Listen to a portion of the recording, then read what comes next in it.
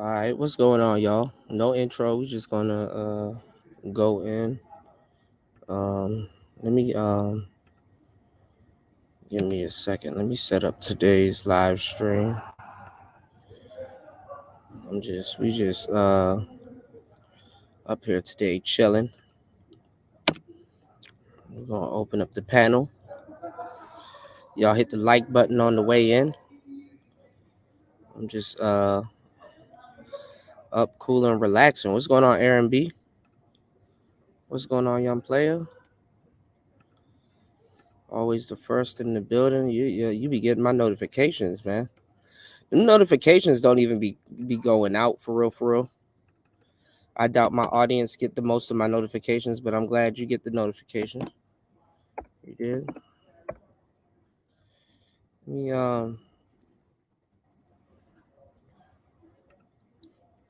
actually you said I'm finna go to Tokyo this fall, man. Yeah, man. Definitely go, man. Japan is awesome. Y'all hit the like button, man. Japan is awesome, man. Yeah, I want to go to Japan also. I want to get a lot of traveling in Asia done also while I'm here because it's just cheaper to go here while you're over here. But the thing is that, it's just a lot of little nuances and little things going on. So, you know what I'm saying? But while I'm here, I wish that I can do like a bunch of traveling while I'm here, like, go to Bali and go to like the Philippines and all of these different places and stuff like that, and just see the architecture and the structure and stuff like that, and just y'all get these likes up, man. Couple people in the building, you know. Ain't nobody out here for no goddamn women, man. The women are out here though. I'm not even gonna lie to y'all, bro. You know, the women are definitely out here, and it's not even the women y'all got to be worried about. It's not even the women for real, for real. When y'all get to this side of the planet, man, you'll fuck around. This is what these niggas don't be telling y'all. You'll fuck around and be out here and like talk to a broad that's from Australia and shit like that. Imagine pulling Australian broads in Asia. You know what I'm saying? Like these dudes don't be giving y'all no real facts. They just travel the world and look for Keisha and shit like that. You know what I'm saying? Black men, let me give y'all the game. Black men, and I talk about this in my book. If you guys, support black authors and their work and shit like that, black men really go for the renegades and other people's culture and shit like that. You know what I'm saying? And it's no coincidence because if you look at American culture, black African American men will be technically considered the renegade of their culture. You know what I'm saying? What's going on, Tampa? So these people not really giving y'all no real information, man. I just wish myself and channels like Player Talk Radio was more supported because you know what I'm saying. It's just it's a disservice. It's a disservice how criminally underrated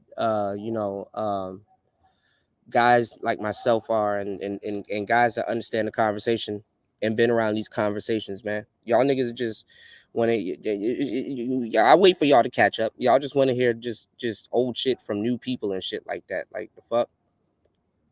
That ain't stimulating no damn dopamine. That's not moving no conversation forward for y'all. Y'all niggas just watching new niggas talking about some, oh my God, I just discovered 50-50 yesterday. Let's have the conversation. Like, get the fuck. Boy, if you don't get the fuck out of here with that bullshit, Floyd Wallace almost lost his life overseas. Y'all are supporting him. Y'all support him way more than Player Talk Radio. Niggas like to see a a train crash. Have y'all noticed I stopped talking about Floyd in Austin like that? Have y'all noticed that? But we're gonna talk about it a little bit later today though, because Travel Time with Paul. Y'all know I'll be sharing videos with Travel Time with Paul. He went in with Austin. So, you know. Yeah, I mean it's funny. I get it, but it's really not funny when you really traveling, man. That shit ain't funny, man. Getting caught up in immigration and shit like that. Like nigga, you get caught with a little sack of weed, bro. You spending months in jail, bro. in these little countries and shit like that. These niggas don't know what the fuck they doing, man.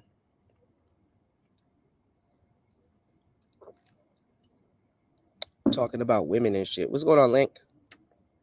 Shout outs to y'all. Y'all hit the like button on the way in, man. Support the Cash App. Show somebody some love, man. Do your due diligence today, man. It's Player Talk Radio, man. We in the building though, man. You know, I'm just up during the midday, you know, kicking it with y'all. It's nighttime here, but you know, I'm up, you know, just up, just, you know, just really giving y'all, you know. No, I didn't hear about that YouTuber that got kidnapped in Haiti, but you know, people better stop playing around, man. People better stop playing around, man. You know. Especially if you black, man. You got a lot of people from Haiti that don't even want to be in Haiti, man. You know what I'm saying? Your fellow Arab is his name. Okay. Yeah. Yeah, y'all gotta be careful, man. Y'all gotta be careful wherever y'all go, man. And then black people's image, like I saw this video that I think I should post on here. It's just like I gotta go through little nuances to post that shit on here. This black dude, he was walking somewhere in Thailand and he got mad at some shit and knocked some shit over, and them niggas got on his ass ASAP. You know? You say he a pack.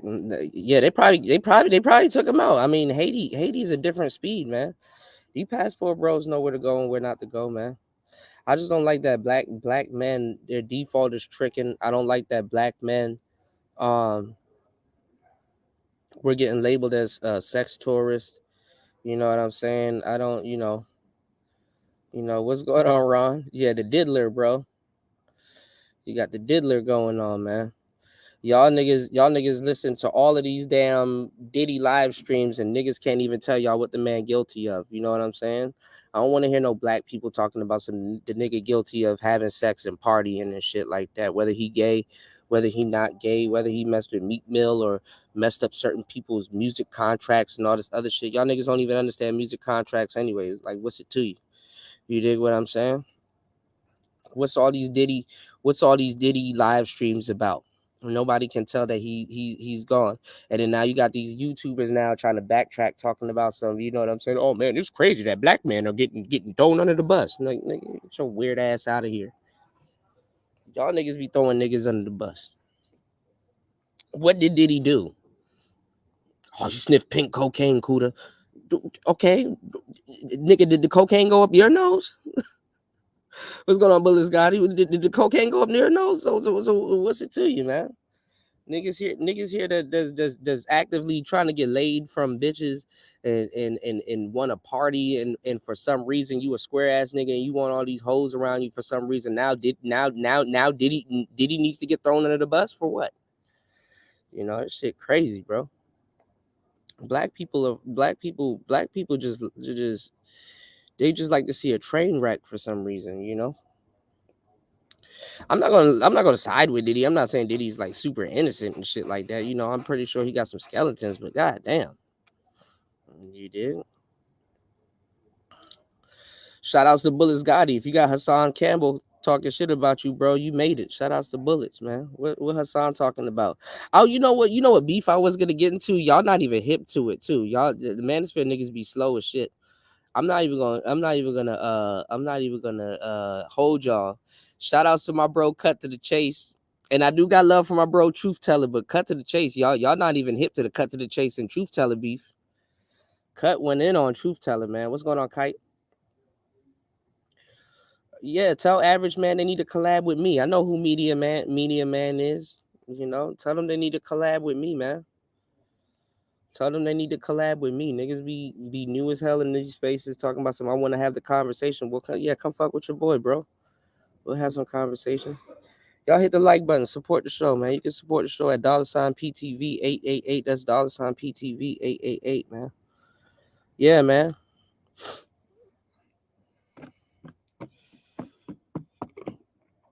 What niggas talking about, man? We here, man. It's Player Talk Radio, man. We in the building, man. Let's get at least 2 supporters, man. We can open up the panel.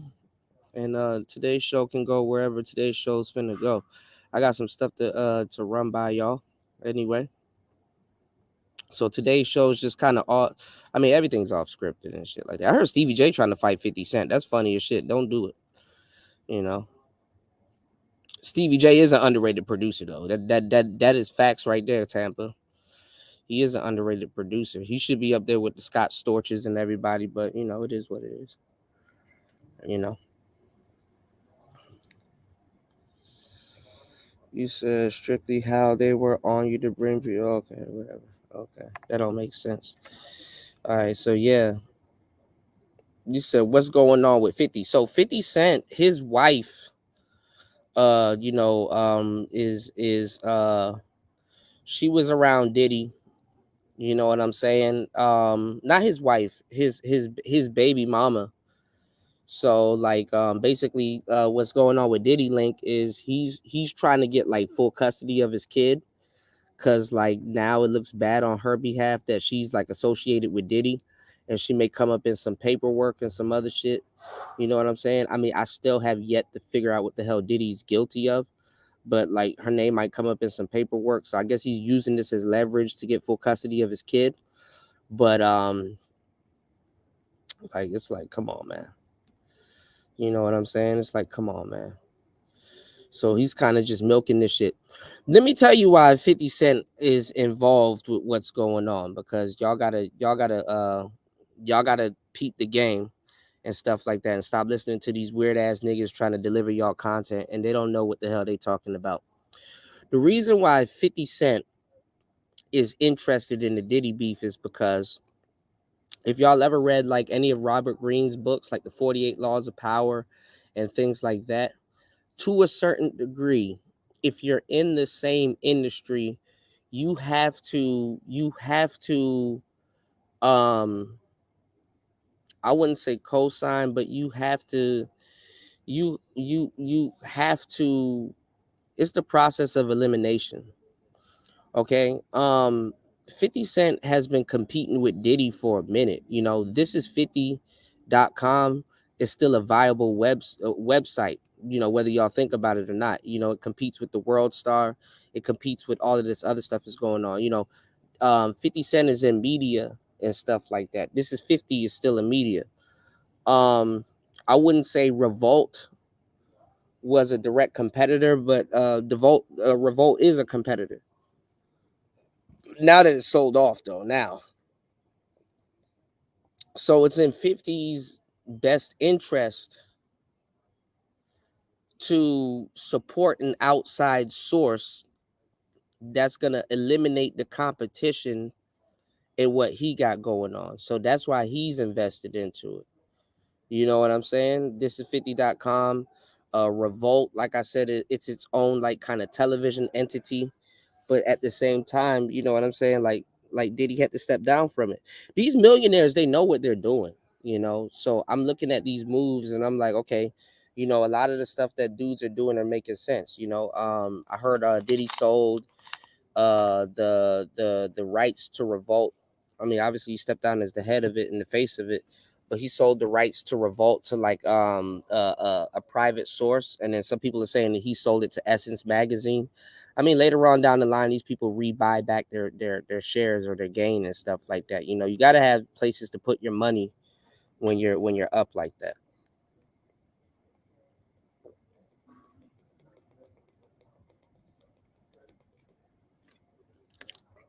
So I was telling you guys recently on the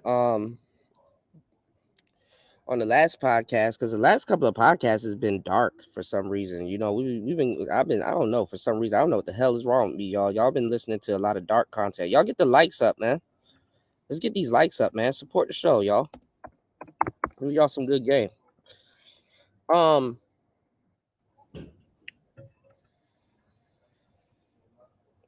I was talking about dating coaches, man. Look at white dating coaches before they even get challenged by their audience. How Coach Corey Wayne and Mystery and Style and all these other cats, before they ever get challenged, and people are saying, oh, their game is not right and blah blah blah. These are already made men. They got money and shit like that to really get them out of a pickle, should in case they run into anything, even if it's coming from their own audience. Black men don't have that. I'm watching all of y'all pillage and regurgitate black pickup artists, not even black pickup artists, but black dating coach talking points. Like, people don't have no fucking respect for Ron Wills, but they're running around here talking about some select and non-select and hypergamy and starter bitches and all kinds of shit. And it's like they like niggas have no regard for, like, half the fucking content that they get on here and perpetuate and watch every fucking day. Like, this shit is like fucking fucked up. And it's funny because the only reason why they be having this disposition is because a black man, you know what I'm saying? What's going on, Untitled? My bad, bro. I gotta hit you back also. Let me know if you want to do something right now, actually. You know what I'm saying? Let me know if y'all want to do something. If you want to do something right now, man, I'll definitely have you up. We can definitely multi-stream and stuff like that. You know what I'm saying? You're one of the newer cats that's been around and jumping into this podcast game. I'll show you some love. Untitled used to troll the shit out of me, man. I think Untitled got me out of character one day. Shout outs to Untitled in the building though, man. You know, I think a lot of the young brothers that are that's been in this space, they got the wrong they got the wrong uh-oh. Hold on, y'all. I got some okay, it didn't fall. Okay. I think a lot of brothers got the wrong impression of me, man. I'm here for the good brothers, bro. Despite some of the content y'all see me doing and stuff like that. But I am gonna tell the truth though, you know what I'm saying? I'm banging this whole good brothers want hoes thing, cause y'all need to I guess this needs to come before the game. He said, I'm in Boston enjoying the sunshine. That's what's up, man. East Coast, man.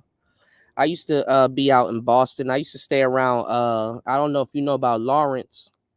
You know what I'm saying? I used to go visit my father in Lawrence and stuff like that. I used to pull all the little Spanish bitches, bro. I used to clean up with them Spanish girls in Boston, bro. But I was no joke in Boston, bro. I should have stayed in Boston for real, for real. How hell, man, nigga, I was hell on them Spanish bitches in Lawrence. I didn't even expect that, bro. I was hot lava on them.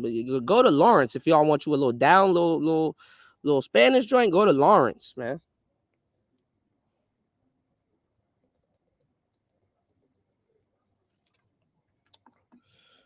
I be looking in the mirror, bro. I'm the guy I talk about, bro. Yeah, they pay no homage to Ron Wills, man. Shout outs to Chaos in the building. They pay no homage to Ron Wills, man. You know what I'm gonna do, man? Cause I got faith in my audience. I'm gonna drop this link. Y'all support the show. Y'all can call in. I'd rather chop it up with y'all. What y'all got going on today, man? We got this link in the chat real quick. Y'all support the show at $PTV888. That's $PTV888. Who do it like me, man? You said Worcester's like ATL, hella black women pull up to the city and stuff like that. Yeah, but you know what I'm saying. I mean, you got to be wary of the sisters on the East Coast. That's a different speed abroad. You know what I'm saying? On the East Coast and stuff like that. You said they outside. Dominicans, yeah, bro, man. The niggas be sleeping on Boston, man. Boston built like Baltimore, though. In certain places in Baltimore, though. Because y'all be having sidewalks, but y'all sidewalks be bricks and stuff like that. These are like old Victorian, styled cities and stuff like that. Like the Bostons and the Baltimore and stuff like that. It's some East Coast shit. You know what I'm saying? It's some East Coast shit. You just gotta be in East Coast mode, man. You know. But man, what's up with y'all, man? There's so many stuff going on in the space nowadays. It's just so many people. You know what I'm saying? Just talking about whatever, man. You got these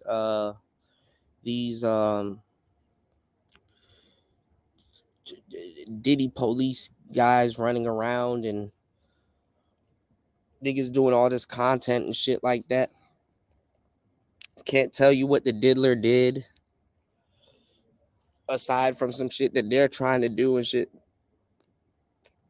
Like it's just a bunch of just little nuanced little BS topics that's going around and stuff like that. Nobody got no original content.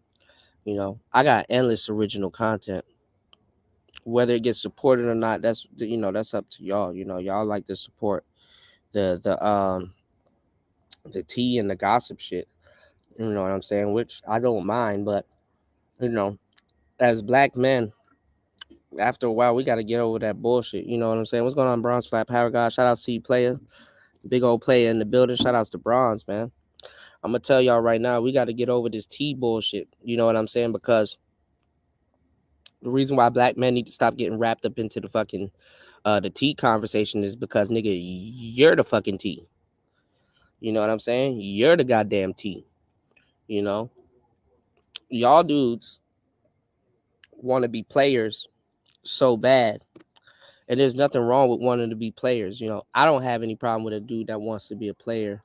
But if I catch you in these YouTube streets talking about the game ain't real and fuck these game guys and all this other shit, and I'm catching you in all these game channels and y'all trying to be players and shit like that, like you know what I'm saying, I'm gonna say something. But look at what's going on right now. Look at what's going on with the ramifications of trying to be a player. Look what's going on with the ramifications of trying to be a guy with women and shit like that. Like, what's the point of having all these women and doing all of these notable things and stuff like that, and having all these girls and women choosing on you, and you having great relationships and maybe having kids or doing what you do, even quote unquote by your metrics, having a successful dating life and stuff like that. Look at how all this stuff can come back and bite you, and you didn't do nothing but just be a nigga that's just participating in life and just you know what I'm saying, and just was there and shit like that, man. Women, what's going on, UFO kamikaze? Women are burning two candles at the they're burning the candles on two sides, bro. When the candle should be burnt on one side, man. The shit gets real stupid, man. Think about it. When let me get y'all the game. When Bill Cosby went down, they have this thing called Quaaludes, right? They have this thing called Quaaludes. What is Quaaludes for? Quaaludes is supposed to get you, you know what I'm saying? Like, it's supposed to get you to calm down and get you to, chill out and just, relax and shit like that. These broads, they literally be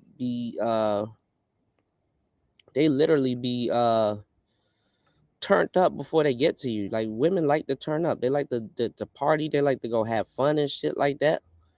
So, nigga, imagine just a broad pull up on you, and you like, okay, let me give her some shit that's gonna fucking calm her ass down. You know, you wrong for having a broad pull up on you already pre-turned up late at night trying to calm her ass down. What's going on, Kite? Jump in, man. Are you there? Yeah, yeah, I'm What's here. going on? What's going on, man? Jump in, man. Jump in.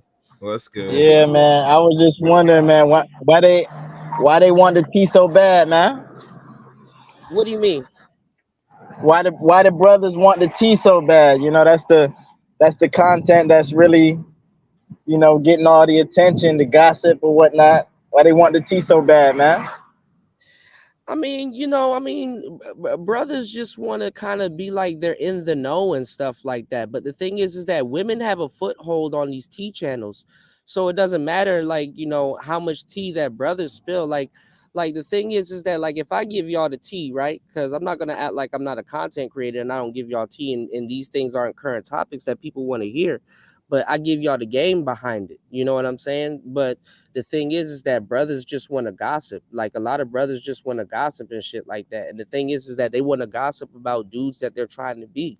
Like, what's the point of actively trying to be a player? And when somebody go down for some player shit, you're the first one at the front of the line talking about some, man, he need to go to jail. That's crazy. He be having women. It's like, bro, bro, y'all, you know what I'm saying? It's like the things that dudes are aspiring to do. There's so many dudes that come in the manosphere day to day, and they're like, you know what I'm saying? Oh, I wanna be around a bunch of women and have sex and shit like that. But like, look at the dudes that actually are you know what I'm saying? A product of that lifestyle. Look at what happens. Like at the end of your rope. You know what I'm saying? Like people just throw all that shit out the window. Oh, Diddy didn't bring us no music. Oh, Diddy didn't make a staple in hip hop. You know what I'm saying? Diddy wasn't around Biggie. Diddy wasn't, you know what I'm saying? They throw all that shit out the window, bro. So, I'm not defending him, but figuratively, it's like, bro, you can spend decades building something up, and it only takes one little bullshit accusation for everything to come crashing down. You know, it's fucked up. You Yeah, know, I ain't now as you shift to Diddy now, I ain't gonna lie. I feel like Diddy is guilty of something. Like I agree, of course, he they don't guilty of really something. have exactly Yeah. what it is yet. I just feel like he's up to something. I know that sounds crazy, but I just feel like his ass was up to something. Like he doing something. No, no, it doesn't sound crazy. I mean, nobody gets out this game squeaky clean. You dig what I'm saying? But y'all got to come more. People got to All come. right, bet. Hold Mm, on, Kuda. I put my finger mm, on it now. I got it now. Okay. okay. I feel like I always felt like Diddy was like super duper cutthroat. Like Hmm. of the most cutthroat, like of them all. Like Hmm. he's like Dame Dash times 100. So I Okay. feel like whoever comes under him, like Loon and all them little artists and whatnot, he Hmm. just he just likes he gets the best of them and drains them. He gets their royalties or whatever, their masters or whatever, and he just Hmm. gets the best of them and then just throws them to the wolves. Kind of. He just like fucks you over basically, Well, I like mean, on a business level. well, I And mean, I feel like he was never really, what I'm saying, he was never really a no. thorough I mean, dude. Like no, yeah, I'm pretty sure he's done a lot of people dirty business wise. But black people are allergic to music contracts. Like niggas don't even know how that shit works. You know what I'm saying? Like the average listener thinks that like these rap contracts is a break, but it's a loan. You know what I'm saying? It's a yeah, loan. It's not a record deal. They need to see it wouldn't be as appealing if we called it a record loan, but it's a loan. You know what I'm saying? You didn't have, you're taking the budget and the money that they giving you, you're taking that and you got to make them back like 6 times that amount of money. So it's like, okay, if I didn't have $1 million to go shoot a video, now I do. If I didn't have the connections because Diddy is connected to everybody, I wouldn't be around French Montana to get a feature to make me some more money. You know what I'm saying? So a lot of that shit it's a loan and stuff like that. So it's like at the end of the day, they signed that contract. You know what I'm saying? Did he really screw them over? He probably did with certain things, you but know what? you Yeah, yeah. understand You what know I'm what? There's multiple levels. I agree with you, Kuda. Like the saying? angle you just took with like the Yeah, contract stuff. That's only one angle. Like yeah. I That's only know, one like angle. Yeah, there's so many angles of fucking somebody over. Like yeah. okay, I'll throw out accusations they're giving against this man. There's Mm-hmm. there's people that's made reports saying like he gave them an internship or whatnot, and Mm-hmm. if you didn't have sex with him, he just dropped you from it. Mm-hmm. Shit like Mm-hmm. that. You know Mm-hmm. what I'm saying? I don't know if it's exactly on that level, but I feel like he do some shit like that too. Like, and then there's the criminal element too. He involved with some shit, the cocaine and all of that. So like he used to give like all of his bitches guns to hold and just fucking shady ass shit. Just But like see, this is it. This is it. Diddy just seems like This he'll is just dump the drugs drugs on you or some shit when they coming. No, You know how but he this is like made Shine take the fall for him, like shit like that. yeah, but I'm saying this is the hypocrisy of black people though. If you're in rap, you know, if you're if you're in if you're in rap, you want your rapper to be real. You want people to be real. You understand what I'm saying? A lot of people are like, "Oh, I respect Suge Knight." Why? You understand what I'm saying? Why? Oh, because he's real. He was a real blood, and he handled business. And if you wronged him at a certain time in his life, your body will wash up at the courts in Venice Beach and all this other shit. It's like people be like, "Oh, I want my rapper real," and then when the nigga's real, it's like, "Oh, he need to go to jail." You know what I'm saying? If you slide in and you got a pistol on you and you got a little shorty talking about she a ride or die, yeah, you put your pistol in her purse. You know, if you partying and shit like that, and look, hey, look, my plug ain't coming through. I got a habit. I like to treat my nose. I'm a millionaire.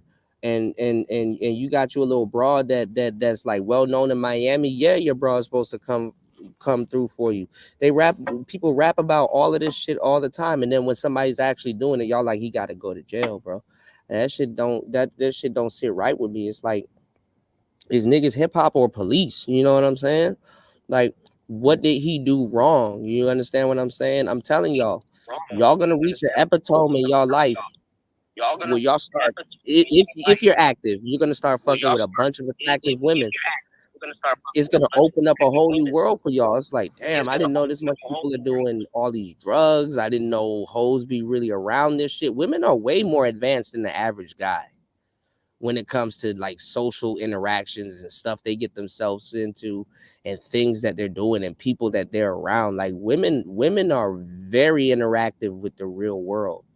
You know what I'm saying? So it's gonna be hard for me to explain stuff to like guys that's just like just trying to get them to be attracted to them. It's like, bro, I spent the whole last live stream talking to y'all about this guy that claimed, shout outs to Spawn, this guy that claimed that he was black pilled. I can't give this man no real black pill information. He don't even know what the hell he talking. He trying to pull broads from the casino and in the strip club and then wonder why they're not wifey material. It's like if I gotta explain that to a bunch of guys and shit like that, I don't know what to tell y'all, man. Like I can't sit up here and listen to dudes that's entertained by this whole Diddy situation, but yet they're actively trying to pull strippers and they're actively trying to pull bitches from the casino and shit like that. It makes no fucking sense. Y'all be wanting the women that be in that lifestyle. Y'all don't be wanting good women, man. Y'all don't be wanting good women. Good women are boring to y'all. They are. We just got to keep it 100. Y'all be wanting strippers. Y'all be wanting broads that be hanging around shady ass niggas. And then when that world intertwines with y'all world, now it's crazy. So Diddy ain't doing nothing that he hasn't done before, man. A party is a party. Is a party. I don't think he should go to jail for partying. That's all I'm saying. You know, I hear that. I just hope like the whole. I just and hope the it whole ain't no drugs like thing. sex. It ain't no Let me not say that word. It ain't no Why does he have to? I mean, but this allegations. the thing about celebrities, though. This is the thing about celebrities, though. SA. Why would he be sex trafficking? What does Diddy gain from sex trafficking? The only thing I could say, the only answer I could give to that is money. That's the only thing I could say. But Unless there's no he's just money that in that, greedy. nigga. He's doing No, no, record no. deals, pushing the I record gotta deals. stop you, Kuda. That's like a major black market industry now. There's a lot of money in trafficking. That's why people traffic. What do you mean? Yeah, but I'm saying, what is trafficking nowadays when people are openly doing OnlyFans and all this other shit? You don't need to traffic people. Well, I They're sitting here mean, like look at it. what Look at I'm this trying right to now. say is, Look, no. Look at what's going on right now. Look, they're talking about Young Miami, an active rapper that raps about pussy, drugs, sex, and all this other shit. She's a worker for Diddy, really? some girlfriend that you got that you pay allowance, they flip it and say she's a worker. Come Yeah, I on, don't man. know. I don't know what to say about that one. You got all these women that want dudes to be sponsors and shit like that and break bread with them and shit like that. And they like imagine getting convicted of something and saying this person was a worker. And it's like, nah, man, I literally paid for a service. He's wrong now for paying a woman to hang around and have sex with them, yet you have women actively right here trying to prostitute or do OnlyFans. So now it's illegal to pay a woman to service when that's what Well, women I are mean, when that's what women are asking for. they saying trafficking though, it's like it's gonna mean more than that, like What are you against your will trafficking? and all that extra stuff. Okay, who did he That's what traffic I'm these saying. women to? That's what I'm saying. I hope it's not true. You know, I don't. They the one put the Yeah, allegations out there. You know, it don't make yeah, sense to me like neither. who's he But trafficking?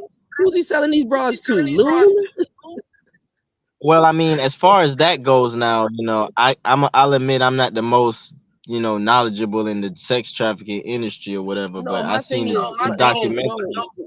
no. What I'm bringing out is do you have to traffic people nowadays when you have OnlyFans and That's what people? I'm getting at. That's what I'm getting at. So Yeah, I'm not yeah. super versed in it, but what I do understand is this is a whole underground thing and a secret It's not society underground. It's and overt. like there's a It's in underground everybody. market for people who are getting these services or whatever Nah, and it getting ain't these girls underground, in. bro.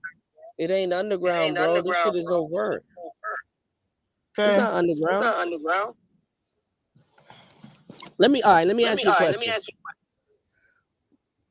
All right. Even on the pineapple show, women are Xing dudes out for not eating ass. Okay. What the fuck is the underground nowadays? What's going on in the underground nowadays? What is underground? Whatever they do, I don't know. Whatever they do in the What underground. is whatever they do? Cocaine and sex? I'm dead. This shit is I'm dead. taboo at the moment. You know what I'm saying? What you trying to say? Yeah. I mean, in the '90s and shit like that. Oh man, that's crazy. They back there snorting cocaine and having sex. I mean, Everybody, I can't really say all the words and stuff, but you know, the ages and stuff like that, you know, that element. man, That's listen. the only thing that Nobody try to deal with no little fucking girl, man. Ain't nobody getting no damn about none of that shit. That shit more like they had second like level, third they had level. some video on World Star, somebody saying like, oh yeah, he be having like, young girls coming through there and whatnot. So Well, see, that's his sons. You know what I'm saying? I mean, like if his sons are like inviting bitches and all kinds of shit, like bitches might be 17 and shit like that. Like what nobody's talking about is that these hoes be turning 17, 16 and shit like that. And then like as soon as they hit 18, they go straight to OnlyFans. You know how much underage bitches are on OnlyFans right now? That's fake ID, that is fake so true. address and That's shit. so true. Yeah, these They hoes need don't to even crack give a down damn. on It's that. like, damn, bitch, you don't even give a damn. Like, at least try to work at McDonald's and flip one burger before you just jump to OnlyFans. Like these people don't give a fuck. Yeah, it seems like everybody got an OnlyFans now. That shit like a mixtape, bro. Everybody got one. Shit ridiculous, man. I'm trying to figure out what the hell did he do. Black people are now and bloggers now. I'm seeing bloggers now trying to backtrack, talking about some man. That's crazy. Y'all just going in on Diddy. It's like nigga, you went in on Diddy. What's going on, Royce? What's going on, Toya? Yeah, Untitled. Let me pull up this video. Untitled sent me a video. Let me pull this shit up. Neon Shade, you said Floyd gets extorted by LG. Yeah, I heard Floyd been going after like some like dyke women and shit like that. And I heard that shit don't even be panning out and shit like that. But shout outs to Kite, man. Shout outs to you, man. What you got going on today, man? You said I need to collab with the average man and medium man. What they got going on, man? Yeah, I ain't gonna lie, Coot. I just be getting out here saying some shit sometimes. Just see what you say, man. But Nah, you good. I don't know. I don't even know what y'all would collab on.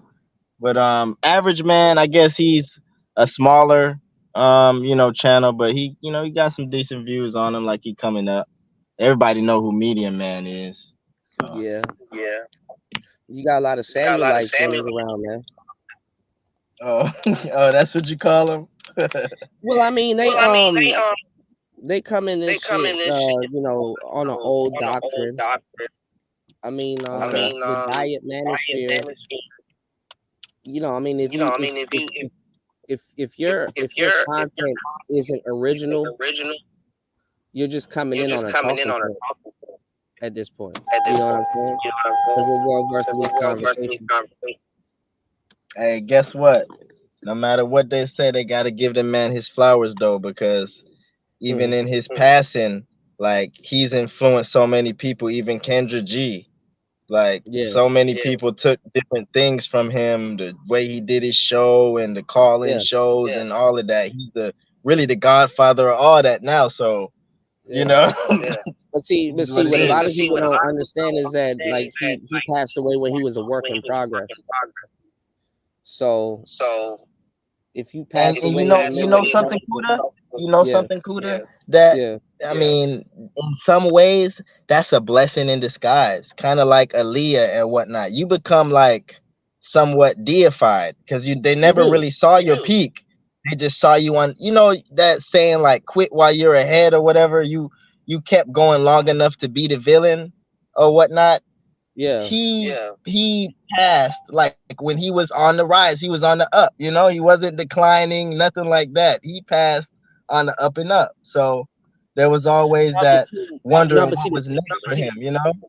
no, I mean, I No, get I what mean, you're I saying, but the bad part the about bad that part is about that it like is that is is like the is like he passed away on an passed away on idea, the idea, because because just the nature of just what the was nature going of on what at the was going time. on at I'm the like I time. say, he would have Like I said, he grifted. would have I think he drifted. would have I think he went would the have passport went the bro route, passport route. but You think? it's not Whoa, that's what it, you think he would have been with the passport bro route? yeah, he got Yeah, knocked he when got knocked. he got knocked with a He got Spanish knocked girl. with the Spanish Spanish girl girl. was in it. They Yeah. would have really, they would have really hated him if he did that. What? Well, he would have done the Well, he would have done passport the thing, but the passport. thing is that it's a grift. It's a okay.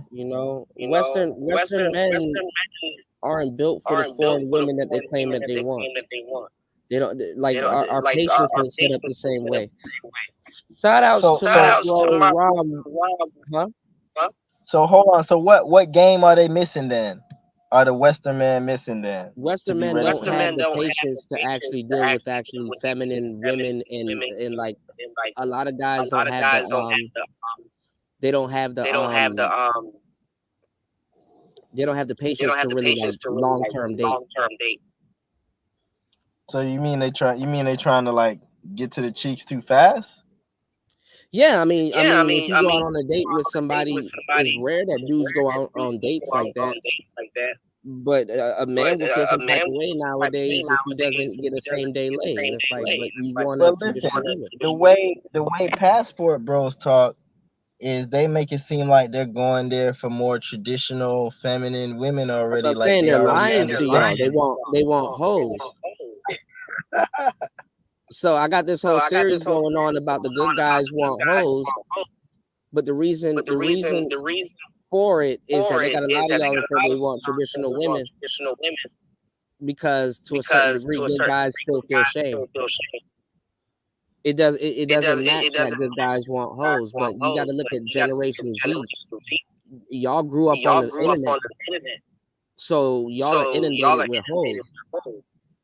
You have an You have uncanny taste for uncanny hoes. taste for hoes.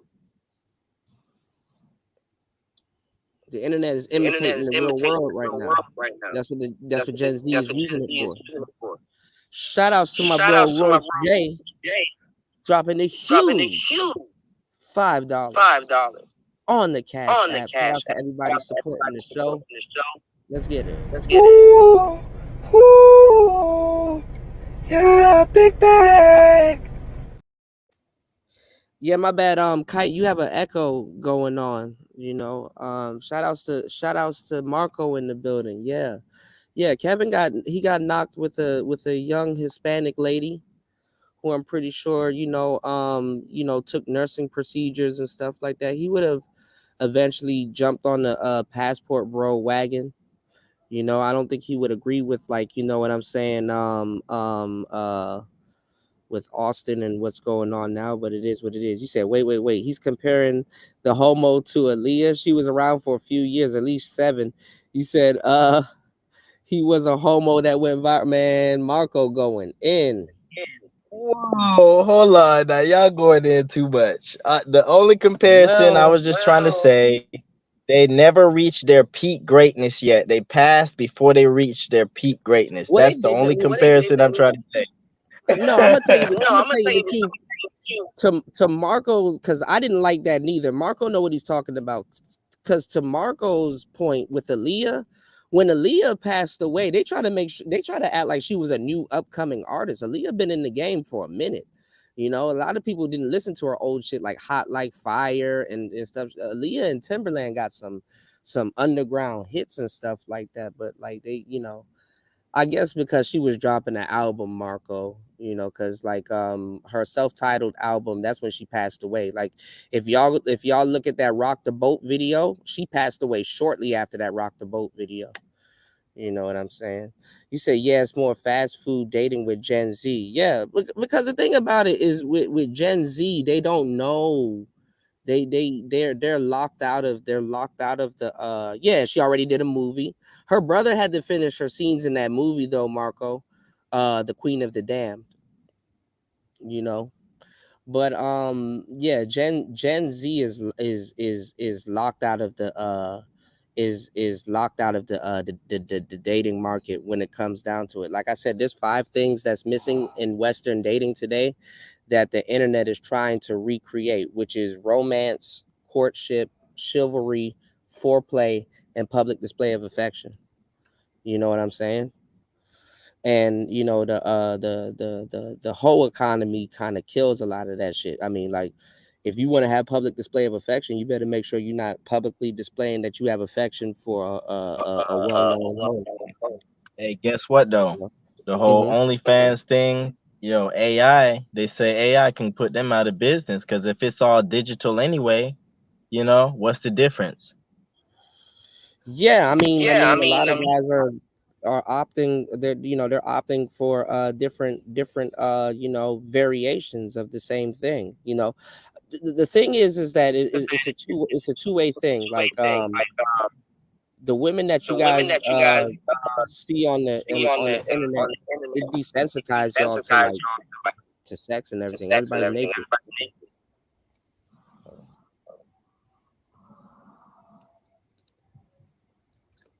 This generation is desensitized. You know. You listen to me in the car. You got an echo type. All right, my bad. I forget to turn my mic off. My bad. Nah, you Gucci, bro. You Gucci, man. You said VR hoes are smashing pixels and stuff like that. Yeah. What it is though, and especially with the L Gibbet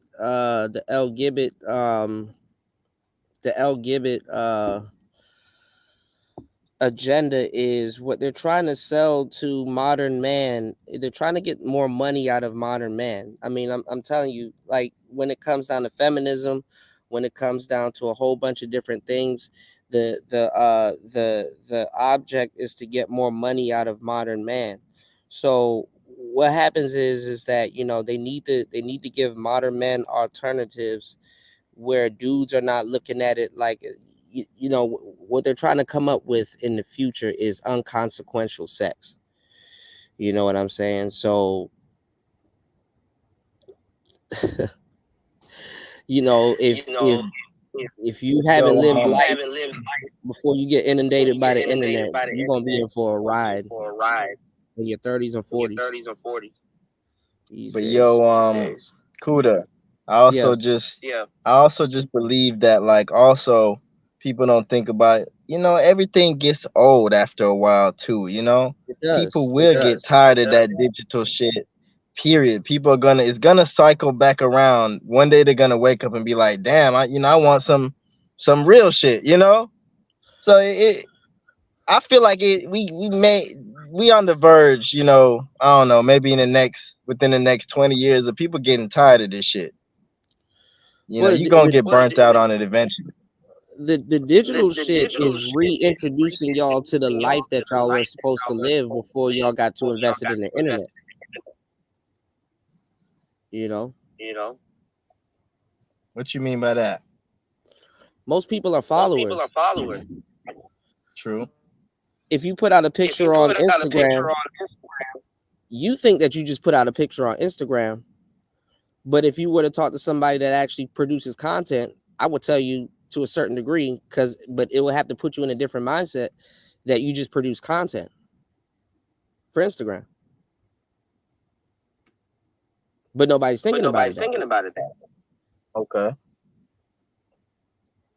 When you have a beautiful woman that puts a picture out on Instagram, she's like, "Oh, I just produced a beautiful. I just produced a picture on Instagram." No, you actually produce content, and you're keeping people on Instagram a little bit longer because they're looking at your picture. Nobody thinks like that, you know.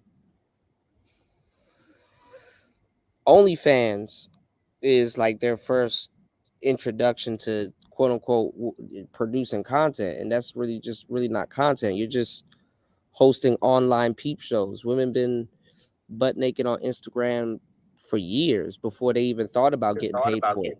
They would do it for free for attention. Another thing about the whole OnlyFans are people forget like Yeah, you're right about that. you gotta keep it keeps you on your toes because okay, somebody might subscribe to your OnlyFans, but if they keep seeing you putting up the same pictures, you're not doing nothing new, or they feel like they're tired of your content, it's getting boring, it's getting stale, they'll drop their subscription.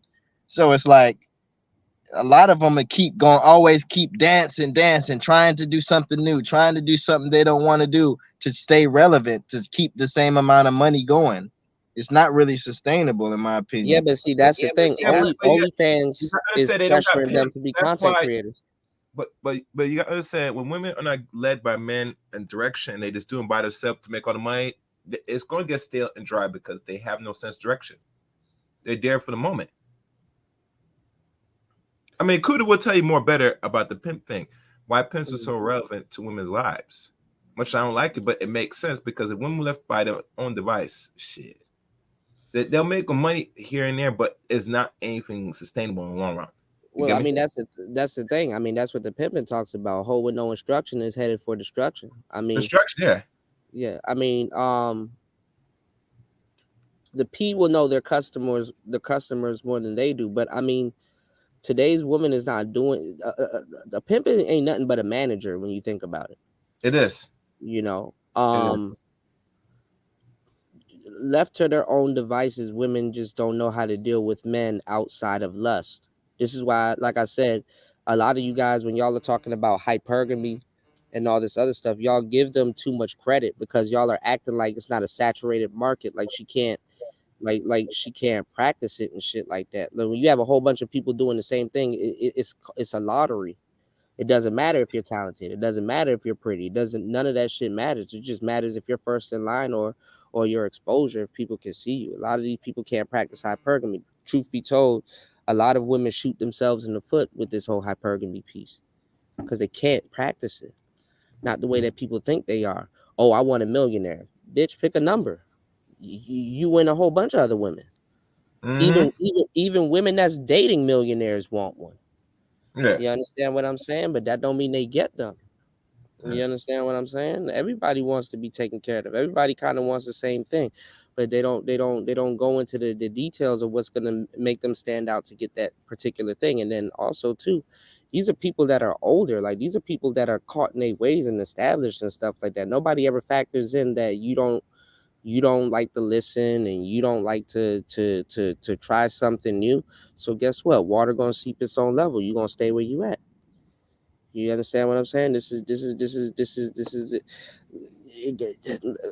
this every day there's somebody turning 18, bro. Every day there's a new broad turning 18.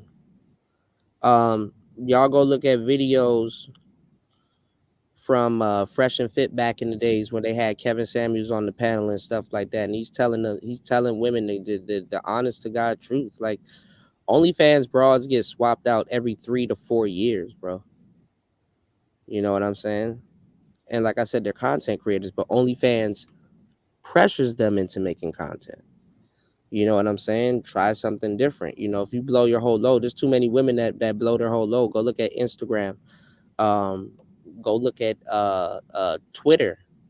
You understand what I'm saying? And then turn around and go look at OnlyFans. Like, how much content is one woman going to dedicate herself to producing and stuff like that? You have celebrities that when their money dries up, because like I said, it's not a record deal, it's a record loan. They go straight to OnlyFans. You know what I'm saying? Shout outs to Marco. Why y'all worried about the holes? That's the $1 million question right there, broski. You know, they're just for poking as needed, not a cause. Absolutely. You know, that's the $1 million question right there. What surprised a lot of y'all though was Andrew Tate. You know what I'm saying? And what he got going on in Romania. A lot of people really want to get on Andrew Tate, but the thing is that it just like guys like him just expose that a lot of places are corrupted. Like, this is why I'm looking at black people talking about some goddamn Diddy. Like, what are y'all talking about, bro? What are y'all talking about? You know, the majority of y'all niggas would be Diddy if y'all had the chance. Nobody want to open up that bag of worms though. You know, nobody want to open up that bag of worms though. You know, I don't know about the gay shit, but you know,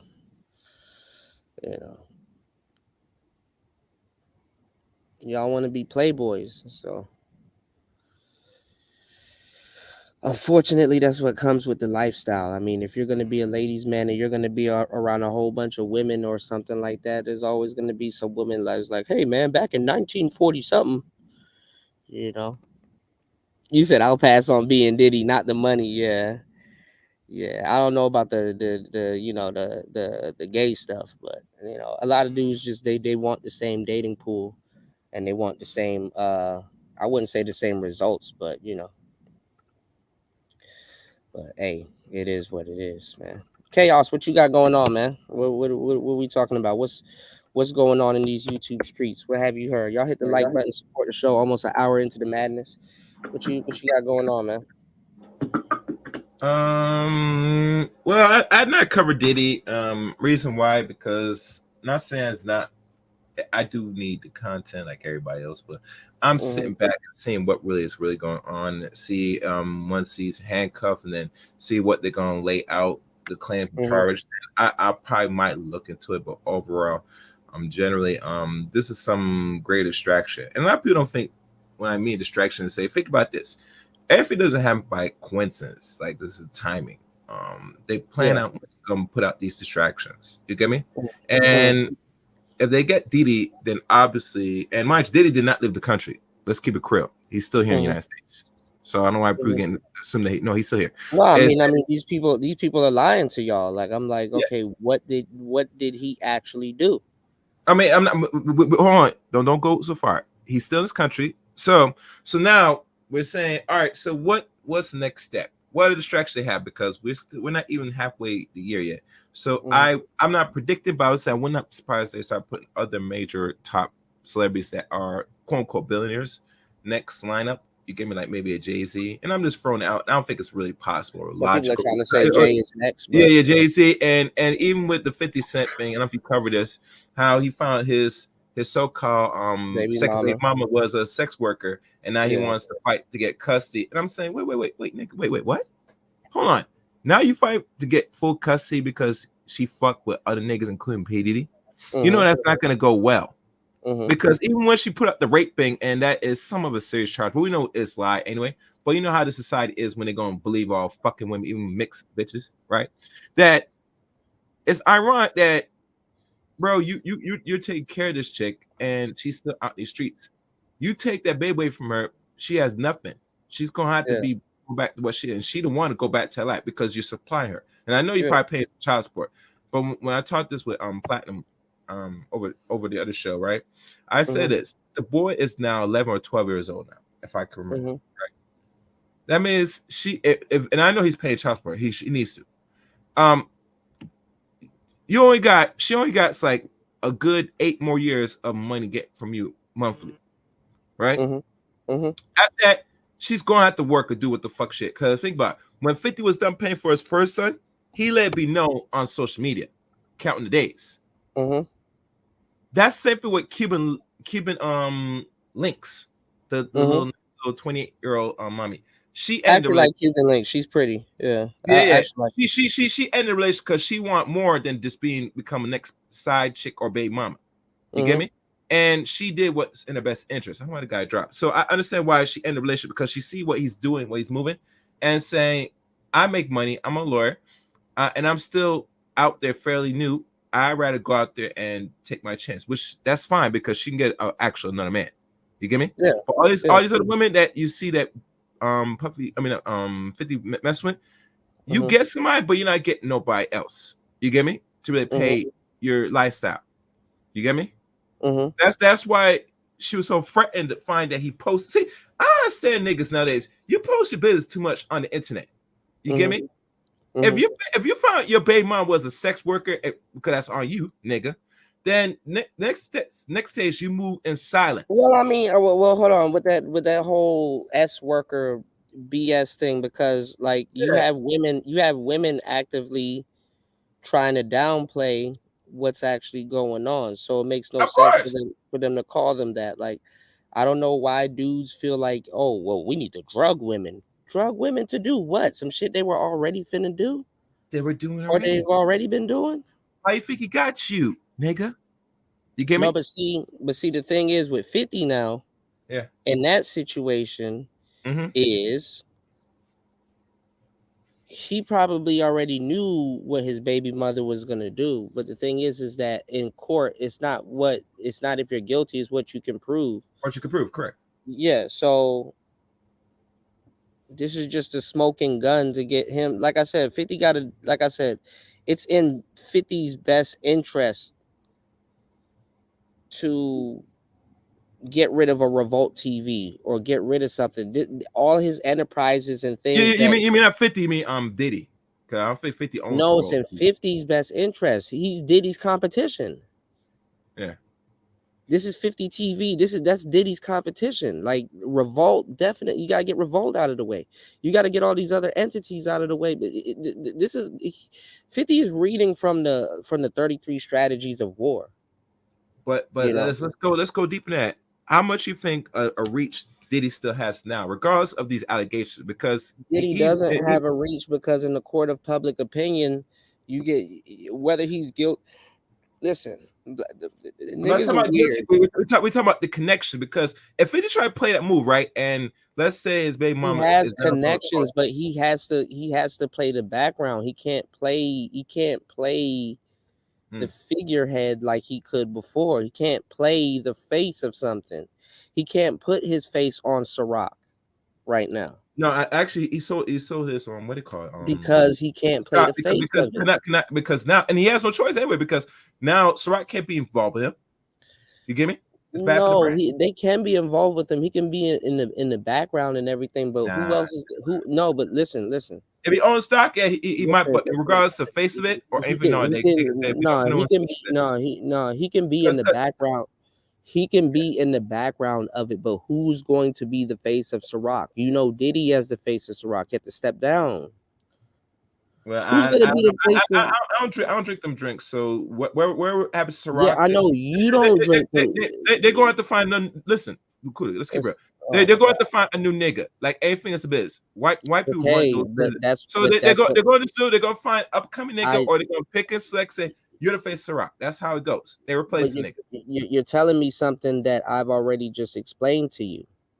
For the past decade, who has been the face of Ciroc? Diddy. So there's nobody else that can really take that mantle and continue running these operations so he can make money behind the scenes. Who you gonna use? French Montana? French Montana is only responsible for a certain flavor of Ciroc, Nah, not the whole thing. they'll find a new nigga. Trust me, there's some nigga out there. Who's gonna be the new? Who's gonna be the new nigga?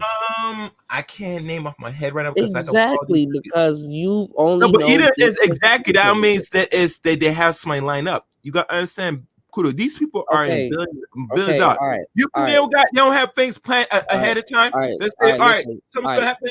Boom, we Let got me somebody right there in line. Regardless, we're gonna push them. let me tell you how this works. It's called private label. So what happens is you have a winery, or you have a you have a winery, or you have a company that can produce this liquor or this wine or whatever you got going on. Okay, what you do is they private label it out. You're like, okay, you can produce this quality of beverage or whatever we got going on. So what I'm going to do is I'm going to come up with a logo, I'm going to come up with an entity, I'm going to come up with a slogan, I'm going to come up with a sponsorship and a campaign. And what I'm going to do is I'm going to take whatever you're producing, I'm going to slap my logo and everything on it, and then what I'm going to do is I'm going to market it and sell it. Okay, same thing with Armadale is nothing but a company that produces high quality liquor. You slap your logo on it, and you sell it, and you guys are in business together. You produce this quality, I get the sales, I get it around a audience that will purchase it. Boom, that's the business. Diddy has nobody else in his company. He was the brand. So now when your image is tarnished in the court of public opinion, who else is gonna market it for you? You understand what I'm saying? Super Sly gave y'all the game. They'll find a new brand ambassador for Ciroc and stuff like that, but it's not gonna be the same because Diddy's not the head of it. You know what I'm saying? You said he had to lug a new one, spark plugs. You said a specific type of image. Exactly. Yeah, that's like the Fat Farm brand. It was Russell. Well, you know what though, I might have to give you a little bit of pushback on that one, Marco. But see, the thing is that she fucked that up. So the Fat Farm brand was Russell, but Kimura, before Russell fled the country, Kimura kind of fucked it up. Yeah, Fubu was Damon. Exactly, exactly. So what happens is you have images that you have images and entities that these people done built up that you have to keep intact. And you understand what I'm saying, Chaos? Does that make sense? Diddy's image is messed up right now, so people don't want to be associated with that, whether he's guilty or not. You know, especially if you black nowadays, it's like, bro, you're guilty until proven guilty. You're guilty as oh, he had to do it, Kuda. What did he do? I can't tell you what he did, but he did it. It's like, you can, whether you're innocent or not, you can't come back from that, And then the fucked up part is that he's been around for so long, so many people got different opinions of him. What's going on, Pablo? You know. So I ain't gonna lie, Diddy kind of should have been putting other people in place. But it's like, if you want to get business done, bro, you gotta go do that shit yourself. I don't even blame him on that one. Only person that I know to this day that he probably didn't screw over contractual wise is French Montana. That's what I'm saying, Marco. They can't just change the face. Like that's anybody knows that. You said, I believe this is why Diddy is suing over the alcohol brand. Yeah. But I mean, Jay-Z is suing the alcohol brand. There's a lot of people that's suing the alcohol brand. Them alcohol cats, they money's a little bit different. So you got to be really, when you take on a business entity like that, you got to be really interactive with the whole process. Like your black ass got to be down at the fucking plant and being like, okay, like, what are y'all doing to come up with these new flavors and shit like that? Like, they got wine and these, you know, these alcohol companies down to a fucking science. You know, I didn't think it was that deep until I started selling liquor, bro. I sold liquor for like 10 years straight, bro. I didn't think it was that deep. You know, I could have been a sommelier. I know my wines and everything and stuff like that. But they go out of they that shit is chemistry and shit, you know. So not producing is getting across to a full market value.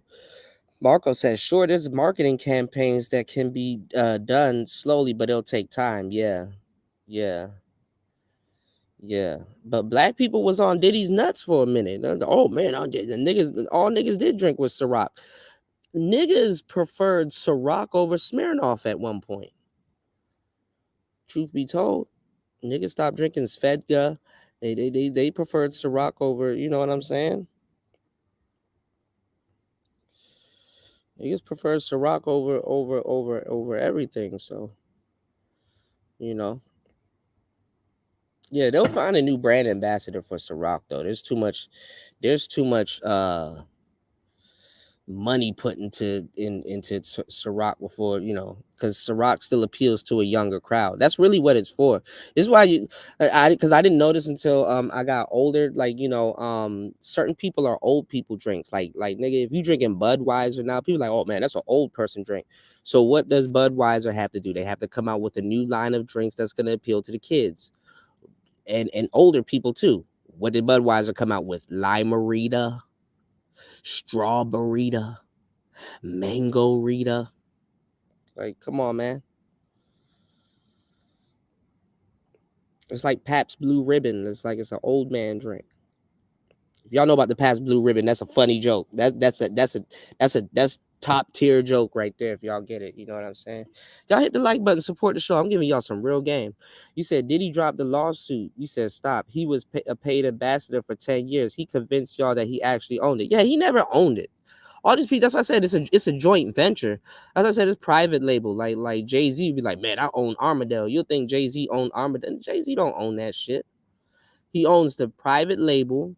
He probably owns the logos and stuff like that and things like that, but he doesn't own the factory. He doesn't own the people that's where the money is. That's why I said your black ass got to be in the factory and seeing exactly what they doing and how they doing it and shit like that. But niggas don't own it, so they're not interested in doing that. They're just on some look. As long as the numbers look right and and I get my cut, cool. But see, that's how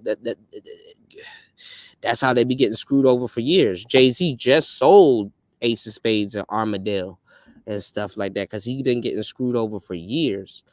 But when you fucking with people like that, you fucking with a different type of money. Like I said, Diddy done stepped on somebody's toes, bro. He done stepped on somebody's toes. This is not abnormal, you know. And then the industry is changing. Drake done broke the industry, so like record deals and all that shit is changing right now. They got to reshuffle the deck.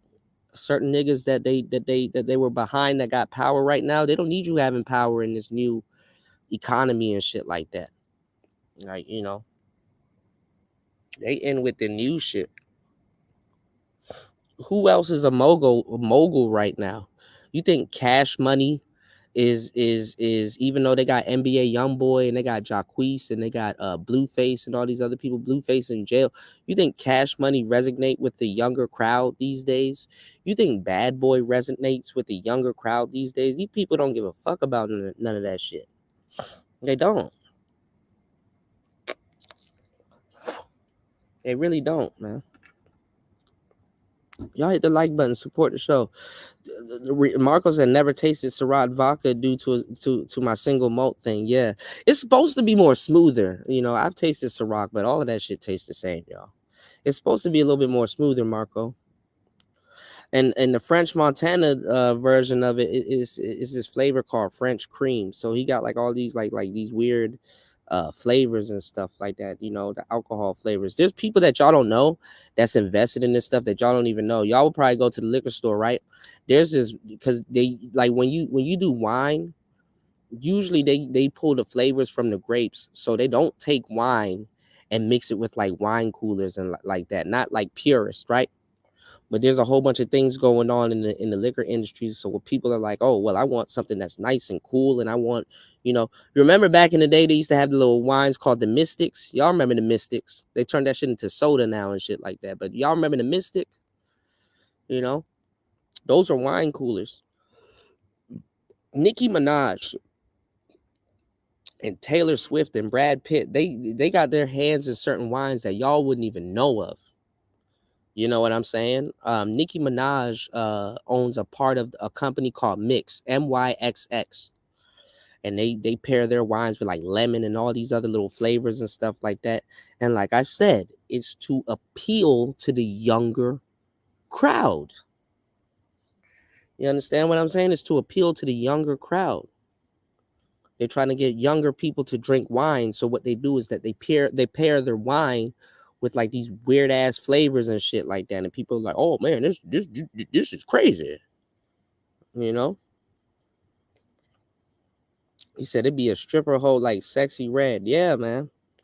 You said he was the face of Dos Equis, the dude, most interesting man. Yeah, the guy that I don't normally drink Dos Equis, but when I do, yeah, people associated him with beer. Absolutely, You said 50 Cent is going through the same thing. Yeah, 50 Cent be promoting what's that? Leche de Mora. He's what you do is that you private label a liquor, and then your face and your likeliness is supposed to sell it. So getting rid of Diddy's face and likeliness is destroying his business ventures. What's going on, cool man? Cool man.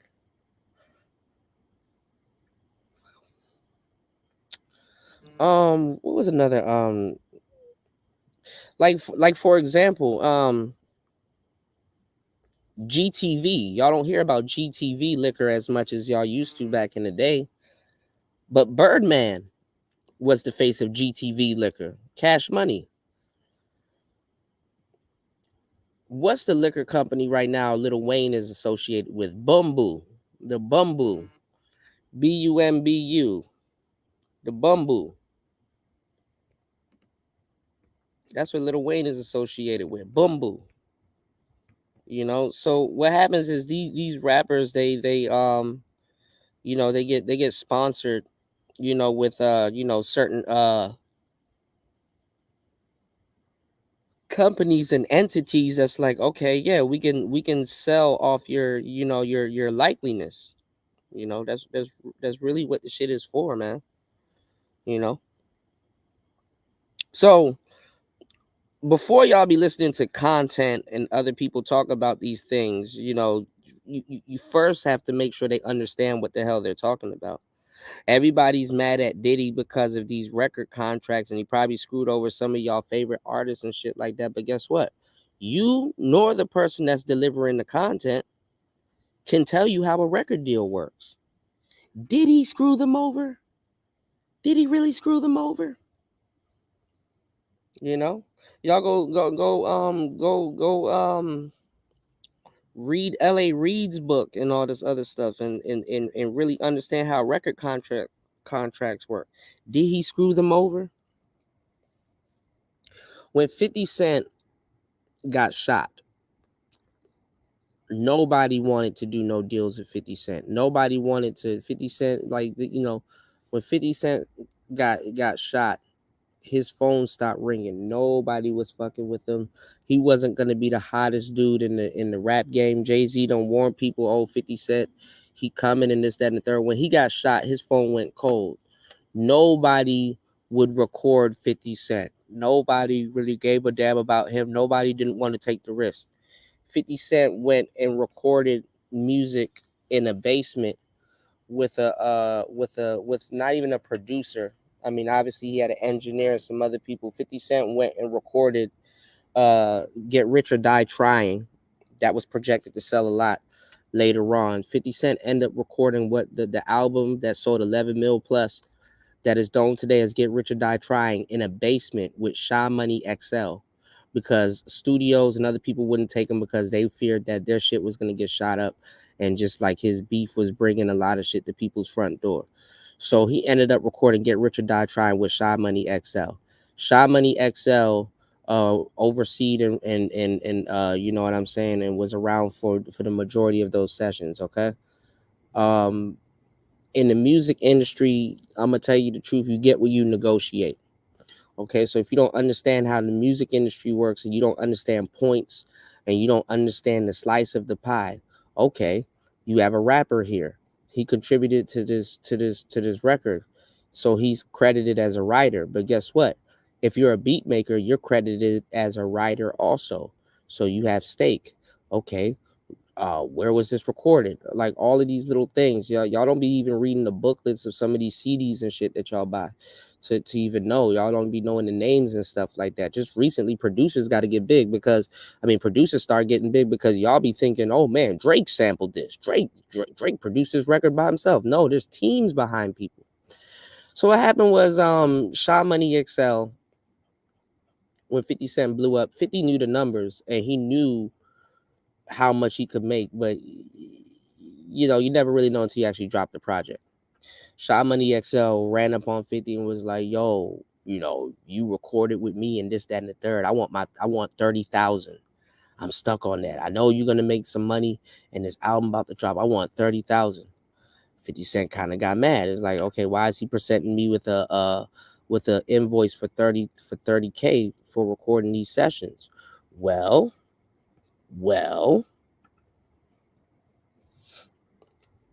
he did grind with 50 Cent. He was in the trenches. He did present an invoice to 50 Cent for 30K for recording those sessions and stuff like that. And when this album dropped, 50 Cent will have the 30K. But 50 Cent went to his lawyer, and his lawyer was like, okay, well, look, take a point. He told Sha Money XL, like, yeah, give him a point. And 50 was like, okay, look, I'm projected to sell a large amount of units. He didn't tell them the exact money or the exact number, but Sha Money XL was like, nah, I want my 30K. He was just stuck on that number. And 50 was like, listen, take this point. Initially 50 Cent was upset at Sha Money XL, you know what I'm saying, for presenting him with that 30K invoice, because everybody got to eat off the situation. But 50 Cent was like, nah, take this point. And he was like, I softened my position. He was like, I would have gave him 2 points. Sha Money XL didn't want to back off. He thought he was being a shrewd businessman. He's like, man, nah, I want my 30K. I want my 30K. It don't matter. I present you this invoice. I want my 30K. I'm not going to take a point. Even the lawyer, nigga, fucking this how dumb people are. Niggas will hire a fucking lawyer. It's like hiring security. What's the point of hiring security if you're not going to listen to him and fuck around and get shot?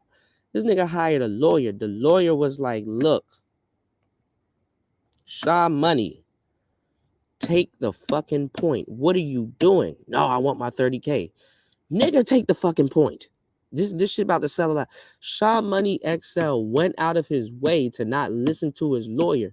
This nigga would have made 1.5 million to 2 to 3 million because 50 Cent was going to give him 2 points. This nigga didn't take 1 point at all, bro. And he got paid from 50 Cent. But guess what? 50 was like, that's 50's alibi. It's like, listen, the fact that you did this, you were standing on that, and you did not want to take this point. Well, guess what? You're not eating off this next project. Sha Money XL didn't make no fucking money from the massacre. What's going on, finance man? He would have made 1 point something million. Bruh, shot himself in the foot because he does not understand business. You know what I'm saying? It's shrewd, okay? Can y'all get mad at Diddy? Nigga, you get what you negotiate. How you gonna get mad at somebody that's gonna be that has to be a shrewd businessman in a fucked up industry? Like, think about that. Just think about it.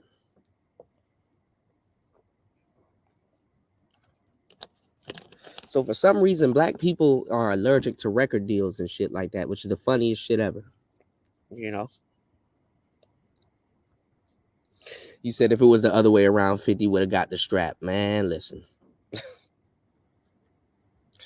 He said, I would have been happy to give them the 30. Man, what is 30K to 1.5 million? You said, I read about that in his book, Hustle Harder, Hustle Smarter. Yeah, man. Yeah, man. Sean Money XL, fuck that shit up, bro. Fuck that shit up. You know? And the crazy part is that shit'll get you erased out of history also. Most people didn't know that Get Rich or Die Trying was recorded in Sean Money XL's basement. You know, most people, man, Sean Money XL don't even connect with today's generation.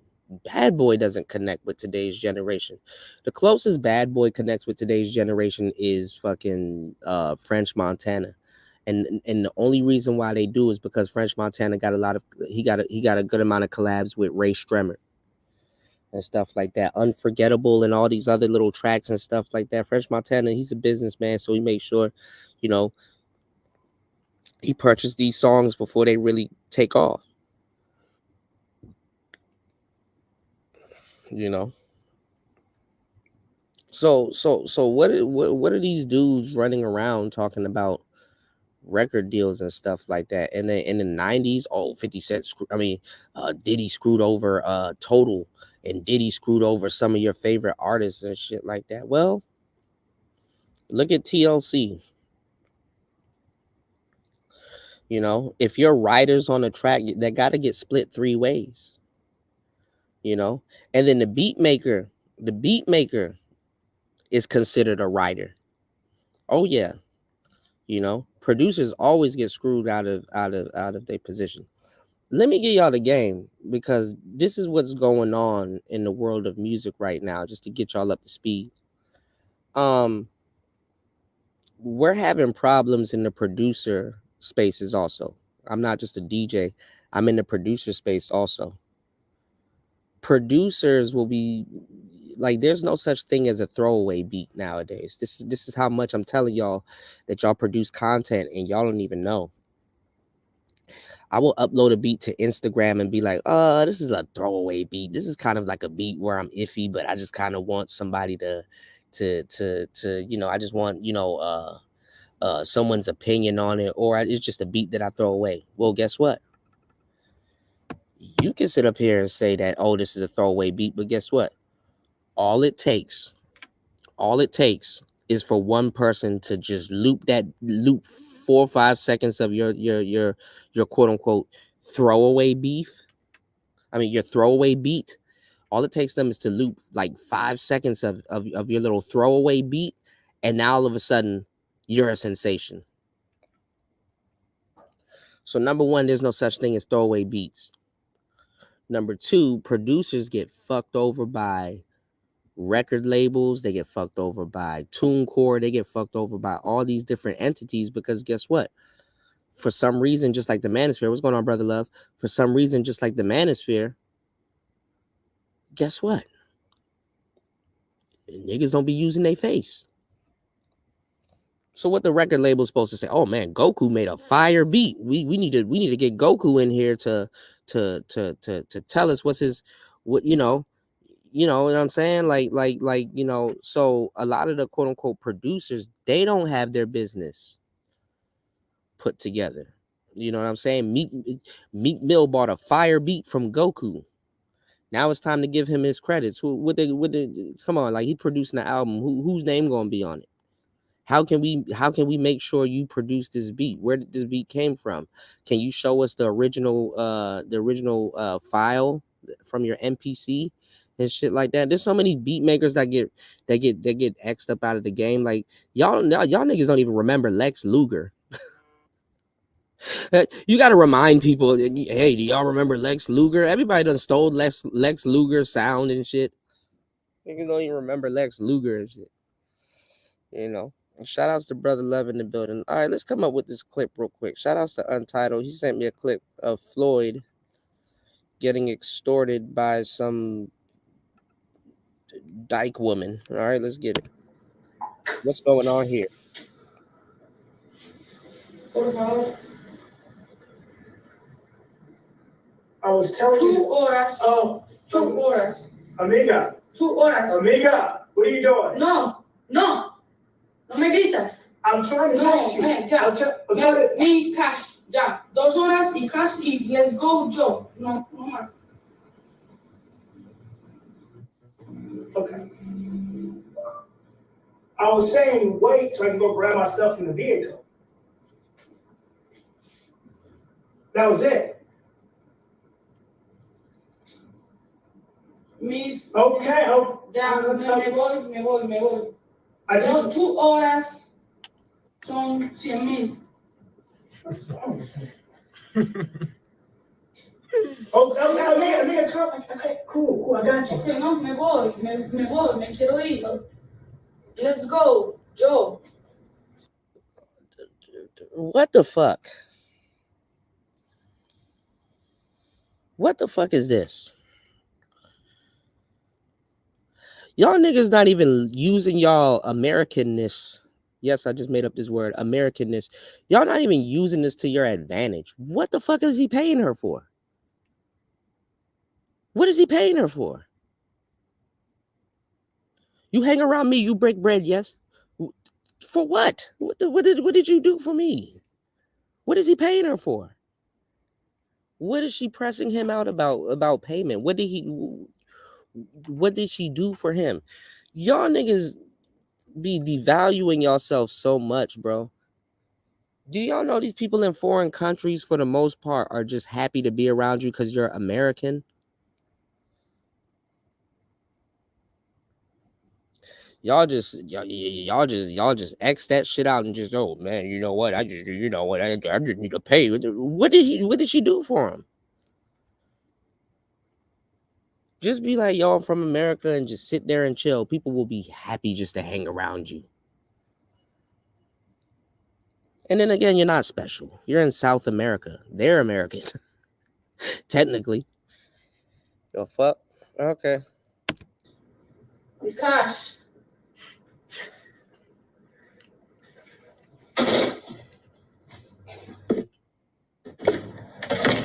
She wants to leave, so come on. Let me get my stuff in the car. Cash. You'll get your stuff, no problem. Me cash. I got you. Chill. Mi cash, me voy. One day they immune to that. Like, what are you paying her for? You said she's asking for the oh, okay. Oh, see, Marco knows what's going on. Marco, you been keeping up with this shit? I God bless you, because I would have got pissed off, bro. Shout outs to Marco. You need to meet up with Floyd and in Austin. It just for the fuck of it. She's asking for 2 hours. You're not up to date. He hired her as a tour guide using her car and all. See, I didn't know. You said it's in your algorithm. Damn. Niggas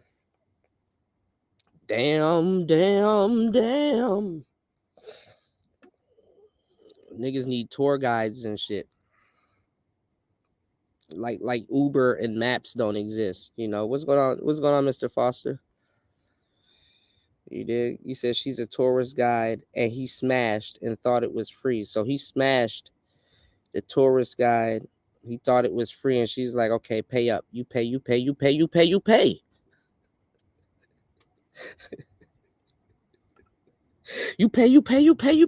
He cold. You identify my bitches with APs. She ain't got an AP, she is not mine.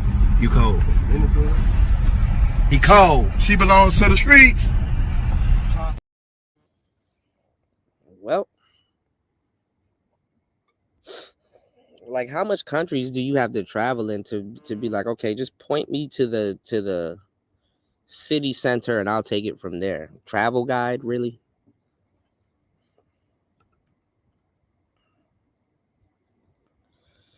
Yeah, I saw Austin getting pressed by that Colombian dude, man. Like, y'all are fucking it up, man.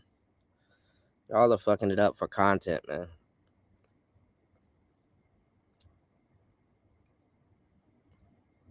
You say he tripping. That's one nasty broad. But remember, I used to say this, and the pushback was, but she has a P. Yeah, I remember, Marco.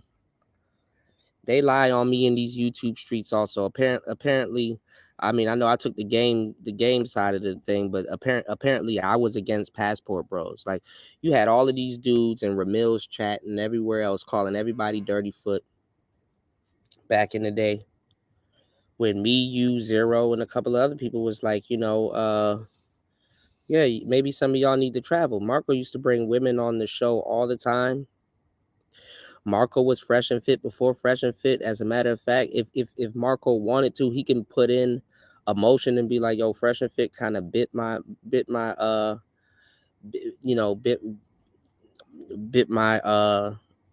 my format. But let me tell y'all something though, because this is the funny part. Because Marco got an exquisite taste in women. Marco was bringing regular women onto the scene. Marco he wasn't just bringing no OnlyFans broad. Like, it ain't nothing to pull an archetype of woman. Marco was actually bringing decent women onto the scene and pretty everyday to day women. Marco wasn't bringing these OnlyFans broads onto the nigga OnlyFans. Nigga, y'all have selective memory. I remember when BMT used to get ran out of the manosphere. They used to straight up call that brother a pedo. Y'all niggas tried it too, trying to call Marco Miko Worldwide. Y'all niggas tried it too. We been fleshed that out. Y'all niggas be trying it, bro. This is kind of why like black people, everything black people do, y'all, it's a pyramid scheme. There's nothing wrong with pyramid schemes, but nigga, make sure you get in and get out. Don't sit to the end. If you found it and you gauge it's in the medium stages, get in and get out. You know, black people are ruining Passport Bros. Black people are ruining all kinds of shit. All kinds of little bullshit stuff black people are doing and shit like that, just ruining shit, man. I can't wait till white boys on y'all Passport Bros ass, bro. Them niggas gonna clean it up because they were Passport Bros anyway. But I got a show to do later on because the white boys are going through it also. You know what I'm saying? The white boys are going through it also. The white boys are going through it also. You know what I'm saying? These girls are looking to take advantage of anybody. So if you got, you know what I'm saying, you know, these white boys have the audacity to get picked. So unfortunately, if they're not smart enough to navigate it, that makes them a target also. You know what I'm saying? And unbeknownst, the difference between them and niggas is that, you know, I mean, niggas just crash out. Niggas just throw their fucking life away. Them white boys actually got some shit to lose. You know what I'm saying?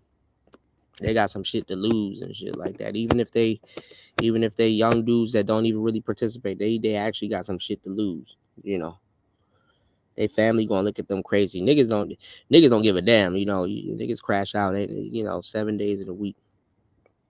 But listen, I'm about to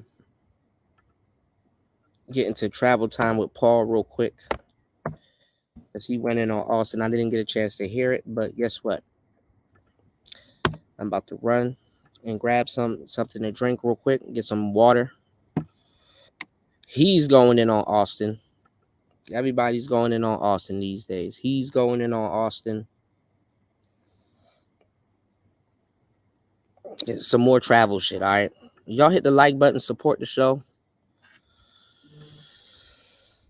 Here we go. It's Player Talk Radio. What's going on, War Master? Why every time I bring up Travel Time with Paul, War Master shows up? War Master does not like Travel Time with Paul. But let's get it. It's Player Talk. Let's get it. I'll be right back, y'all. Shout outs to War Master in the building. Let's get it. And as you try to throw some shots at me, guess what's gonna happen? I'm gonna whoop you up like a crack baby and the Queensbridge projects in these YouTube streets. That's how I'm gonna treat you.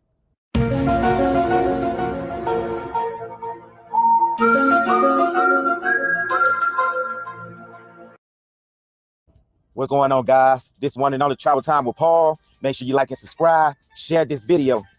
Topic of this video is why I no longer rock with Austin. Now I want to tell you guys something before we get into the video. This is not a video doxing him or exposing him. I'm just going to give him a digital ass whooping on these YouTube streets like I do everybody else that think they could come from me behind closed doors. So that's what this particular video is about. This is just a warning shot. In case he has any ammunition he wants to throw my way, then that's when I can drop the atomic bomb. And even then, the atomic bomb would not be a video just exposing this man's personal life of things that don't have anything to do with the travel space. But I digress. Now, this is why I want to tell you guys. The reason me and this fella fell out, because, and this is what I don't like about the young generation. This generation Z, they wouldn't have never survived in the 90s. Hell, they wouldn't have survived in the 90s, early 2000s, 80s. They wouldn't have never survived in our time. And I'm gonna tell you why. We talking about a youngster who hate cold approach with a passion. But if y'all meet him in person, y'all understand why he hate cold approaching. Because I actually witnessed him cold approach a woman in Bangkok at Club Sugar, shoot from Europe, a beautiful blonde. And when they got to talking, I was thinking to myself, like, damn, he just asked her that same question 10 minutes ago. So, what brings you to Thailand? You like it here? And I'm like, what the fuck is this? That's what I thought to myself, like, what is this? I'm like, man, he's cool. But as far as trying to converse with a woman, man, that's a no-go. I can't understand why, he didn't have a lot of success in the DFW area. Because I can't say the U.S. because he didn't get a chance to travel to the United States. But that's what I thought. Now, back to why we fell out.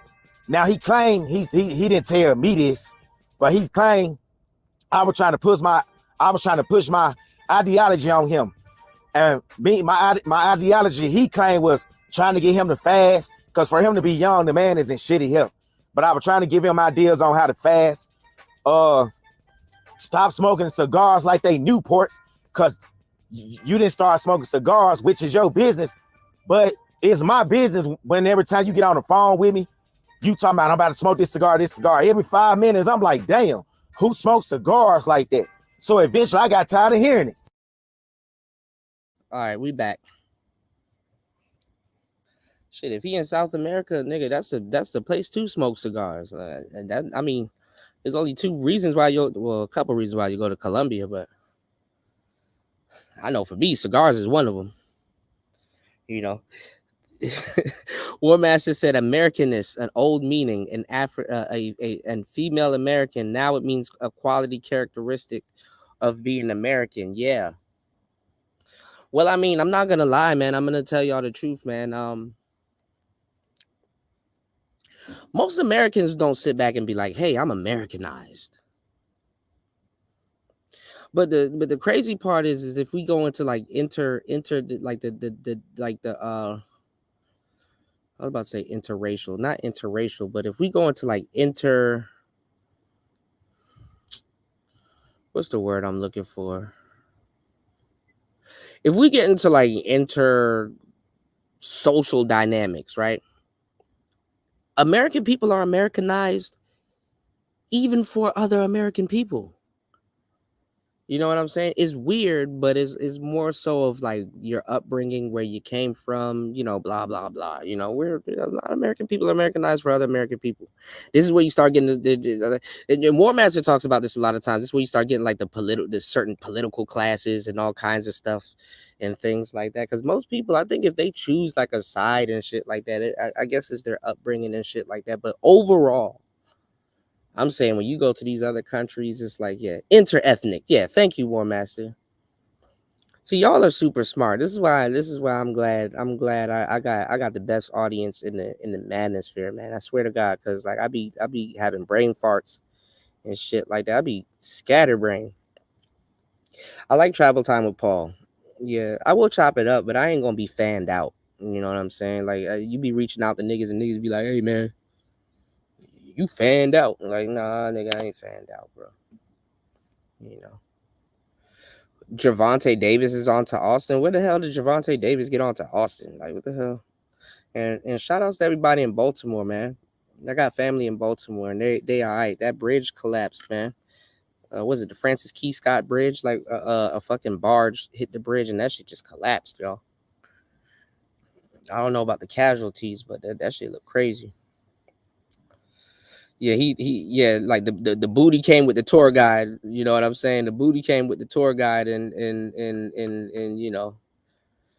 Y'all be trying to secretly too. I'm gonna tell y'all, a lot of y'all niggas have like fucking dyke fantasies and shit like that. You know.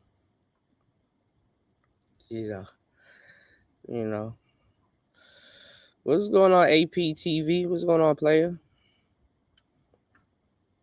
APTV coming in respectful today. He not trolling today. What's going on, man? He said, "Cool, the oldest fuck, too old for Xbox and Rumble stream." Man, I need to get back on the video games, man. I kind of went in on these younger cats playing all these video games and stuff like that. I don't want to go in on the video game bros, but like honestly, bro, this dude really try to come through and talk about some women this and women that and the third, and then call themselves black pilled and shit like that. And it's like, bro, you sitting up there looking for wifey in a casino, and then the other lady that y'all were talking about was some Dominican stripper that wants to get her green card. Like, it's like, bro, hang it up, bro. That's not where you find your wife, bro. You know, these niggas getting on my nerves. You know, you said dyke fantasy. Who the fuck? Who wants that? You'll be surprised.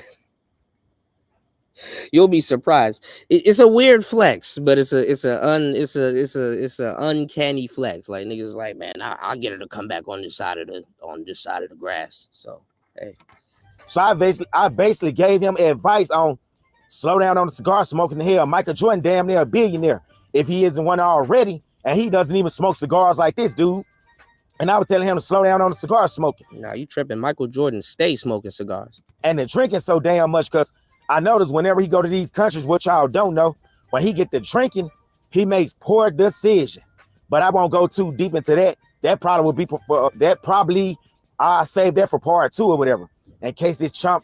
Yeah, there is Ghostman Kang. Shout outs to Ghostman Kang in the building. There is money in the video games, but it depends on what game you're playing and what you're doing. You know, if you're like a gamer, if you do gamer content and like you know how to do skins and stuff like that, you'll make some money.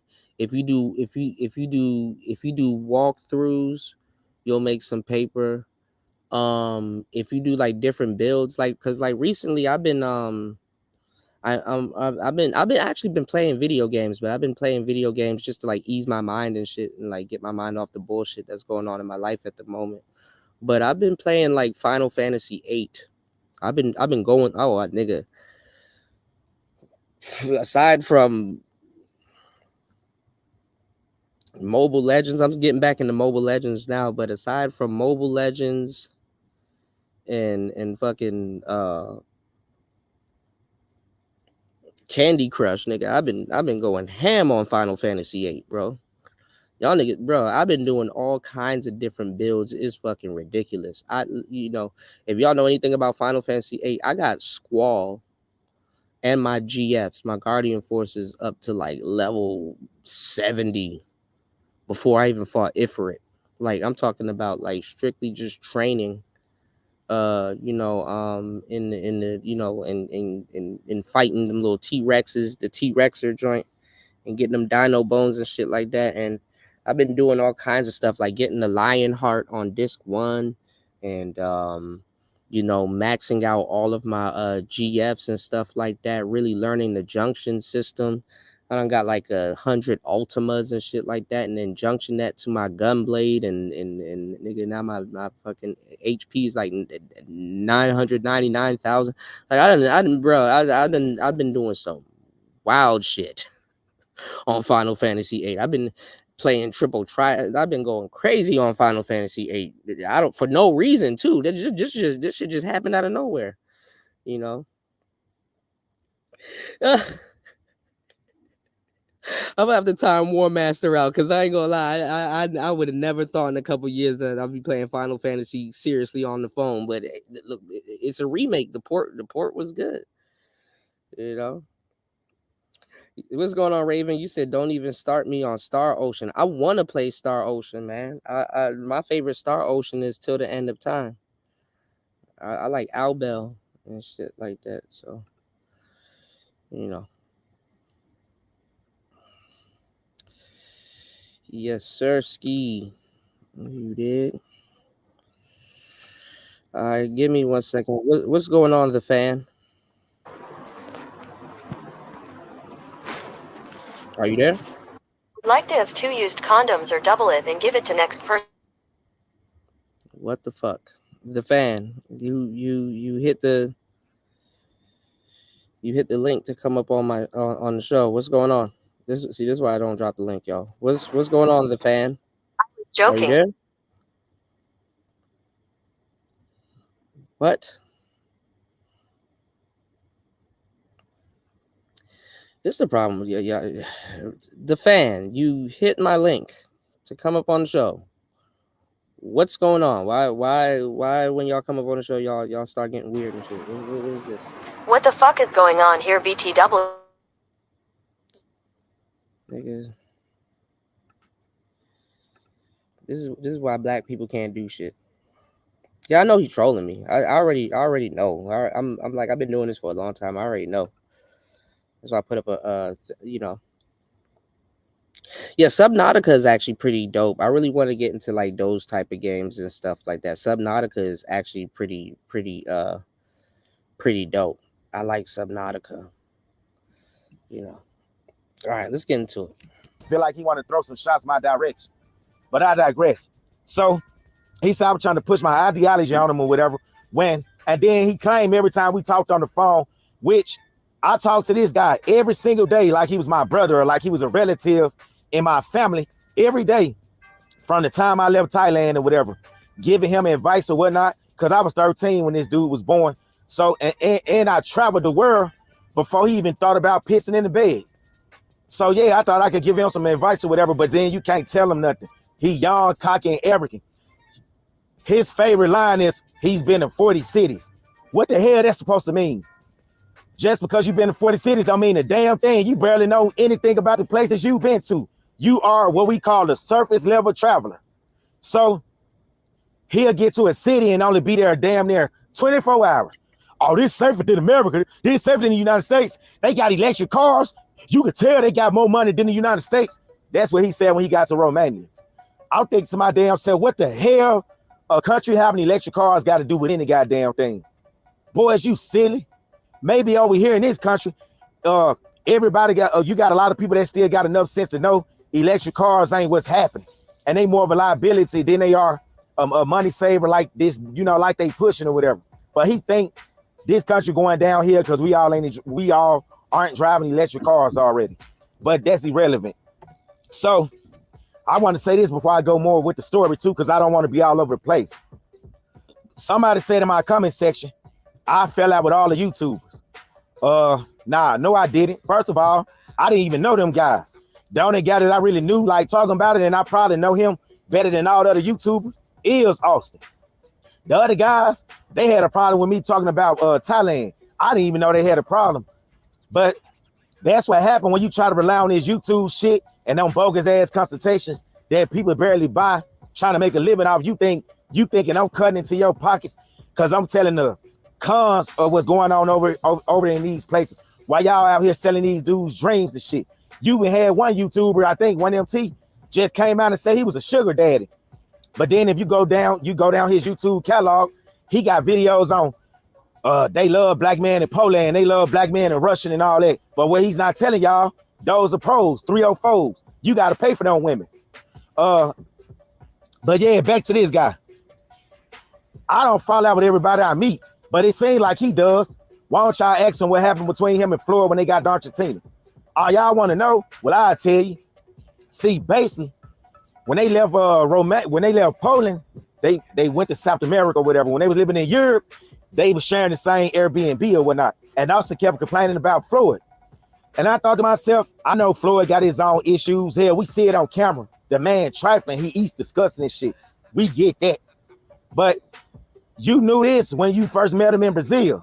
So why you decide to start back hanging out with him when y'all got the Eastern Europe? Oh, I know why. Because he was the one paid for everything. I get it. But that's y'all business. But this is what I want to say.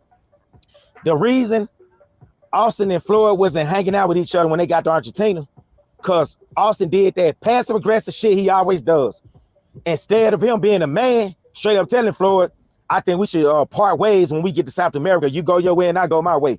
He didn't say shit. He told me though, basically when they got to Argentina, his Austin plan was not to ever even kick it with Floyd, but he didn't want to tell Floyd that. So when Floyd got caught up with immigration, Austin went straight to his Airbnb or whatever, like Floyd didn't even exist. Oh, Then Floyd kept calling. I don't know how y'all are this interested and invested in other people traveling.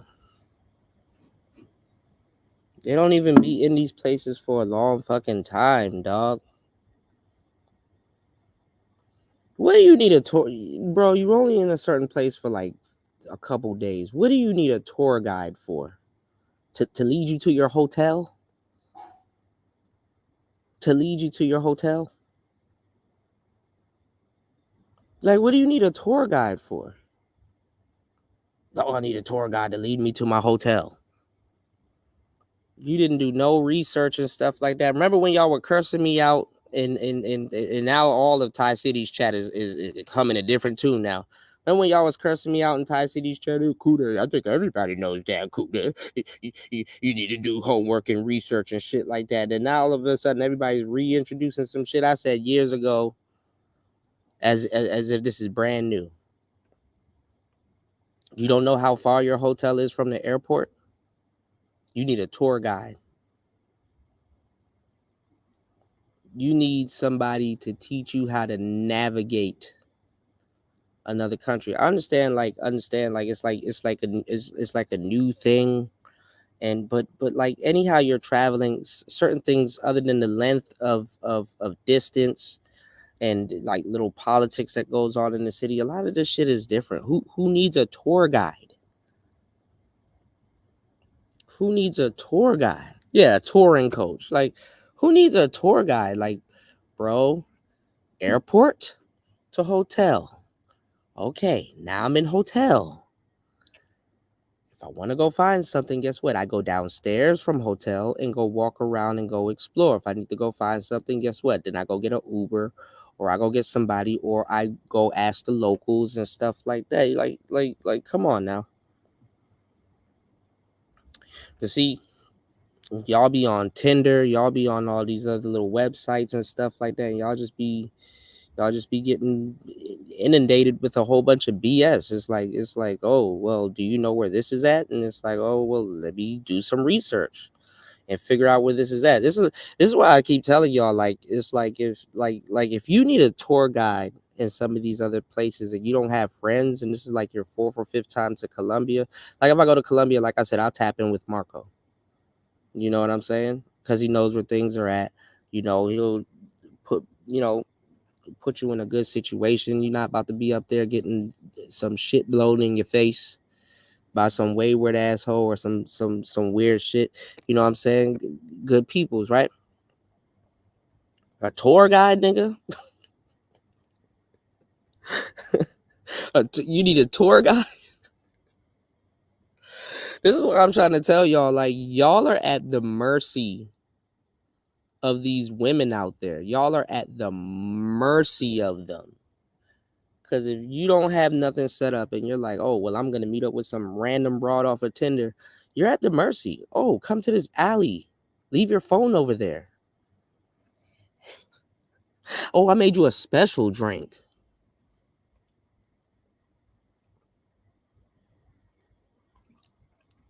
Yeah, okay. But you don't need game, Kuda. You don't need game. And God bless Marco, because Marco didn't know how absolutely dumb. You know, this is something like on some player shit. Like, shout outs to Marco. I'll say this because this is something that I wouldn't even want to go out of my way to explain to a natural, because it's just gonna sound stupid. It's like, hey man, you gotta tell the girl this, and it's like, nigga, why? Like, just go have fun and be you. It's a luxury to be able to be you around women and get your desired results, and that's what naturals go through. You know what I'm saying? That's what naturals go through. Oh, but y'all niggas, man. Leave it to black people. Y'all niggas, man. Y'all will have me explaining to a natural, listen, yeah, you gotta like it's not as easy for them as it is for you. You gotta slow down the conversation. You got to be a little bit more thoughtful. Like, you got to, all of this bullshit that you got to instill in just men just to have a random interaction. Not even like get sex. Like, it's another thing to get sex. I'm just talking about a successful conversation with a shorty. Bruh. Marco, at the time when we was going through this, I didn't have the time to explain it to you, you know. But that's what but look at what you did right now, Marco. Now let's get into the game on this, right? Because you're not wrong for what you're saying, obviously, right? But what would the game dudes, the game guys, the game guys, right? What were the game guys calling a lot of, god damn, what were the game guys calling a lot of the dudes here in the space? They were calling them weirdos. They were calling them incels. They were calling them all kinds of different stuff. It's the same shit. Oh, that's fucked up, Kuda. They call this weird. They call this yes. Yes. Yes, you're weird, bro. You're doing too much. And unfortunately, a lot of people has lost their lives. That's what the passport bros are leading a lot of guys to. A lot of the passport bros led a lot of guys to their death. I hate to say it like that. You know, dead man can't speak. A dead man can't speak, bro. So don't let your emotions get you in certain situations where common sense would have taken you out of. You know what I'm saying? You said, I think Austin should go back to Kenya. He was lit out there. I commend him for going to Kenya in those African countries, because a lot of y'all niggas scared to go to African countries and shit like that. Y'all want to claim African status all over the place in the United States and shit like that. Half these Hotep niggas haven't even been to Egypt. You did, but that's something else. You said the best dating apps are the ones most people don't use. Yeah, but you got to be careful with those, Spawn, because that's like some clearance rack shit. Shout outs to Spawn in the beginning. In the building, my bad. You said, I had no clue. These fools had no clue about basic interactions. You'll be surprised. And like I said, it gets worse with Gen Z, because like one of the worst things, and now we can look at it in hindsight, one of the worst things that can never happen to some of y'all, like I told y'all on the last show, y'all hit the like button, support the show. You support the show at $PTV888. That's $PTV888. We 2 hours into the madness, 2 hours into this madness. One thing I told y'all on the last show that y'all can look at in hindsight, and nobody else is talking about it, is that a lot of naturals got killed off with the internet. Because the moment you realize that you own a social media before you own a social life, you're in trouble. You know, you starting off on the wrong foot. And the fucked up part is that you take your social media, quote unquote, life, who's not you, nobody knows you, you're most likely an avatar. Do you do content like I do content? So you don't really have a voice like that. The Facebook you is different from the YouTube you and all this other stuff. And people aren't, I mean, people see your comments and they look at you and all this other stuff, but that's probably about it. When you take your life and you pour into that and you nurture that more as a younger kid before you had an actual social life, you are in fucking trouble. You know? Nobody knows Trapping for Jesus 1998. Nobody knows you, sir. Trapping for Jesus 1998 is that's your online footprint, but nobody cares. Nobody knows you. Are you a content creator? No. So who's supposed to know you as Trapping for Jesus 1998? Nobody knows you. So you stop laughing. I'm being serious. I'm trying to be real serious now. Like nobody knows you, bro. And the fact that you poured into that instead of your own social life, that I don't know, y'all. You said there's a problem with women having single children, dudes growing up with a lot of dudes who had no fathers, uncles, or older brothers. It's sad. Yeah, and they get railroaded into the jail system. So, you know. But okay, people gonna pour their life energy into Trapping for Jesus 1998. Okay. No. And Austin didn't even pay the man, cause no mind or whatever. So what happened?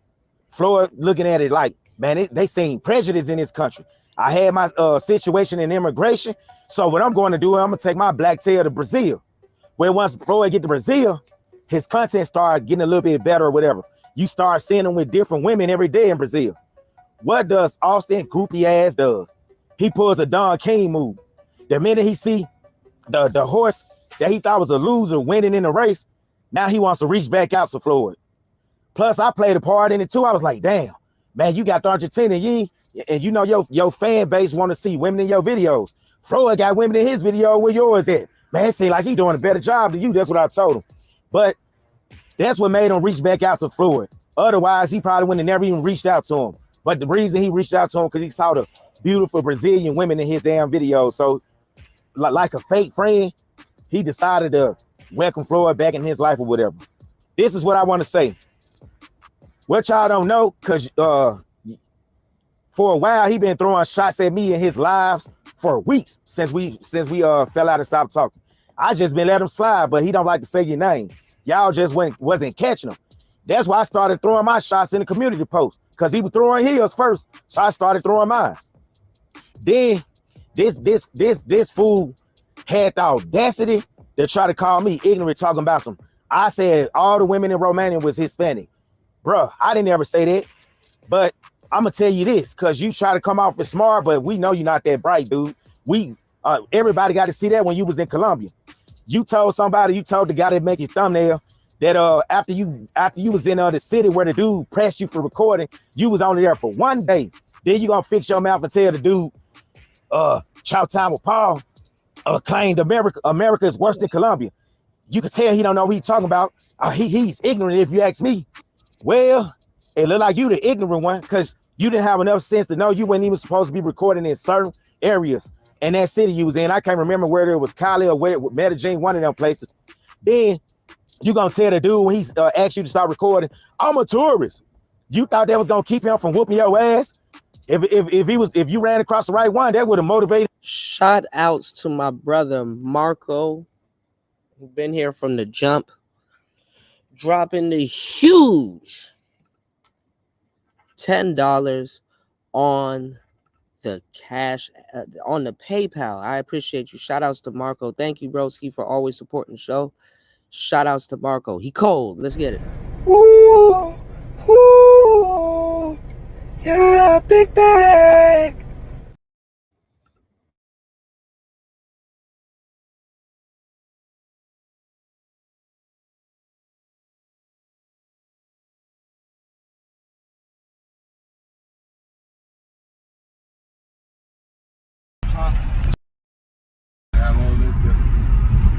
You identify my bitches with APs. All right. Shout outs to Marco. Like I said, Marco. Oh, you said read your comment? Hold on. Let me see. Because it's weird with the comment. Hold on. Good riddance to the homo. Rest in peace. Rest in peace, Aaliyah. Oh my God, Marco. I can't, man. I know. That Kevin Samuels thing is its own bag of tricks, man. Who knows where he would have took it at this point? You know what I'm saying? Who knows where Kevin would have took it at this point? But you know, like I said, he would have turned Passport Bros. I mean, like all of these new guys in here, like the Medium Man and all these new cats, it's like, oh, brother Kevin Samuels did. Dudes are coming in here going at the angry man, and they're like, man, he hates our brother Kevin Samuels, and it's like, Y'all are commenting on some shit that happened way before y'all. Them niggas got bad blood because they had a show and they had all kinds of shit going on. Like, you know. You said trick bags, big backs. You said I won't let go. How dudes started following a sissy for views. That you was the I can't get mad at you about that. You was there for it. Niggas start wearing fucking suits and shit, start lighting candles in their house and shit like that. It's like, bro, you about to light your house on fire trying to be Kevin Samuels, bro. So many people abandoned their content to become Kevin Samuels. You know. There's like 5-6 active Kevin Samuels running around here. And what's the first thing they tell you? I didn't take from Kevin. It's like, bro, we've been doing this for a long time. Bro. You're copying Kevin Samuels. Just say you're copying Kevin Samuels.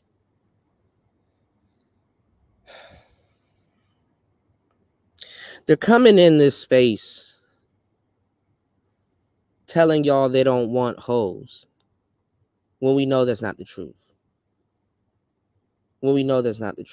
See, it's easy to say I don't want hoes when hoes aren't choosing you.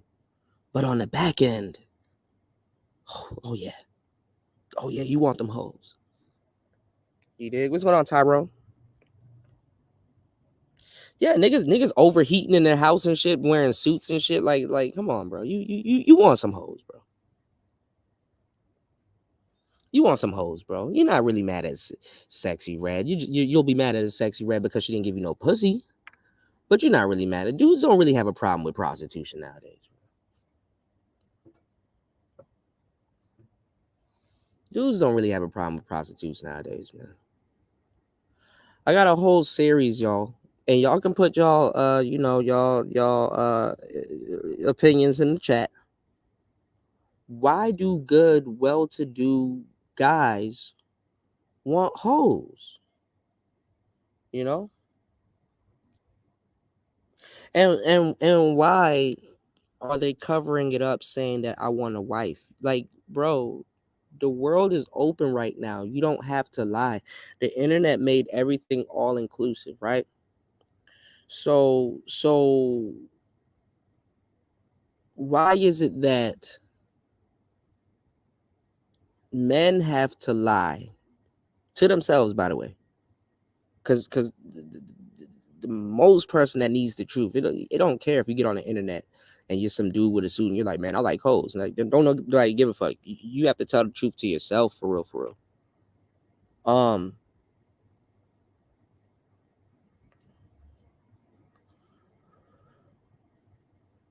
Why do good guys feel shame in today's economy for openly admitting that they want hoes?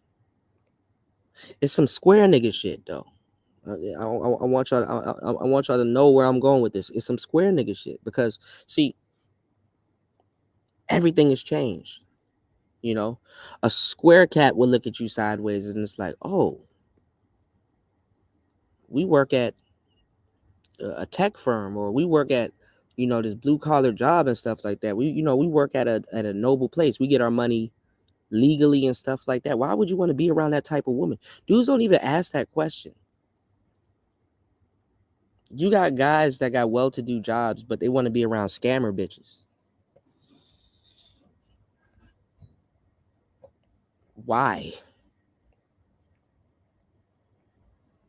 Square dudes got the same internet that we got. They got access to Andrew Tate. They got access to the quote-unquote red pill or whatever the hell they call it. My thing is that it's like, bro,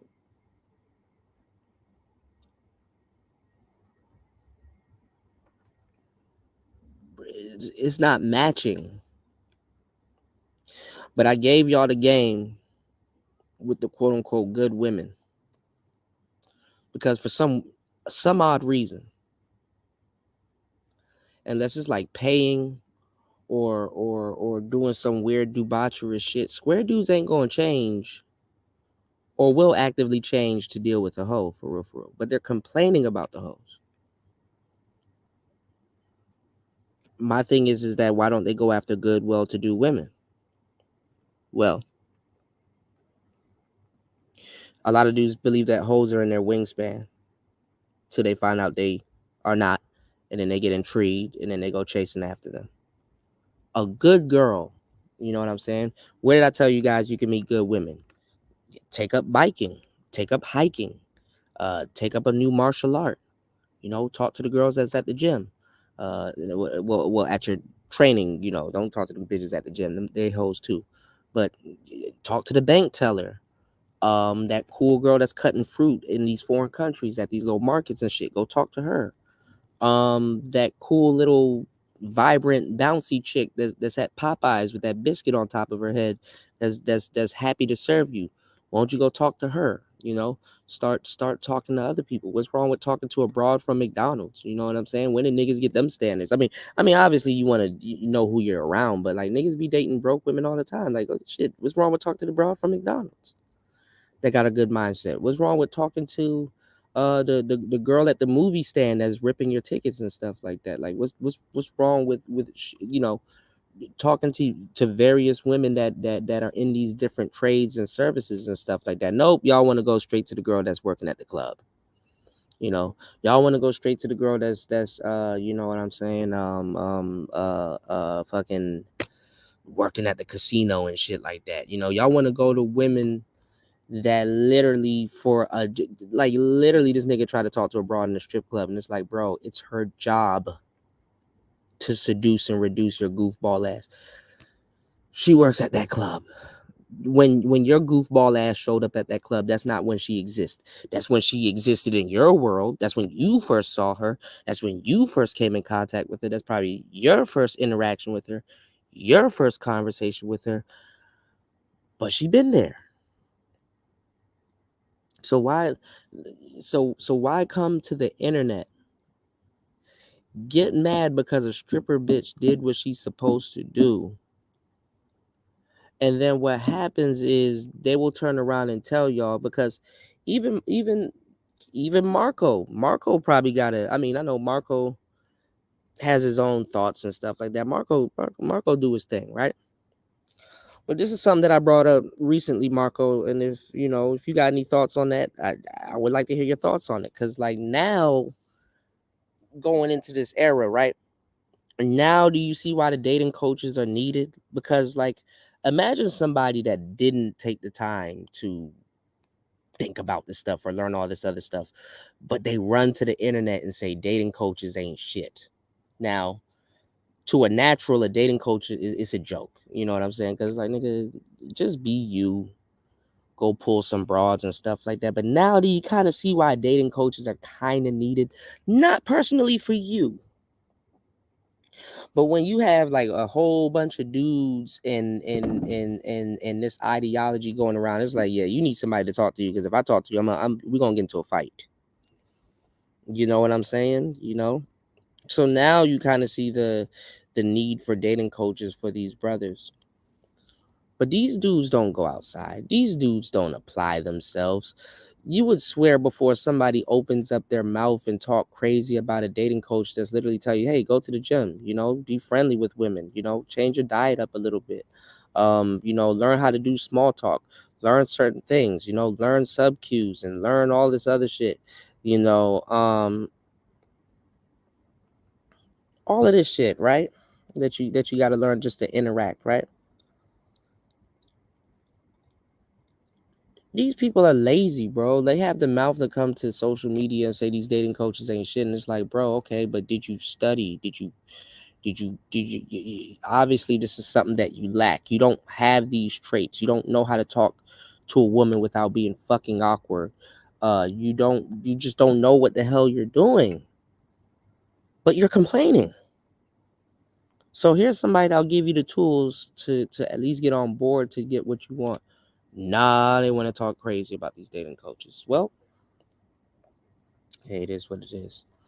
You know, you said niggas want to talk to a woman that work at restaurant. Niggas don't want to talk to a woman that work at restaurants or fast food no more, and that's to their detriment.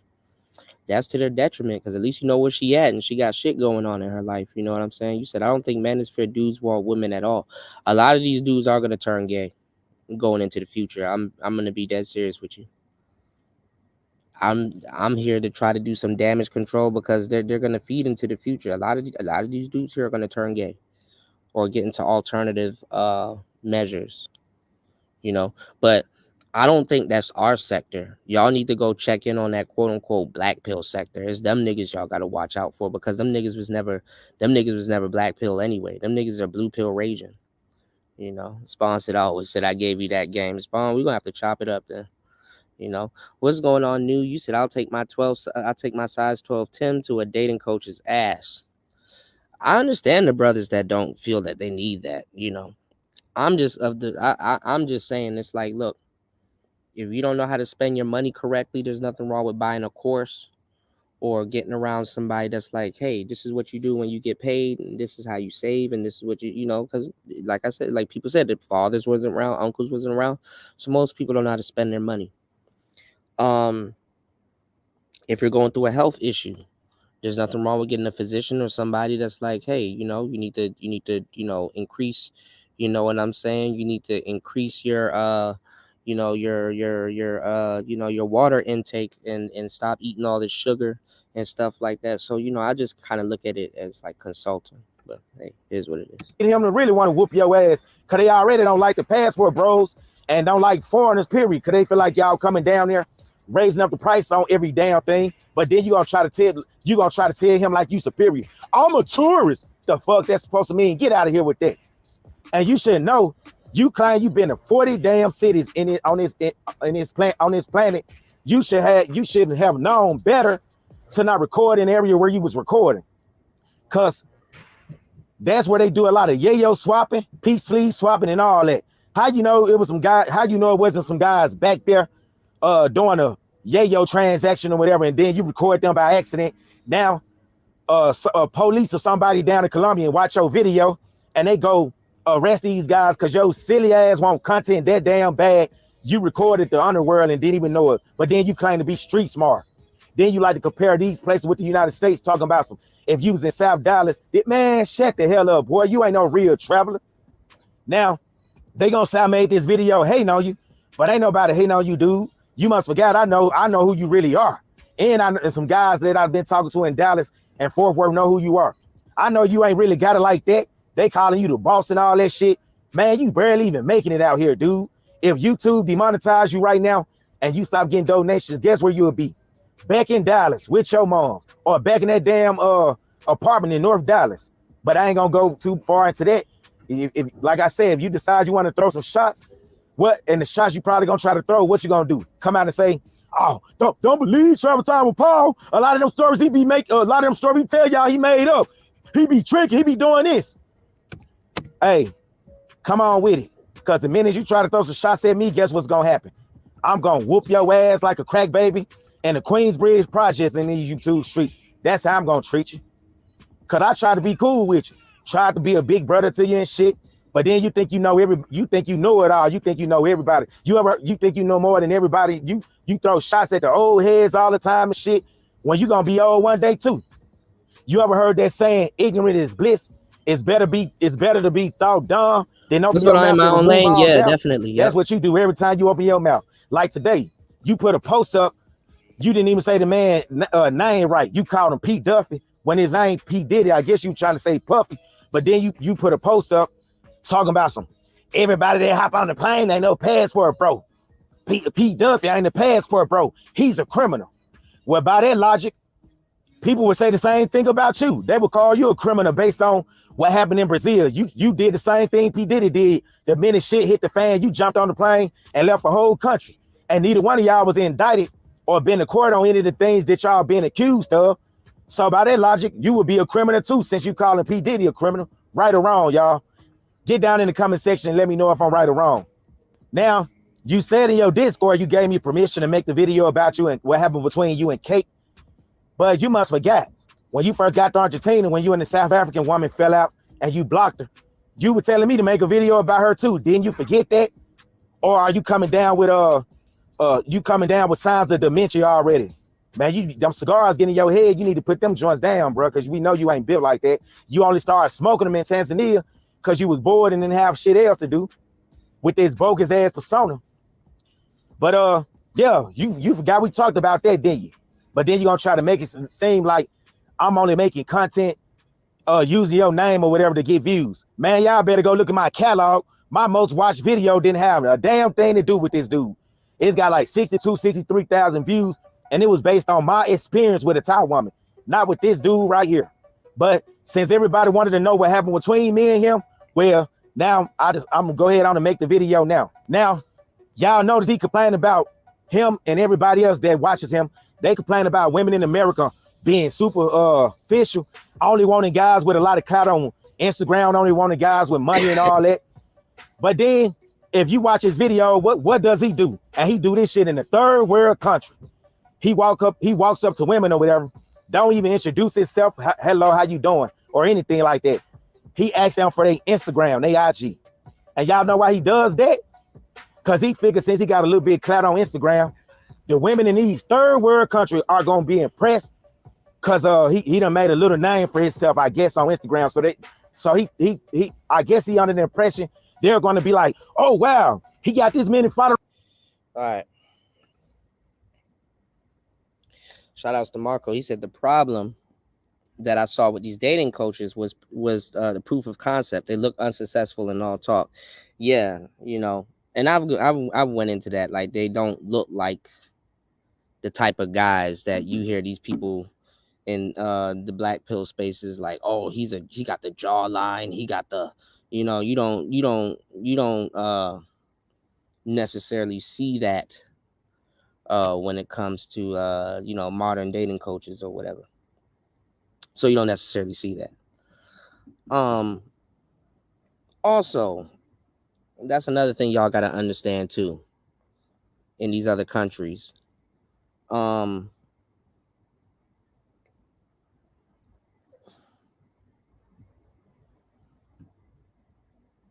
With these dating coaches, not even with these dating coaches, with just women and shit like that.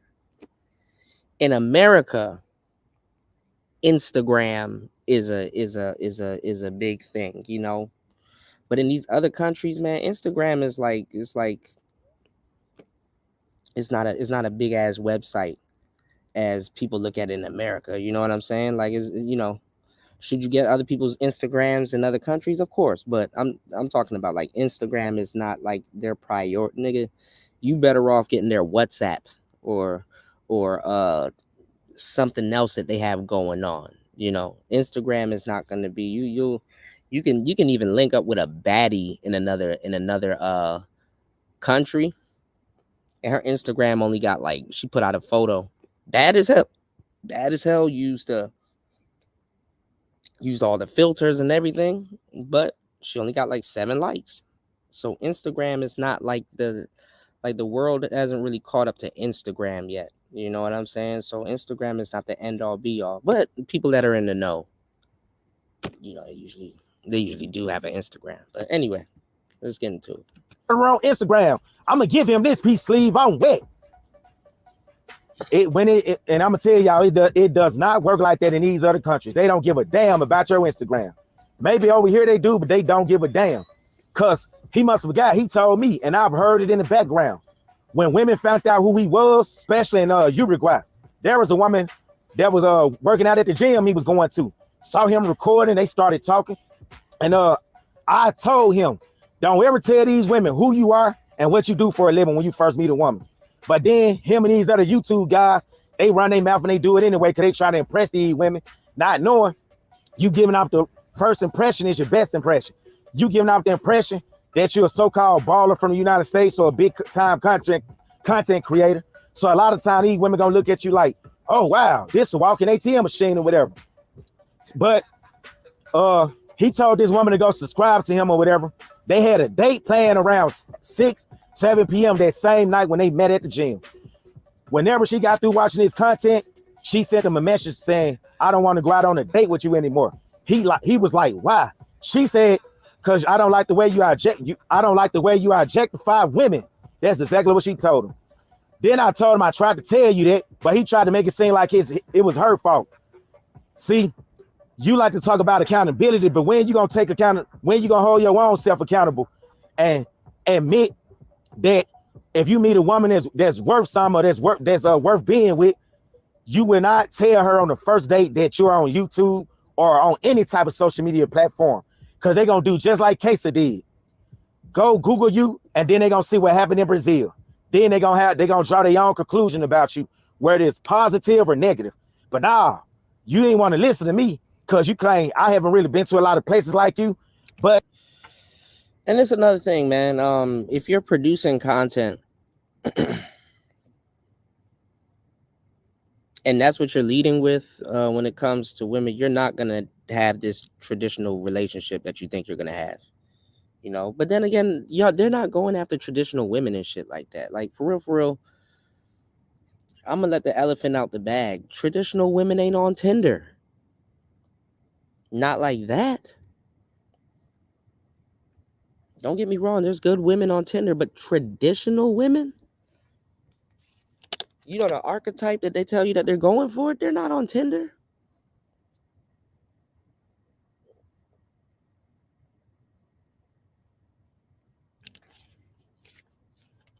And shame on y'all old niggas too. You want to know what talking points sound like somebody's going for a traditional man or a traditional woman? Pause. How should you handle courtship on the second date? That's a traditional conversation. You know, where should your conversation be on the third date of wanting to get to know somebody personality-wise? Let me also tell y'all one of the problems with trying to practice modern-day traditionalism with people of today, or today's women, or today's guys. Y'all niggas are copying people off the internet anyway, so there's no depth. There's no depth. There's no depth to your personality. There's no depth to your personality. As a matter of fact, most people's situation has more depth to it than who they actually really are. You know, figuring out who you really dating on the third date, like, other than asking hoes what's their favorite number or their favorite color or their zodiac sign. People are carbon copies, so there's no depth. There's no depth to people's personalities. So a lot of people don't feel like, well, there's no depth to you. Like, what's the point of courting you? Anyway, you ain't even been having a lot of success at these places. Then you got the audacity to try to sell tour guides written by ChatGPT about Colombia and places like that. When you didn't even know you weren't even supposed to be recording in certain areas, but then you trying to sell a consultation about a country you barely even been in. Been there a couple of times, but then you trying to sell a consultation when you ain't even been to every single city in Colombia. I ain't been to Bogota. I ain't been to none of these other places. Barely even been around the whole cities. You've been Medellin. You only been to the tourist area. That's when you fixed your mouth and that dude was like, don't be recording shit around here. I'm a tourist. And then I know damn well you knew better than to go record the clock tower. Come on now. Do you need content that damn bad? Oh, trust me, I talk to you every day. I know you do, but damn. This is why I tell you guys, YouTube really don't pay a lot of money, especially in the travel sector. That's why I'm not relying on this shit for a living.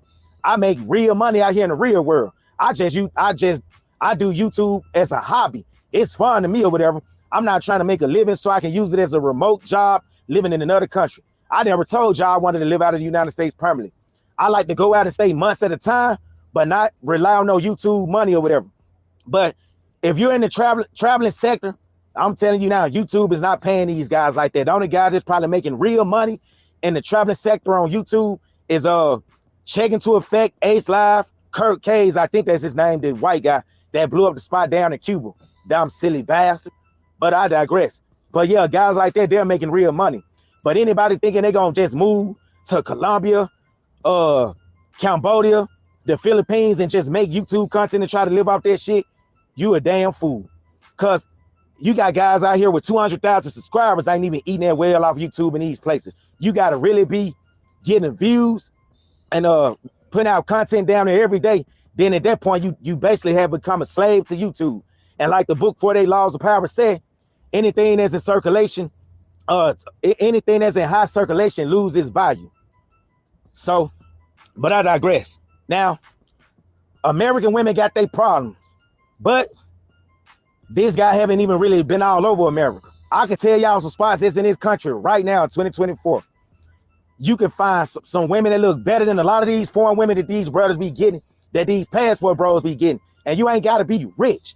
I was getting these women when I was driving a 1989 Rusty Toyota Camry back in 2015. I was getting a lot of these women. Fine. I had one, she was Polynesian or whatever, up in Portland, Oregon. You can get 7s and 8s in this place. Now you probably can't get them in like the places where you got to like, let's say Miami and even Los Angeles. I didn't do a bad job as far as the dating scene when I went there for a few days. I did great, and I was sitting there thinking, this is why you shouldn't just travel to these countries for women. Like I tell everybody, if you going to Thailand just for women, you're going to be highly disappointed.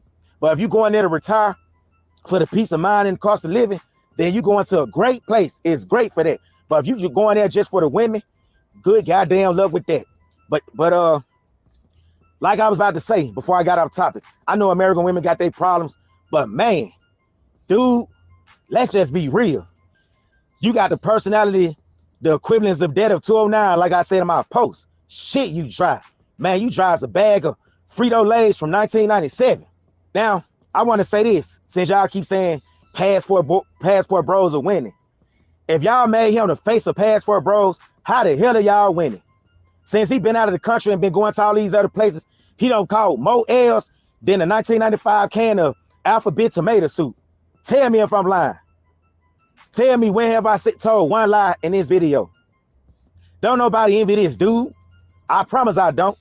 I never looked to another man and just envy them like that. That's never been my style. I got my own life. I'm happy with my life. Now I know y'all gonna probably get in the comment section and talk about my looks.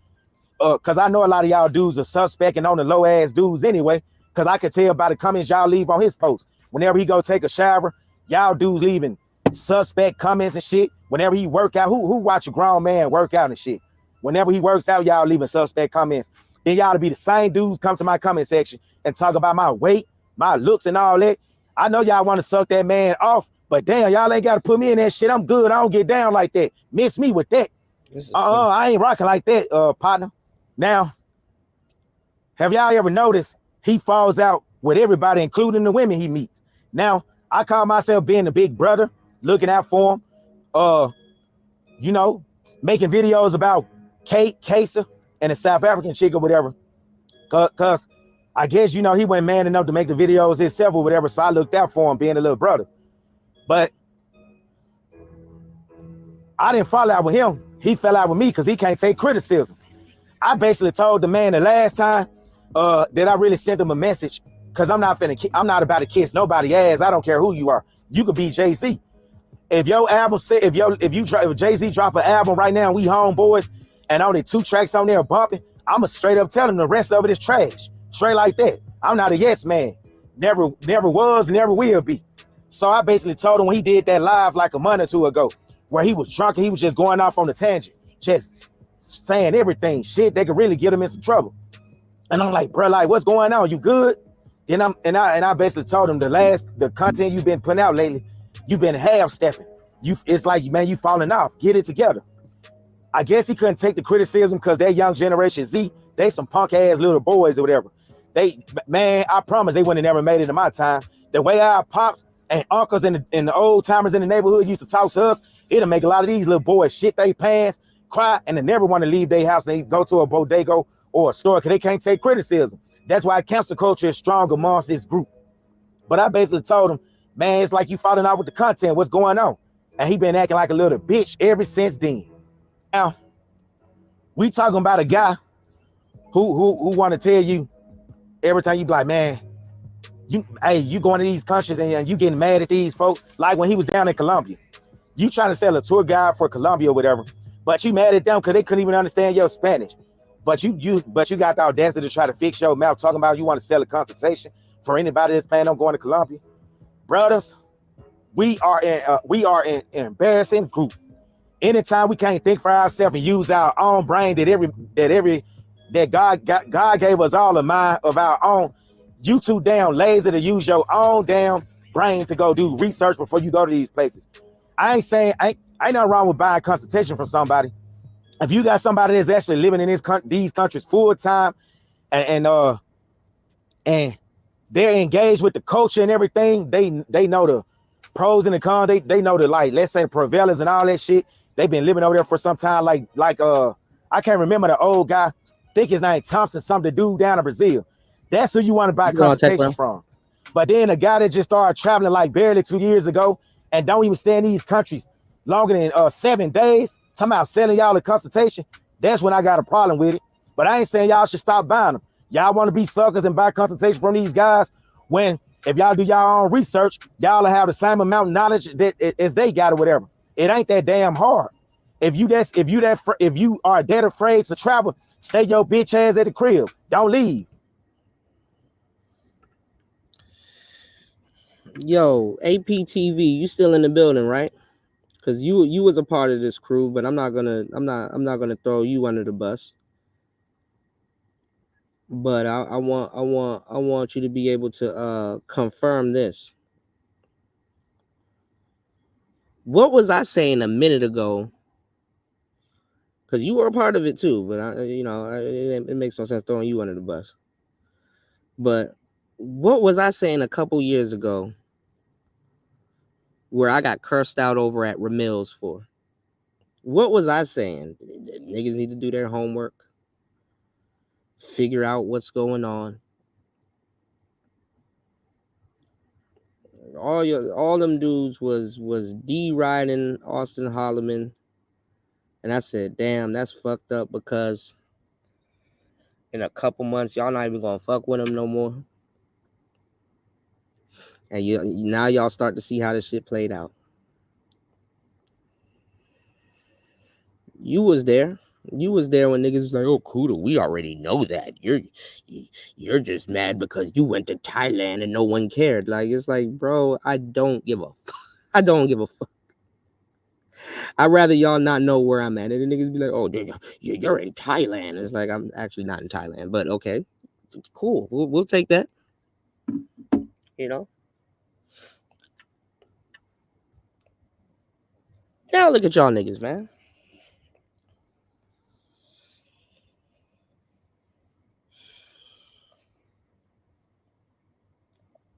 No, but he still talks to Passport Bros, Spawn. Like he claimed that he stopped fucking with Passport Bros. Nah, because right after that, the whole Brazil thing happened and all that other stuff. People start folding, man. The manosphere, these male spaces have the most fickle audience and the most fickle niggas on the planet. You know what I'm saying, nigga? She-Ra 7 can get kicked out of fucking Sephora and bitches won't cancel her. You know? She can get kicked out of Sephora and bitches won't cancel. Niggas get kicked out of Brazil and niggas canceled him when the majority of the niggas critiquing him will never go to Brazil a day in their damn life.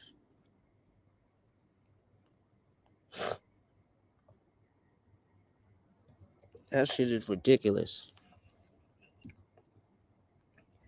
Yeah, I don't know what Brazil is like, but you know what? I'm gonna get mad because she get kicked out of Brazil. I don't even have a passport, but you know what? He's horrible. This shit crazy, man. Y'all think this shit crazy? Y'all think this shit a game abroad, bro? Being a man, look. This shit is dangerous, man. All right, you don't need to be traveling anyway. If you gotta pay another grown man, for like information to go to these places, that's bullshit. But the man barely even interact with the locals. Barely even tell y'all, give y'all the rundown on the good local restaurants to go to. Every place he go to, no matter if he's in South America, Europe, or Africa, the first restaurant he wants to go to, and that's his business. But it's kind of goofy though. Mexican restaurant. Where's the Mexican restaurant? Mexican restaurant. Man, that shit crazy. Every country he visit, he complains expecting these places to be modernized like the United States or whatever. The first day he get there, like I told y'all, He speaks good about it. Then after 48 hours, he complaining about the place. This place stuck 50 years behind us. They don't even accept credit cards. So you expect all these places to be modernized like the United States? Make your damn mind up. You can't have it both ways. At one minute, RP, talk about you bragging about how some of these places better than the United States. Then the next minute, you shitting on them. You can't have it both ways. And then you have the audacity to fix your mouth talking about you want to denounce your citizenship. I would love to see you do that and try to make it off the local currency on whichever country you decide to go live in when you barely even making it off the US dollar. So yeah, I would love to see that. Since you got so much noise to talk about the United States, keep the United States name up out your mouth. You done already left. You've been gone 2 years. You sound like a scorned lover. You sound like that broad that talk a lot of noise about her ex, talking about he got a little D and all that. His house stayed dirty and dusty, but then every time you look around, she got the man name in her mouth. That's how you sound. When I was in Thailand, I did not mention the United States like a lot of these dudes that's been gone for years. The way they talk about it, you would think they really still want to be here. That's like a lot of these guys talk noise about black women or American women, but subconscious, they still want an American woman. They just wish American women was like these women abroad or whatever, which what they fail to realize, women are women everywhere you go. It just, like I said, hypergamous to a less degree in these countries, but they all want a nice house. They all want something nice. Women nature is women nature. Not saying that the women are masculine in these other places like a lot of people claim they are here, but it's a thin line between love and hate with women. 1 minute she can love you to death. The next minute you can do any little thing. That love is gone out the window. That's all I'm saying. And he should know this already. All the complaints he got about Kenya, Romania, and all that, and all these other places he's been to already. He should already know that women could be women no matter where you go. But I guess he got a disdain for the United States so damn much. I bet you the minute another World War pop off, guess where his happy ass will be at? He will be right here in the United States once again. Because the way he complained about these places, you would think he jumped from a frying pan to a deep fryer at KFC somewhere. Am I lying? Damn, I ain't never seen somebody that lead American soil and still got complaints. At the end of the day, it seems like you're the common denominator. It ain't the women. Now, I did you a solid dissing these women for you, but I'm going to be honest. If some of these guys really knew the truth, your relationship with some of these women, they would really start looking at you funny, but I'm going to keep that to myself, though. And these old heads in your comment section, they should be giving you advice. But even if they give you advice, you won't take it. You're going to do it just like you did me or whatever. You think you Mr. Know-It-All. But these old timers in your comment section should be giving you advice. Well, hold on. I don't even, damn, it got rid of it. God damn. All right, let me reopen this tab. He fell out with one master teacher not too long ago. Because I guess one master teacher tried to give him some advice, but one master teacher be with the goofy shit also too. And shout outs to one master teacher. I fucks with one master teacher, but it's like, bro.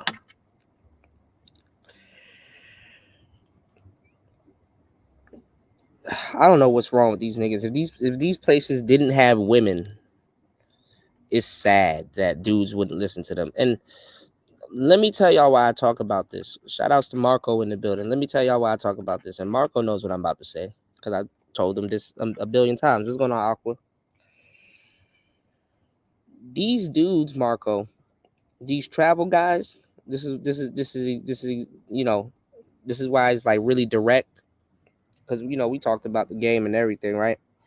And how odd and awkward it'll come off if you try to explain this to a natural, right? Well, these dudes inherited. Follow what I'm saying? They inherited the dating coach audience. They inherited it. Because they talk crazy about the dating coach, right? And then they go abroad and become an international dating coach. Can't make this shit up. Can't make it up. Guys really knew the truth, your relationship with some of these women, they would really start looking at you funny, but I'm going to keep that to myself, though. And these old heads in your comment section, they should be giving you advice. But even if they give you advice, you won't take it. You're going to do it just like you did me or whatever. You think you Mr. Know-It-All. But these old timers in your comment section should be giving you advice or whatever. Cause a lot of times you move like you move like you're on the path of self-destruction. Like can't nobody tell you nothing. And I want to ask y'all this: who gets to a country and make assumptions after only being there one day? A few days ago, he just got to Peru and got there in the middle of the night talking about how safe it was already when you barely just got there. But he'll be the very same guy that want to compare all these places in the United States with the countries he visit. Like y'all remember that time when he first got to Tanzania, he saw a bunch of black guys walking and he said he fixed his mouth talking about he got nervous because of the brainwashing and the programming on watching all the movies over here, the gangster movies of how the black men over here treat each other in the neighborhoods over here and shit. So he still had that same mentality when he went to Tanzania, but the brothers decided to speak to him or whatnot. Then he started shitting on the brothers over here or whatever. When he ain't never even been to all the black neighborhoods in the United States. He only going by the bullshit propaganda he see on CNN and Fox News and shit, where like let's take Chicago for example. They keep talking about what about black on black crime in Chicago, not knowing we got large Hispanic gangs and shit up there. A lot of them numbers, when y'all hear 900 murder cases a year, a lot of them don't just be black people, it'd be all races. It'd be the Hispanic gangs, white on white crime, it'd be all that. But he's so damn programmed, he don't mind shit on his own to try to make these other places look good. Then the minute he stay there for a while, then he starts shitting on them places. Like I said, if you in Florida, dust ass got a problem with America, stay y'all bitch asses from over here. Don't come back. And I'm not D-Ron America, but I got such an issue with somebody every time they fix their mouth because they really ain't got nothing else to talk about. They talking about the United States every 5 minutes, every time they open their mouth. Every day since you've been gone away from here, you can't seem to stop talking about the United States. The United States don't need your ass. Stay your bitch ass where you at. All I gotta say is the dude is a young, stubborn chump pretending to be something he really isn't. For real. I know you, dude. So don't try to get online and try to pretend and be like you just try to act like you just so intelligent. All you is a watered down. All of this over traveling, y'all. Y'all niggas be asking me, Kudo, why don't you do some vlogs? Why don't you? I do vlogs and I do all of that stuff, but nigga, all of this over traveling, bro. All of this over traveling, really? Bogus ass Andrew Tate want to be or whatever. Trying to play a persona, trying to be something you're not. And another thing, a real player don't go around talking about women all the time. A real player don't act this. I mean, this dude's so damn thirsty for women. You could tell he wasn't having a lot of success when he was back in Dallas. But now that I don't got to know him, I can honestly say it was his own fault. Even though I lived in Dallas before too, and it took me a while to really catch on to the dating culture there. Hell, I had to start lying like I had 8 construction companies to start winning. Hey, but at least I did something. Isn't that what y'all call game? Yeah, like I was saying though, before I almost got on top of the game, the man acts so damn thirsty behind women, him and Floyd. Man, they move just like some sexual deviants. Man, and it's embarrassing too, man. I mean, the shit is cringe. But me being a so-called friend and big brother I looked out for the dude. But you better believe behind closed doors, I was giving this man advice or telling him, nah, bro, what you doing? Oh, why you put this in the video? Why you didn't edit that out? It's gonna make you look a certain way. What does he tell me? I'm controversial. They got a problem. It's gonna get them to talking. I thought to myself, man, see, that's what's wrong with this young generation. They want clout so damn bad. They willing, shame don't even exist in them anymore. They willing to let y'all see. Man, I don't get it. I'm telling you, this crowd wouldn't survive like 20 and 30 years ago. But then they'll try to shame us, talking about we outdated because you don't need to cold approach women no more. That's what you got dating apps for, which is dumb as hell. Because they talk about they Passport Bros' #1 complaint in this country is they got to compete with rappers and ballers and shit like that. Wouldn't you be compete with them for real if you get on a dating app? You wouldn't just be competing with them, but you'll be competing with guys that's got long money all over the globe. They can fly over here and come and see these women or fly them out to their country. Isn't that dumb? With your personality, you, like I said, since you got such a problem with cold approaching women, you ain't survived in it. I'm telling you, you wouldn't survive in our time. And then every goddamn thing is not choosing signal. A lot of y'all guys, including this fool, y'all think because of women, because a woman look at you and just smile or whatever, that's choosing signal. How you know she's not just being polite? In these country, every woman, when you go to these countries, all the women ain't gonna always want you because they look at you and smile. They just being nice and friendly. Hell, I'll give y'all an example. I was somewhere, I think it was in a club in Bellingham, Washington. There was a beautiful Italian woman looking at me smiling. By his logic, that would have been considered choosing signal. But when I approached her, you know what she told me? She was only looking at me smiling because she was so... The problem with the fucking game, y'all gotta stop bastardizing our lingo. Everybody bastardizes the game lingo, and nobody knows what they're talking about. Y'all gotta stop bastardizing the lingo, man. Choosing signals, man. Surprised to see so many black guys at the club that we was at, because she's from Georgia. I forgot what part of Georgia, but she was in the military. So she left the base and went to this club that me and her met at. And she said she was only looking at me smiling because she would think to herself, the black guys in that club actually look halfway decent, but where she's from, they look dirty and nasty, like they haven't like they didn't take a shower for days or whatever. And she's just not attracted to black men. I was like, damn, that's kind of harsh. But when I thought about it, I was like, well, shit, this is why you don't go out choosing signals. But then this guy, he'll go to like work. I think he was in Bolivia, and maybe women were just impressed. Maybe they were just kind of happy to just see a black guy, but not that they wanted a black guy. They were just like, oh, okay, there's something you don't see every day, a black guy or whatever, or a Negro, whatever they call it in Spanish. But then he'll get on the live and be like, yeah, they sending a lot of choosing signal. Man, shut the hell up with that dumb goofy ass shit. Everything got to choose the signal. A woman could be looking at you thinking, this a goofy ass, off looking dude, but because she don't want to be rude, she's smiling while thinking negative about your ass. But to y'all weirdos who's socially awkward and afraid of approaching women because you're afraid of rejection, y'all think if a woman reject you, hell, you gonna die right there on the spot. It's DOA. When that's not the case.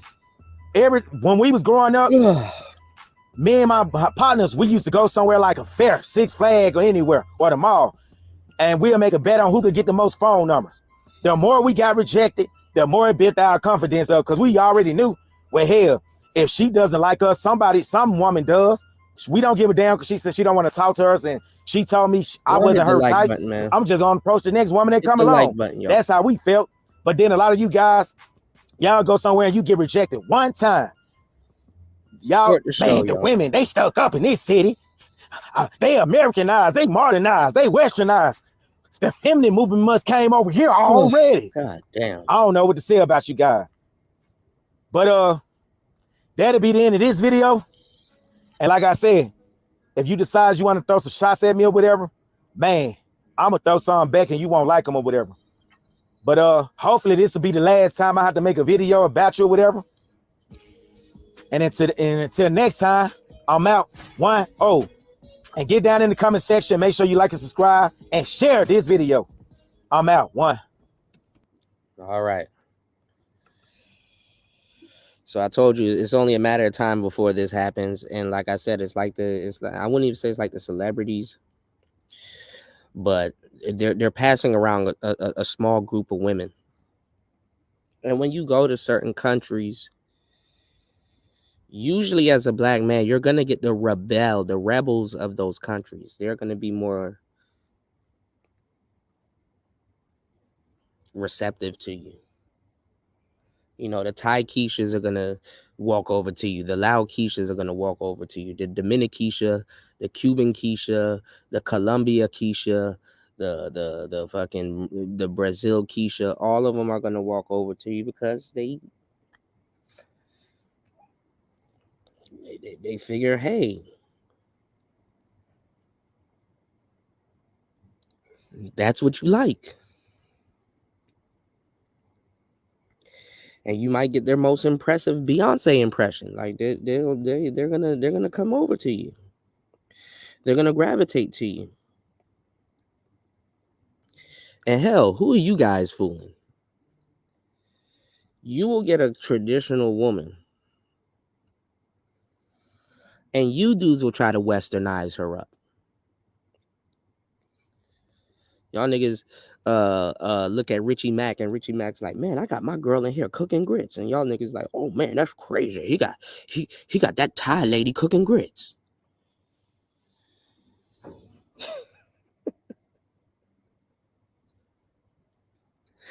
You bring your culture with you, man.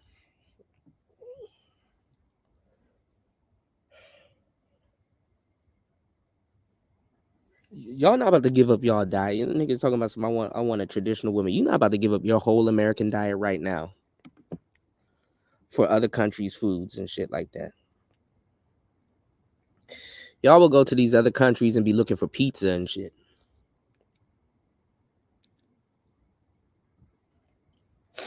Like, damn, y'all niggas, do y'all got pizza around here? Do y'all make burgers? Y'all ain't ready to give up y'all ain't ready to give up y'all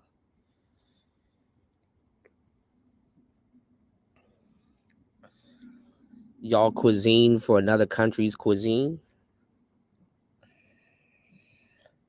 Yeah, put that Five Guys burger down and pick up this squid. Go eat a squid, man.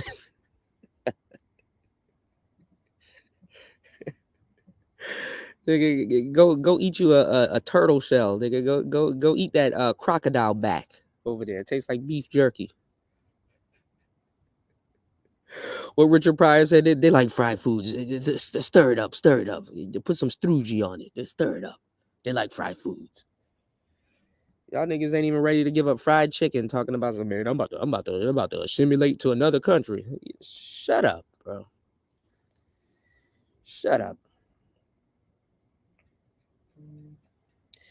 The only thing y'all may have in common is that y'all probably eat something that's similar to chitlins and shit like that. They just have theirs on skewers and shit. Yeah, nigga talk about something. I'm about to. Yeah. Y'all better off just going vegan and going to these other countries and shit like that. Y'all not about to eat no arroz con pollo. You're like, arroz con what? Niggas be up here burning rice and shit in America talking about some, we gonna eat some arroz con pollo, boy. I can't get with y'all, man. I can't get with y'all. So, we heard Rollo Tomasi talk about it. We hear the Passport Bros talk about it. We hear all these people talk about some, oh, dating is fucked up today.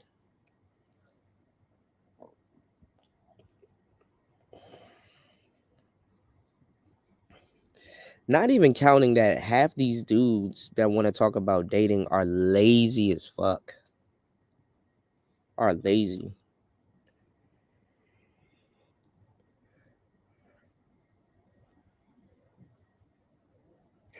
You know what's sad? And I just thought about it. You would trust in this space some no-name avatar that claims to have a fucked up experience with women before you will trust a dating coach that's literally been around for more than 10 years. Okay? Listen, I'm not here to convince y'all. I'm not here to say, hey man, y'all need to listen to Mr. Locario. I'm not telling y'all who to listen to. I'm not telling y'all how to listen to people. But just hear what the hell I'm saying. You would have dating coaches here that's been here for more than 10 years. Whether you support their products or not, or at one time listen to them or not. But some random avatar that you guys heard about that same fucking day, you will take their experience or their lack of experience with women for hook, line, and sinker, but tried and proven dating coaches. You may not have seen them pick up women. You may not have seen them in action. You may not have seen certain things coming from these dating coaches, but for one thing's for sure, they've been around for more than 10 years. Y'all go listen to the old Mac Lessons radio shows. You're gonna see commercials from Locario. You're gonna hear commercials from Locario on those shows. I know Steve Dedeen is out of date.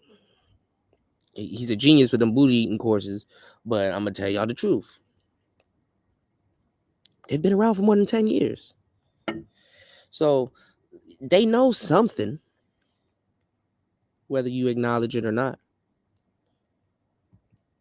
But some wayward dude that just popped up yesterday, man, these data coaches ain't shit. I'll take that hook, line, and sinker. Just an observation, yo. Just an observation. Just an observation.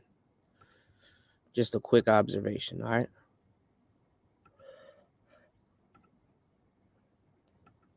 Oh, let's see what this nigga talking about. What is this? Shout out to China White, man. I'm not even gonna listen to this. And shout out to China White. I'm not even gonna listen to this. That's another thing, man. Shout out to China White, but I'm not about to listen to y'all new cats coming in here that's been laced by a woman. It's like, yeah, China White's been around for a long time. That's my girl. She cool peoples and everything.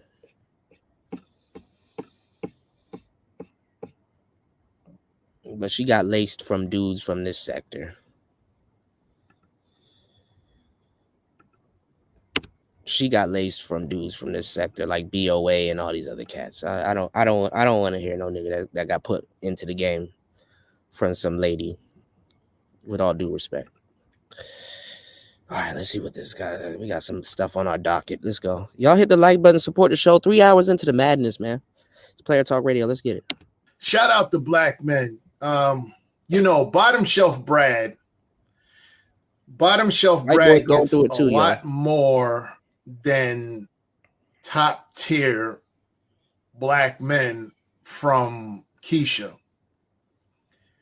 Keisha would get with bottom shelf Brad, and he, like I said, he don't have to come through with anything. This is a video. This is not a this is a. And I'm not gonna lie, man.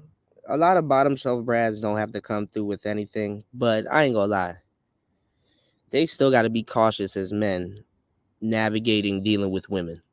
They really do. Because they're getting that play out the gate. Why are men and just black dudes, for the most part, arguing over being lazy? Oh, bottom shelf Brad don't have to really do much. Cool.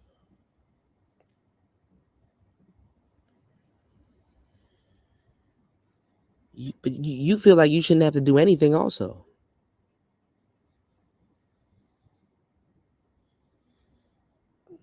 Niggas be lazy as hell. Yo, I don't want to do that much. But you want maximum return. Okay. A video from a while back from World Star. Shout out to the brothers in the Patreon. This is a link. The brothers in the Patreon. The brothers in the Patreon, man. Y'all, when it come to roasting, y'all are savage level with it. Oh, man. Shout out to the brothers in the Patreon.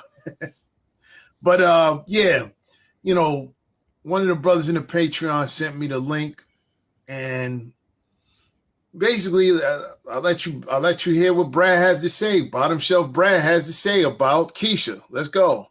So sick and tired of it. Because I was approached by a black woman recently. And this shit is like reverse racism, because it's like a lot of the white boys are getting fed up because it's like, you're only choosing me because of my skin color. The irony, y'all. And this is not just with Brad's, bro. This is with every race. Like, the Asian girls are choosing because of his skin color. It's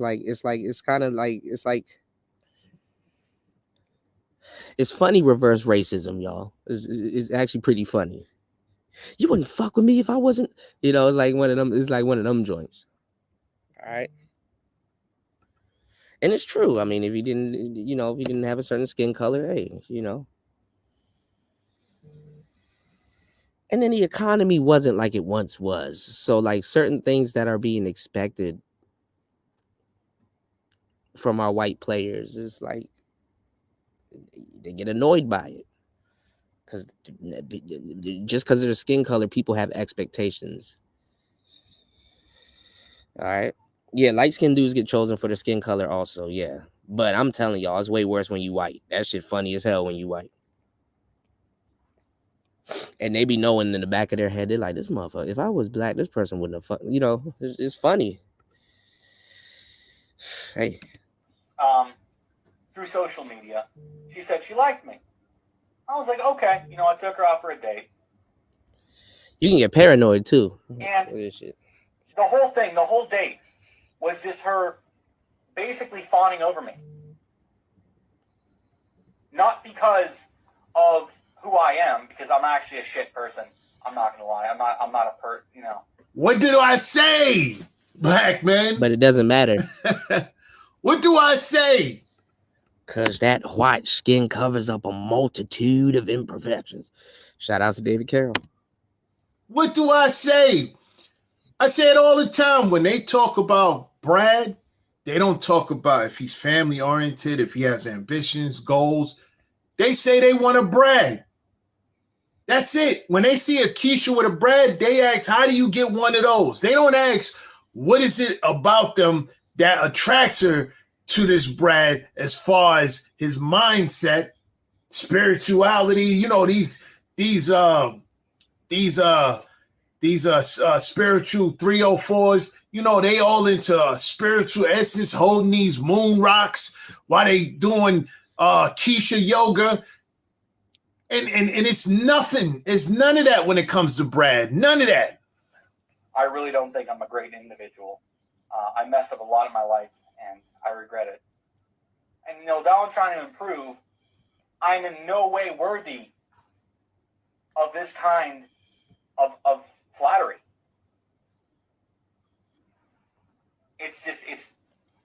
I'm not deserving of anything like it. And the whole thing was because I was white. So, you know, to say I was and I'm not even gonna lie, man, that shit can get annoying as a white guy. I understand where a lot of the white players are coming from, because it's like, here you have a big juicy steak, and it's possibly what you want, but the broad that you're getting it from, she not even selling you the sizzle. Damn. Oh yeah, you got the steak, my guy. But she can't sell you the sizzle. You know why she's there. But she not selling you the sizzle, my guy. Ooh, scandalous. Y'all hit the like button, man. Support the show. Let me know I'm doing a good job. Let's get it. Offended. Yeah, I think I was. Because that's the only thing that mattered. Was the fact that I'm white. We are not the best dating option. Dead serious. Uh-oh. You know, there's other people out there. Uh-oh. And I know for a fact, black women, there are black men who are, as just in character, are better than I am. They're nicer than I am. They have a superior disposition when in public. Much more patient than I am. You know, I want black women to have a lot more self-respect than they do now. Kind of just like worshiping white guys. Again, Brad worshipers. Here you got Brad. You have Brad saying it himself. I call them Brad worshipers for a reason, black men. I call them Brad worshipers for a reason. What else? What? Okay, you don't want to hear from your big bro AC. You're hearing it from bottom shelf Brad yourself. You got Keishas that would turn you down, black man. You go to the gym. But see, this is the thing. This is like some so this is the dumbest shit ever. Like this is some like unconfident nigga shit. So what? Brad doesn't have to do that much. It's even worse for him. You should, yeah, they'll be okay. You shouldn't even have to worry about that. Oh, Brad gets more play than I do. He's not getting more quality than you are. He's not getting more quality than you are. It's not like just because she chose him over you, the quality of this woman went up. But again, y'all, listen to what I've been telling y'all. Good dudes want hoes, or quote unquote good dudes. They want hoes. They want hoes.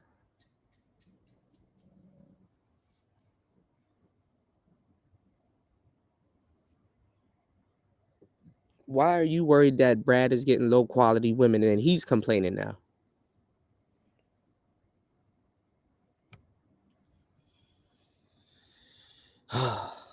You know, you're conscious of your appearance. You groomed. You have a very decent job. Either you have a decent job or you have a very great job. Either one, you're doing better than this guy. You have your own place. But you're going to throw it away on some hoes. So quick to throw it away on some hoes. You're a serious-minded individual. You're not evil. You're compassionate. You have others in mind anytime you're doing something. And this is who she choose. This is who she choose. And the thing. You got to reverse that. That's who you choose. That's who you choose. Because niggas will throw all of that shit away. Niggas will throw all of that shit away. Thing is, this is the thing. We don't care. This is the whole point. The whole point is we do not care. We rather than be with Brad. That's the thing. See, I'm not speaking on, coming to the table with Keisha. I'm not doing none of that. That's not what I'm here to do. I'm not saying, I'm telling you, don't even look in their direction because they're Brad worshipers. My channel is the stuff. No, I'm not listening to no weird shit, finance man. I'm just drawing a point. There's a bigger point that I'm gonna make once this video gets to a certain point. I'm just drawing a point. This is funny. Is to get brothers to stop dealing with them on all levels. Racial SB. On all levels.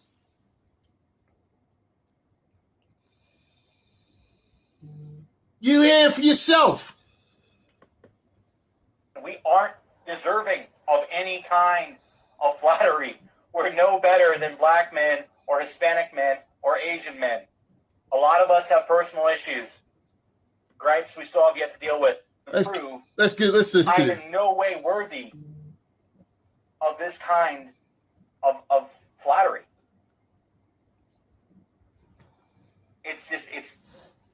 I'm not deserving of anything like it. And the whole thing was because I was white.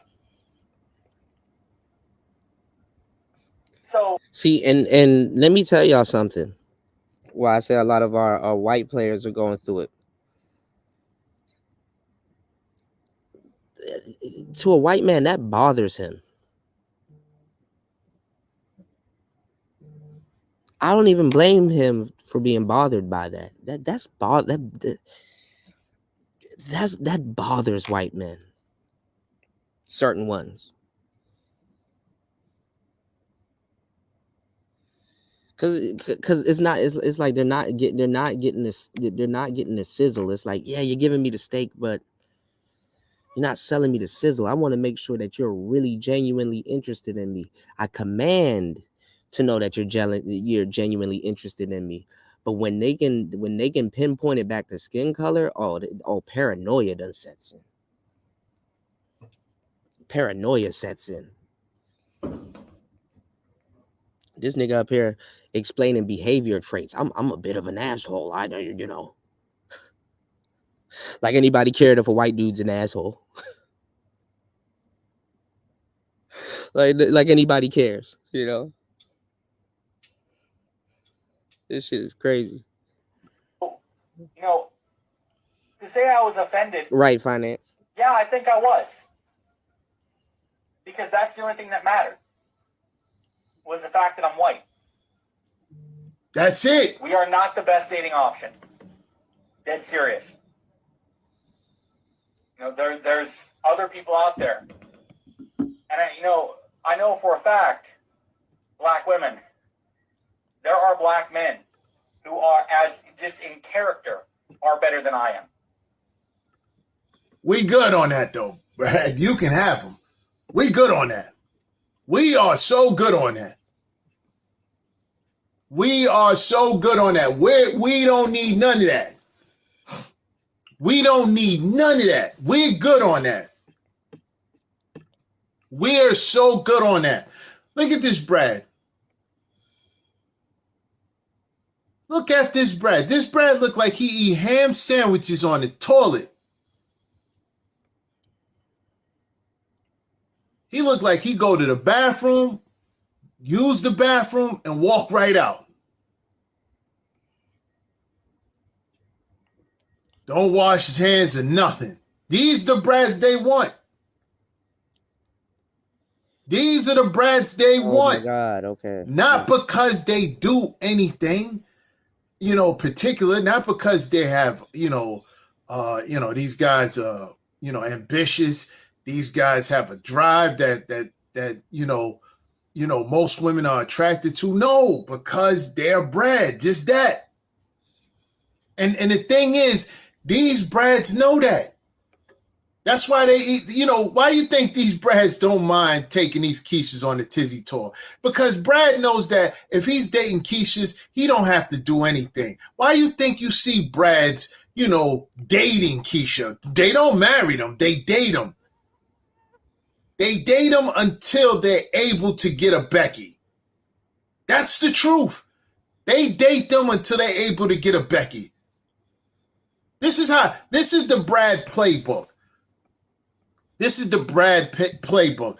Brad knows that when it comes to the women, in his community, the women he understands that he can't just show up. He got to show up with something. You don't have to show up with money, but you got to show up with something. You got to show up. That's cap. There's a lot of cap in that. There's a lot of cap in that. You said a ham sandwich on a toilet. Sometimes you're in a hurry. Yeah, you try to kill two birds with one stone. A future? What are you trying to do with yourself? What are you trying to do with yourself? What plans do you have? He has to show up with something. He has to show up with a map, a layout of what he's trying to do and what type of woman he wants to go with him. That's not necessarily true, but I'm not gonna lie. In today's day and age, there's things expected from Brad, but then again, Brad can get away with murder. What's going on, Brownie Alley? There's things expected from Brad, but Brad can get away with murder. Y'all got to stop that. Giving him too much credit. These Brads don't be showing up with nothing. So they understand that, Let's get the likes up, y'all. They can't get with Becky because they, basically they ain't about nothing. They're about absolutely nothing. So if they don't have anything and they ain't about nothing, all they want to do is probably play games, sit home, do nothing, drink beers. probably mooching. You know who they go get? Keisha. Because Keisha, he understands, is a Brad worshiper and he don't have to do anything. Keisha would pay for him. And they know that. This guy said he's not a good person, yet Keisha was fawning over him. Look at him. Look at this guy. Straight up mountain man. That's actually funny. You come through looking like that, black man, they're gonna look at you and think, no, they're not into that.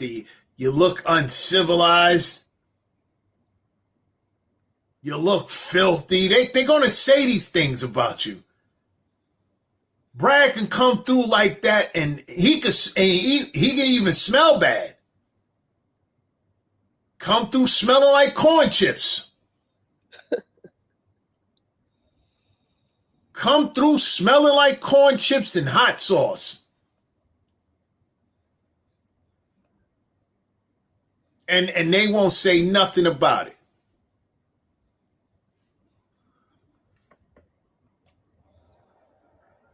They're nicer than I am. They have a superior disposition when in public.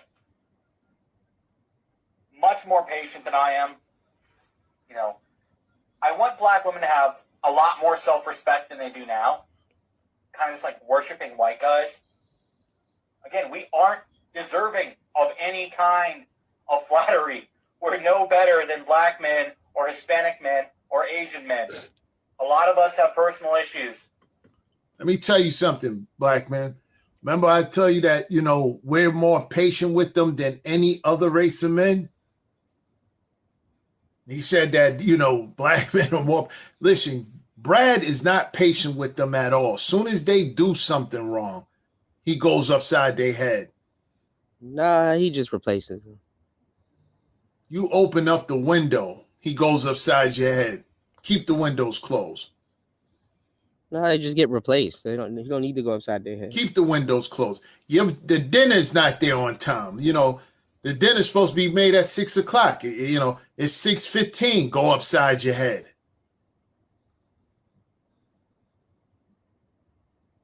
Go upside your head. Oh, you took some extra change out the change jar because you needed to go to the store, or go upside your head. You poured yourself a glass of orange juice, and that was the last of the OJ. Go upside your head.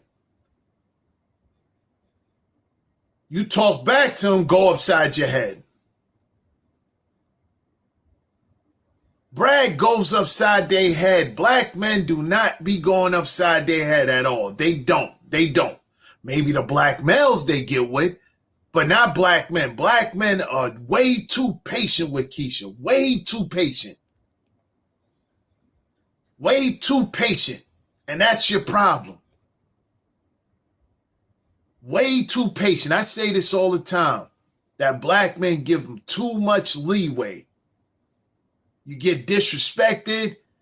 They put hands on you. No, enough is enough, man. Enough is enough. I'm telling you, brothers, it's time to step, or tell them to step. Either way, somebody got to step away. Being with them is doing you nothing but breaking you down, black man. It's breaking you down. I'm serious. It's breaking you down. It's breaking you down mentally. It's breaking you down physically. You're not happy. You're just not happy with them. Seriously, look at your life. Think about it, black man. Just look at your life. Oh, boy. Are you really happy with them? No, you're not.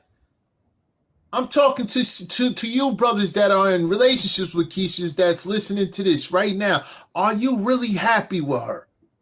Are you really happy with that Keisha? Think about it. Are you happy? Are you just walking in a daze, going through the motions? There's no happy moments for you. You know what you're doing? You know what you're doing, black man, when you're in these relationships with these Keishas? All you doing is trying to keep the peace. That's all you're doing. You Right, whoever smiling, you're it's not talking. a real smile. You laughing, it's not a real laugh. Nothing is real. You're pretending.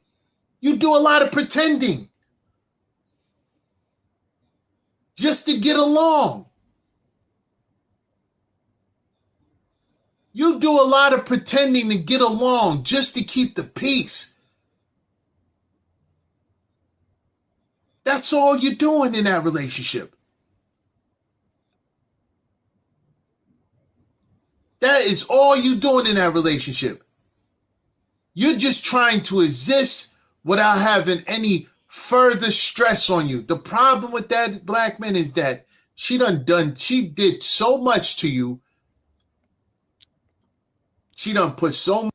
Now, my thing about all of this is, to a certain degree, we all know he might be right. You know, when it comes to certain brothers, we know, and shout out to Accountable Commentary, we know he might be right. But you will hear all of this complaining about this particular type of woman. You will hear all of this, and this is not going to stop these guys from going after hoes. Again, quote unquote good guys, because that's who he's talking to. Guys that goes through all of this stuff with women, and they're just trying to be the best man they can. Good guys want hoes. So I'm not moved by this speech, because I know at the end of the day, y'all still gonna go after hoes, even if this is currently happening to you right now. So much pressure on you. She done damaged you mentally and emotionally. All you trying to do is to lessen the stress that's already been put on you. That's all you're doing, being in a relationship with them. That's all you doing. They don't respect you. Yeah, they say they respect you, but soon as they see something they don't like, they they become irrational. Soon as you disagree with them on something, you arguing over small things because she wants to be the one to have the last word. She wants to be masculine.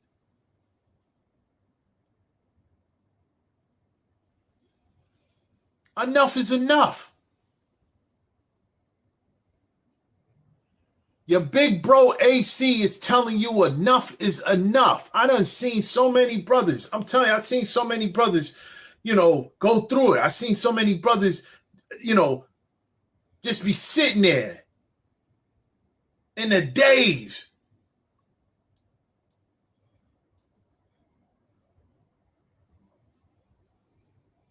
And for you older brothers, you need to tell these younger brothers not to go down that path. You went down that path. You're still paying for it. Why do you brothers in your 30s, 40s, even 50s, you're still paying for it? You're paying for it being with a Keisha. You're being punished. Life is punishing you because you decided to be with a Keisha. And you know better now, but now you got to tell the youth. Now you got to tell the youth. This is funny. You're still being punished because you was with a Keisha. This is funny. Enough is enough. Black men, you've done enough. You try to be there for them. You working overtime.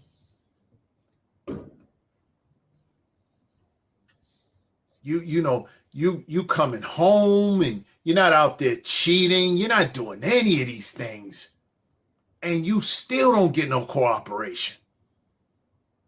You a working citizen. You're a productive black man, and you still get no cooperation. But this bottom shelf Brad can get all the cooperation from Keisha, and all he has to do is simply exist. Enough is enough.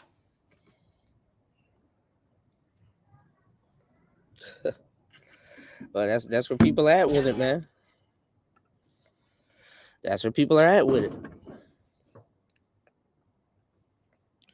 You know, I mean, I think it's messed up that, I mean, people could get that kind of cooperation just because they exist, but it's like at the same time, it's like, what do you want? You want that same? Is like, what is the argument about? Is it because you want that same type of cooperation just for existing? You know,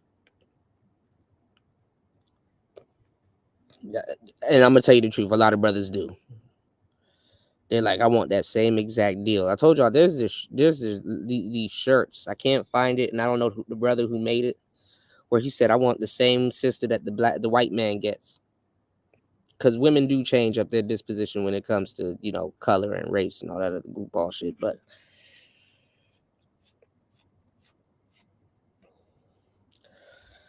that's their problem. That's not your problem. You know what I'm saying? As you can see,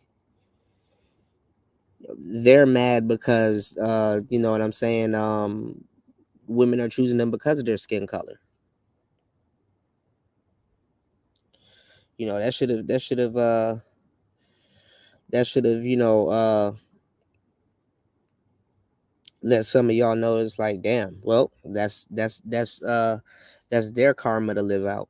You know, that's their karma to live out. I mean, not even their karma, like, to tell you the truth, what part of it's karma? It's like, bro, it's like, okay, well, you buy a steak, you want somebody to sell you the sizzle. And if the dating pool is so messed up now that black women that are interested in you don't even want to sell you the sizzle, that's a character flaw.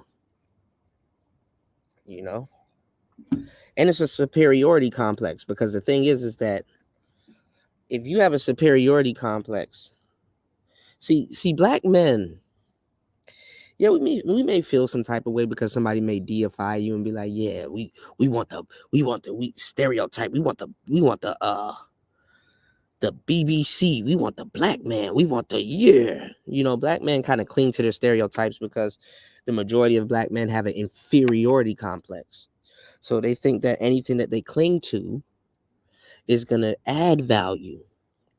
No. The white players, they got a superiority complex, meaning that if I can't get you attracted to me the way that I want you to be attracted to me, see where the superior comes in? I don't like it. I don't want it. Or if it's too obvious as to why you're here, it's not genuine. So someone having a superiority complex or having a superiority complex does not always lead to genuine interaction. And in today's dating society, you want to know somebody's really messing with you. But like I said, if you have a superiority complex, a lot of white people are not going to be comfortable where it's like, you just fucking with me because of my skin tone. Kind of sounds like something a Negro would say. But Negroes don't say it because a lot of them have inferiority complex. I'm cooking right now, man. Y'all can definitely support today's show at $PTV888. That's $PTV888. It is Saturday, y'all. You dig what I'm saying? Y'all throw something on the Rice Fund. Sponsor a bottle of water. Shit. All right, let's get it. It's Player Talk Radio. Let's get into this real quick. Ches Chardé. Let's get into this. Black women and black men don't come together and create black kids. Black women don't exist. Black women don't exist because in order for a black woman to be in existence, she needs a black man and a black woman to come together and create a black baby girl who grows into becoming a woman. Now, why is that important? Because if you are a Black woman who supposedly loves and believes in the existence and value and beauty of Black femininity, you have to remember how they get here. And Black women get here through. And this is so crazy because Black femininity is monetized. Just like how they're trying to monetize quote unquote masculinity. It's monetized. All right, let's get it. Through men and women procreating. So to consistently undermine men is to undermine your very existence, because your existence depends upon a man. There's no way around it. A man and a woman have to come together to create a Black child, a Black woman, Black women. Now, I came across this tweet that really, I think, helps reiterate the importance of understanding how and why your relationship with the men in your community is directly connected with your overall lifestyle and your long-term goals. This tweet, right, or post on X went viral, and it reads, "Had a mother get mad because I don't write her son a college recommendation letter. I only do so for Black girls. They face more roadblocks than Black males, and we have to show them how sisterhood works." You know, part of me wants to believe this is just like a CIA op. Like, I really want to believe this is just a troll who has been hired to bring chaos. He said, I got to tell the youth what you mean There's in my also own part language. of me that knows that there's been enough people who have had this experience, enough Black men in particular who have had this experience of not necessarily getting the support from women in their own institution, and vice versa. And it is disappointing. You had that one incident with Ice Cube that really caused people's eyes to open.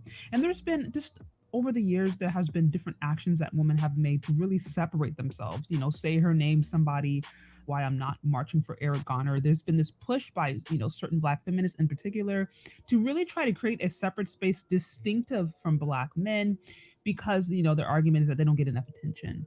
This goes back to the idea of Black male privilege and why Black women need to have a separate space that is just for them. What evidence do we have that Black women face more roadblocks than Black men when it comes to institutional support? Because last I heard, I mean, there are more Black women who are enrolled than Black men. There are certainly more Black women in like as teachers and positions of power, as far as teachers and professors.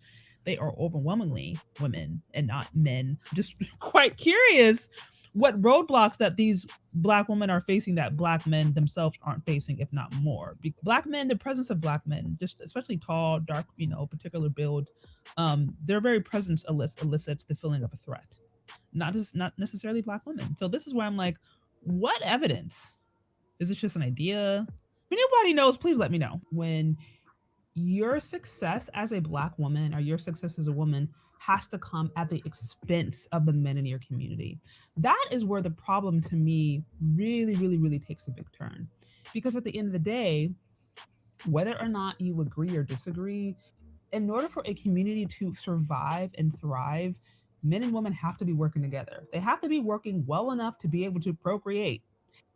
I think what Black women also don't understand is that when they go out of their way to undermine the success of men in their own community and put Black women in positions of power and keep Black men from, or gatekeep Black men out, they're also feeding into their relationship problems. Because many of these same women who do make it to positions of authority, leadership, or have Oh, it's not like we have a whole place. It's not really like we have a whole sector that's been telling y'all this for years. Oh wow, we thought about it on our own. You know, career success, at least in the corporate world, or at least in, you know, the general mainstream society. These are the same women who are going in, who are complaining about there not being enough college educated Black men, who are complaining about there not being Black men, quote unquote, on their level, aka in the same class, aka white collar. Give me 1 second, y'all. I'll be right back. Black women who are complaining about not finding men that have the equal amount of degrees. So it's like, if you are gatekeeping men out of these positions by doing things like this, you cannot be surprised when these men are there, when you get to whatever position you're at. Because there are different things done, not only by the system itself, but by you or people like you who had the ability to help to keep these men down. So that's why I'm like, y'all don't understand how this stuff, like, This stuff is hurting you. You just sat down there and hurt your own relationship success. And then another thing, like if you go out of your way to gatekeep men out of positions that would improve them and ultimately the overall well-being of the society, if you go out of your way to do that and basically give men the message that you don't really care about them or you're not on their side, you also can't be surprised when you feel like you're not protected by them. Because these are the kind of actions that either show, that give the message, whether it's implicit or explicit, that you're my enemy. We're not on the same team. We are competing. So you can't expect a person you're competing with to protect you. So this is what I'm saying. Like, this mindset really does a number, not only on Black men, but ultimately Black women in the overall community. The Asian community does not work like this. The white community certainly doesn't work like this. Okay, the Jewish community doesn't work like this. Something I've noticed consistently, because like, you know, in the Bay Area, it's very diverse. Right? If I'm in an Asian incubator, right, where there's a ton of Asian stores, right, there's plenty in the Bay Area. I'm going to go into a restaurant. I'm going to go into a dentist's office. I'm going to go into a dry cleaning. I'm going to go into a nail shop. 100% of the workers are Asian women and Asian men. 100%. 100%. I'm not saying they don't have their own issues. I'm sure they do. But at the end of the day, these people opening their own businesses, these people creating their own institutions, they're hiring their own people. Corporate world, these larger systems weren't created for Black people in mind. They're created for white folks. And so a lot of times you have minorities going in these systems, vying, they're competing, and they're competing against one another in these white institutions trying to get to the top. One way to avoid that is create your own institutions, create your own schools, create your own businesses, which is what other communities actually do. Other communities, they have maybe a school that they go to, and then they have their own school where they go and teach their own history, and they hire their own teachers that they fund.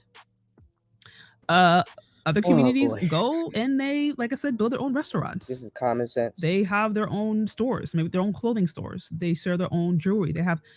They do that, and they employ their own. Now getting into questions of larger community building. And the reality is there's a lot of women who don't really care. They'd much rather assimilate and try to figure out how to work in a quote unquote white system where they feel oppressed. They try to. So anyway, where is all of this content? Oh boy, hold on.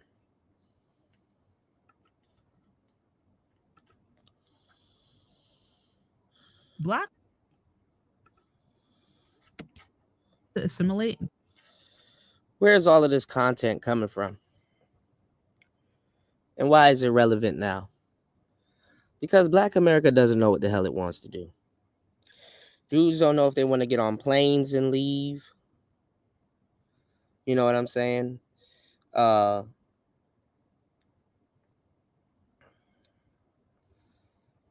have mercy. Hold on, y'all.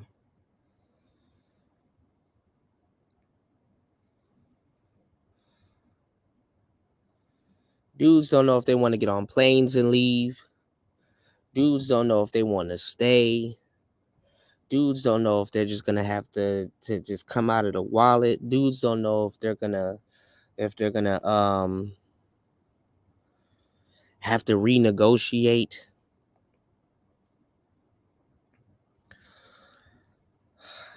And I'll tell y'all one thing is for certain too. I'll give y'all the game. And you know, anybody who's anybody knows what the hell I'm about to say. That knows what I'm talking about.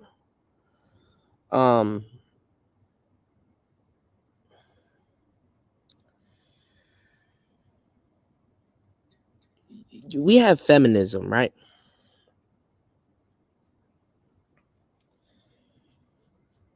We have feminism.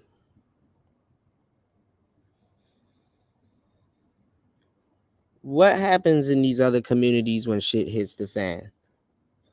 Well, whether the white woman is working with or against her man, when the shit hits the fan, she get her goddamn mind right. She can sit up there and go to all kinds of feminist marches and try to get all these laws put into play and try to become her man about 1 billion times till Sunday. She'll do all of this treacherous, traitorous, debaucherous shit. But guess what? At the end of the day, when it's all said and done, she takes her ass back home to that man. Y'all be thinking, oh, these ladies are out here marching for equality and they're single and they don't have husbands. And for some reason, some man is controlling every single breathing day of their life, right? Man, these women got husbands. These women got side dudes, all kinds of stuff going on. You really think she gives 3 fucks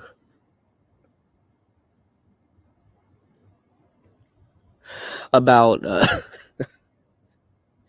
you really think she cares? Like when the shit hits the fan and that feminism shit don't work, she goes right home to her man. She ain't worried about it. So what do you see happening with the black community? Shit hitting the fan. Fucked up times at least gives you somewhat of a real relationship. Because it's like, okay, we're not the only ones messed up in the game.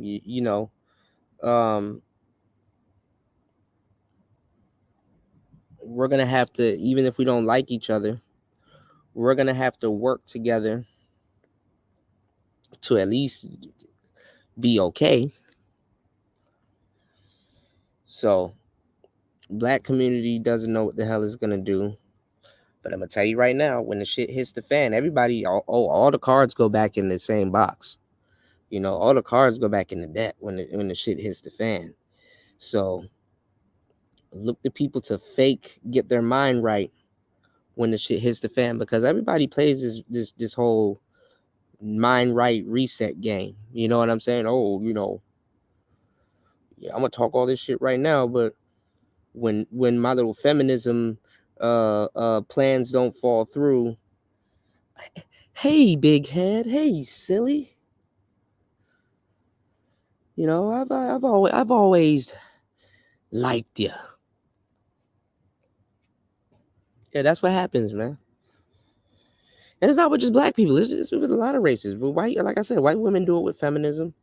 Even though, I'm gonna tell you the truth. There's some L. Gibbet cats that they rock with the whole feminism thing. That that they don't have no strings attached really to. Also, that benefits off of them behaving that way. The world benefits off of dysfunctional women. Okay, women benefit off of dysfunctional women as long as it's not coming to their doorstep. This is why. Never mind, man.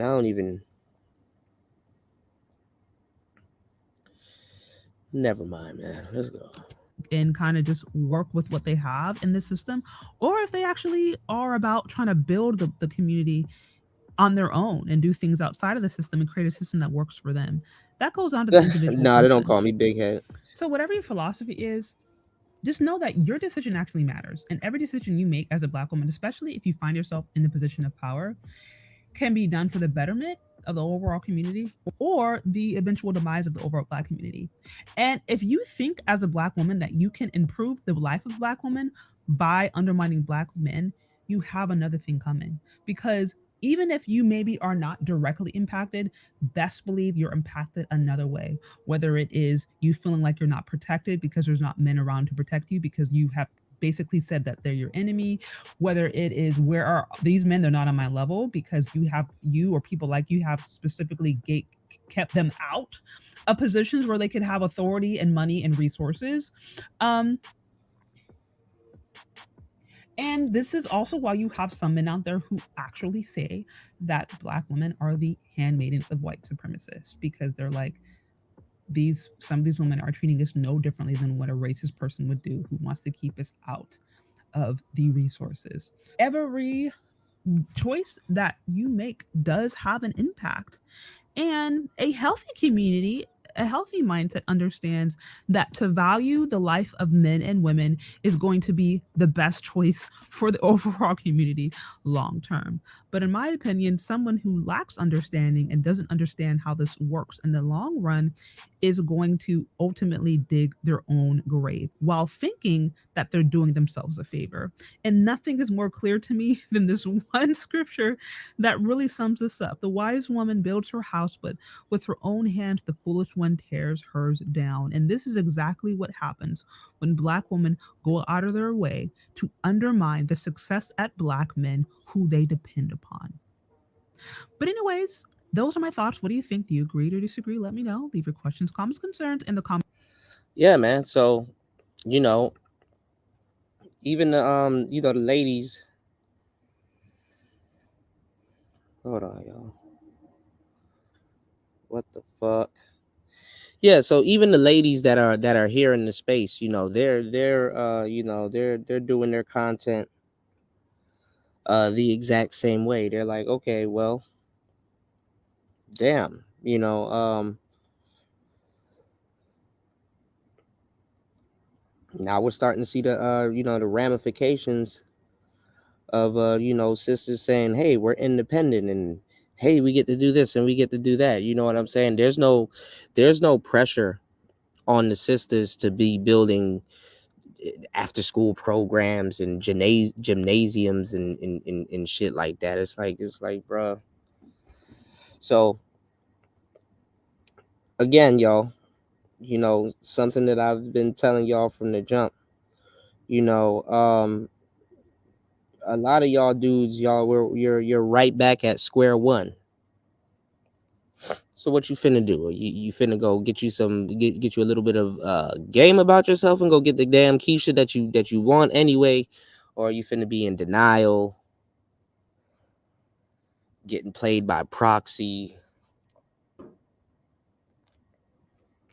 or just be a recluse, or whatever the hell you want to be. I mean, like, you said holes are for poking, not to listen to. You said a dude listening to holes want to be a hole. Yeah, that's why I had to kind of stop that other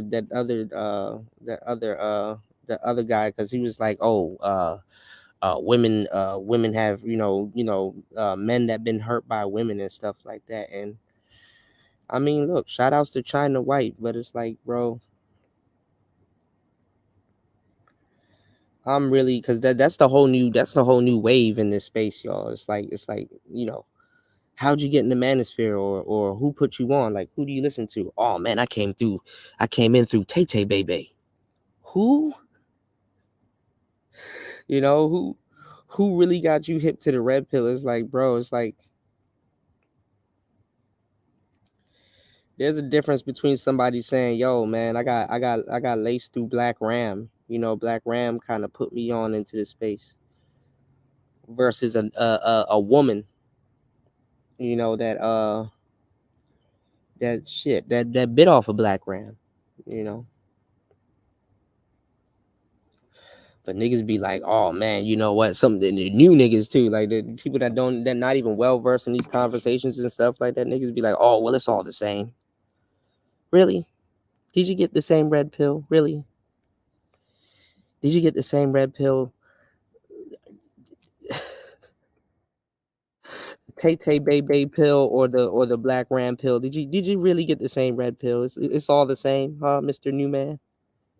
That's here. So yeah. But anyway, he said not Black Ram. He fell in love one day after Thailand. I'm just using him as an example, man. I was saying too, I was like, man, you guys are gonna come to Thailand one time and never come back, and then we just gonna we just gonna hear everything about Thailand. It's like Thailand. It's like, bro, but you only been once for like a week or some shit. But hey, whatever. Shout outs to Black Ram, man. That's my bro.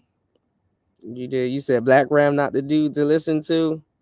Who would you say is the dude to listen to in the space? Because I do like Thinking Man's Templar. Shout outs to Marco. Marco looked out for Thinking Man's Templar. Yeah, he forgot about the succubi. The succubi. Put your pussy lips on live, I'll give you $1,000.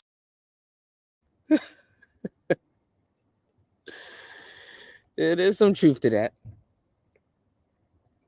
But that's the thing. Dudes want to simp in peace, I mean, that's the whole passport bro movement. It's like dudes want to go dudes want to go to their they want to go to their corner of the world in simp. You know what I'm saying?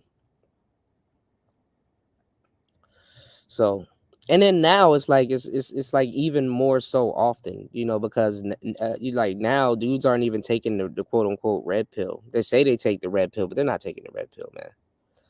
They're not taking the red pill. They haven't even been in these spaces long enough to even say, hey, this is, what I want to do. It's like, bro, you just found out about the red pill last year, and it's not even a red pill. Like, they're getting put on by like Sneeko and Kai Cenat and shit like that. And you know what I'm saying? It's like, bro, stop.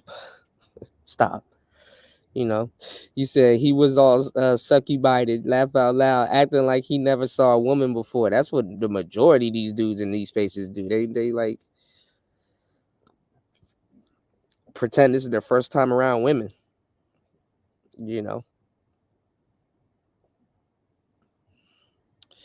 But I mean, what you guys are learning now is a lot different. I mean, Thailand and all of these places and stuff like that, these are not beginner places. I've been saying this for a long time. I'm like, shit, I mean, you can be a seasoned trick. You can be a flat foot, stomp down, stand on business, bartering. You can be a seasoned trick. And Thailand is still going to throw you for a loop. You know what I'm saying? And that's the thing about America, that y'all can't get away with in these other countries. You can be reckless. You can be a reckless trick in America. Like I said, you can create a damn tyrant out of women in America. You can be the most reckless trick on the planet in America. You know what I'm saying? Especially if you're dealing with like freelancing broads and just broads that don't have no business acumen or they're just there. You can just be the most reckless trick in America if you want to. But when you start going to Thailand and certain little spots in like Colombia and Brazil and stuff like that, because lo and behold, clubs in a lot of those foreign countries are basically brothels. I'm gonna tell you the truth, bro. I mean,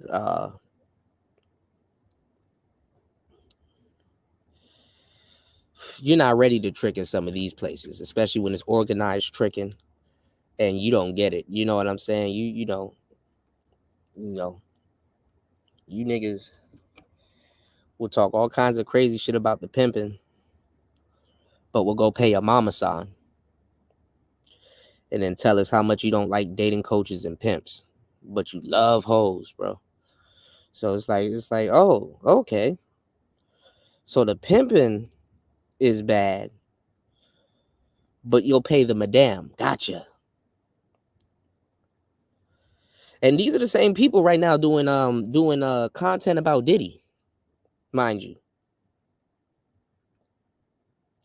Keep that in mind. These are people that saying Diddy's a horrible person. I want you to keep that in mind. oh, P. Diddy's going down and he needs to be punished for his deeds. But you're on a Colombian blade.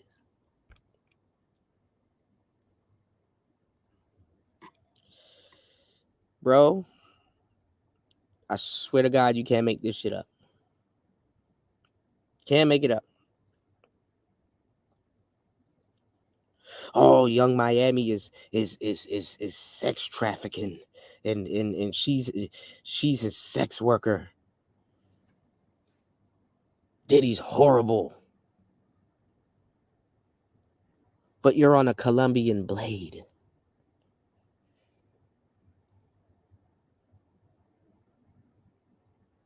Mongering. Don't leave that part out.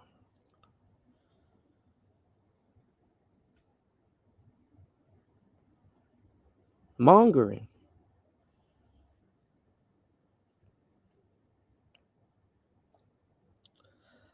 That's enough YouTube for that ass. That's enough YouTube for that ass. All right. But listen, y'all. I appreciate you guys coming through. I'm getting tired.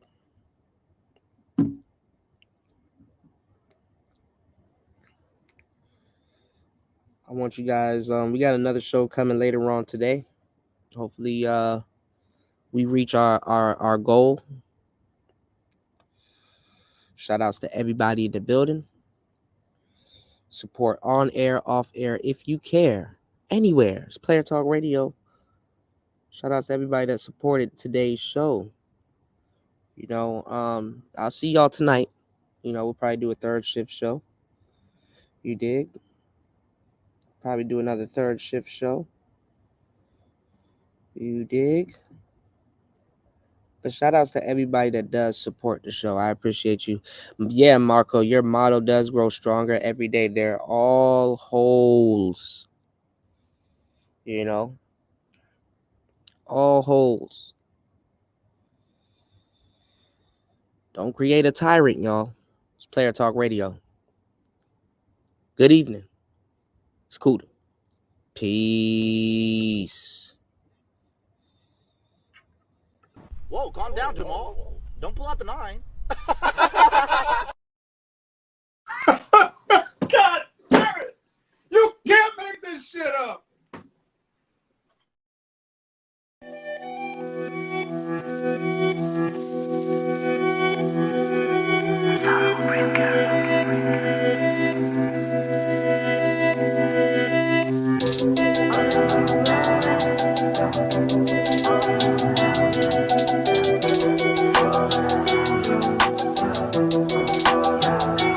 I feel like it's better when I'm high. I love it when I'm baked in my mind in the sky. I can't feel pain when my brain fried. Running away from the feeling of life, 'cause I can't take it anymore. Say knocking at my door, you can hear the demons roar. They coming for more. They coming for more. I don't know what they want from me. Don't know what the devil want from me. 'Cause I have nothing. From heaven I'm falling, falling. That whole turning angel demonic. Tryna get to the blue bands, no Sonic. I guess that's all I ever wanted. Feel the heat of hell on my back when I'm falling. There's nothing you can do to save me. There's so many that's betrayed me. So I can't trust. Middle fingers up, I don't give a fuck no more. I feel like it's better when I'm high. I love it when I'm baked in my mind in the sky. I can't feel pain when my brain fried. Running away from the feeling of life, 'cause I can't take it anymore. Say knocking at my door, you can hear the demons roar. They coming for more. They coming for more. I don't know what they want from me. Don't know what the devil want from me. 'Cause I have nothing. From heaven I'm falling, falling.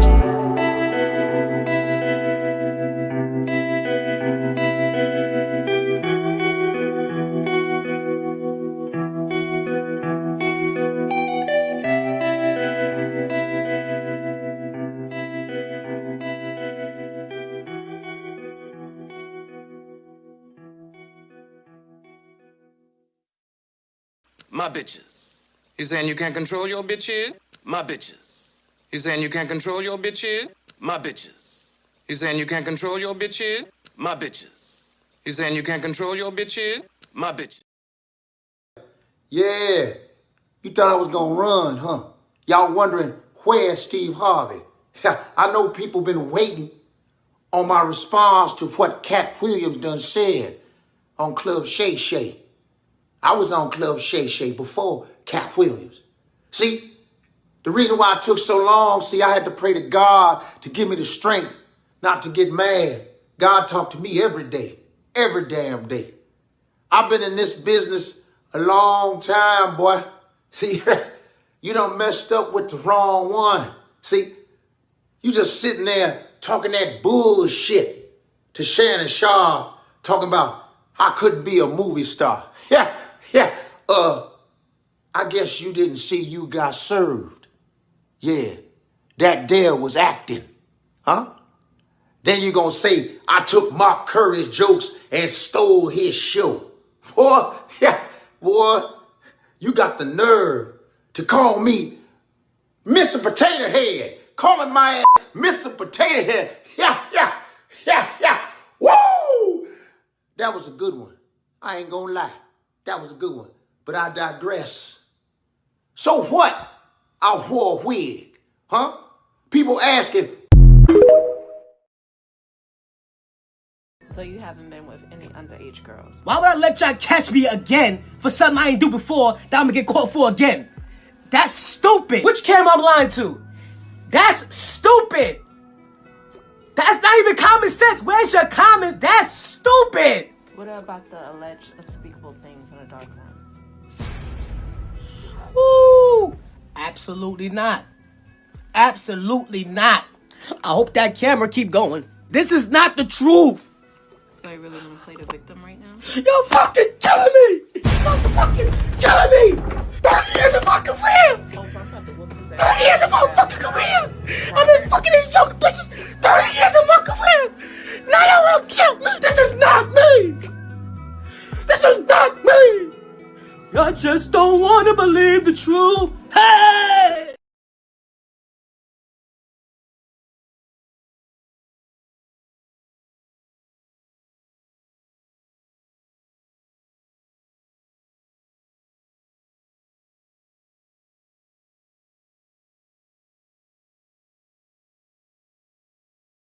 First of all, I come from a long line of tricks and hoes. Yes, what's the eyebrow thing? I come from a long line of hoes. I'm not the first one, maybe in this generation, but it go all the way back to slavery time.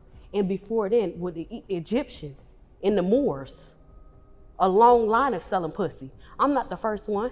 My auntie, my mama don't like me saying her name in my interviews. Grandmama, great-grandmama, great-great-great-grandmama. So was any of them in a $40 line? $40. Fuck you, nigga. You think you hard? Wanna talk shit? Pick up the phone, bitch. This the real shit right here. Shut the fuck up, you nitwit. You talking shit upon my shit, homeboy? You just a little punk ass, bitch. Fuck that. Thousands of niggas is waiting for your motherfucking call, and they all talking shit up on that ass right now. Big niggas. Thick niggas. Curvaceous niggas. Affectionate niggas. Mwah, nigga. You want that true nigga shit? Let's call the line off top. 1213-373-4253. Only $4.99 a minute. These niggas is desperate. You call me fucker? Man, shut the fuck up, you tropical snake. 80s niggas. 90s niggas. Sleepy ass niggas. Nigga. Broke niggas. Baroque niggas. Parmesan niggas. Mystery niggas, revealed niggas. Fake niggas. Famous niggas. I'm alive, fool! Sensitive niggas. Yeah, motherfucker. I'll fuck you up. And once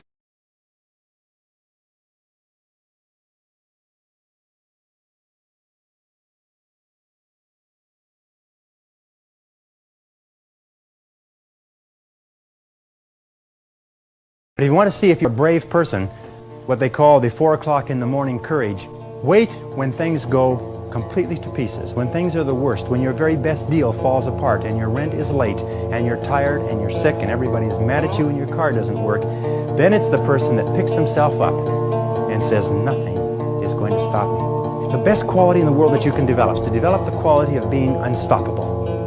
Develop the quality of being unstoppable. Say in yourself that no matter what life throws at me, it'll never stop me. No matter how rough it gets, I will never quit. Nothing will ever stop me. Looks like that's the end of the video. If you learned something new, be sure to hit that like button.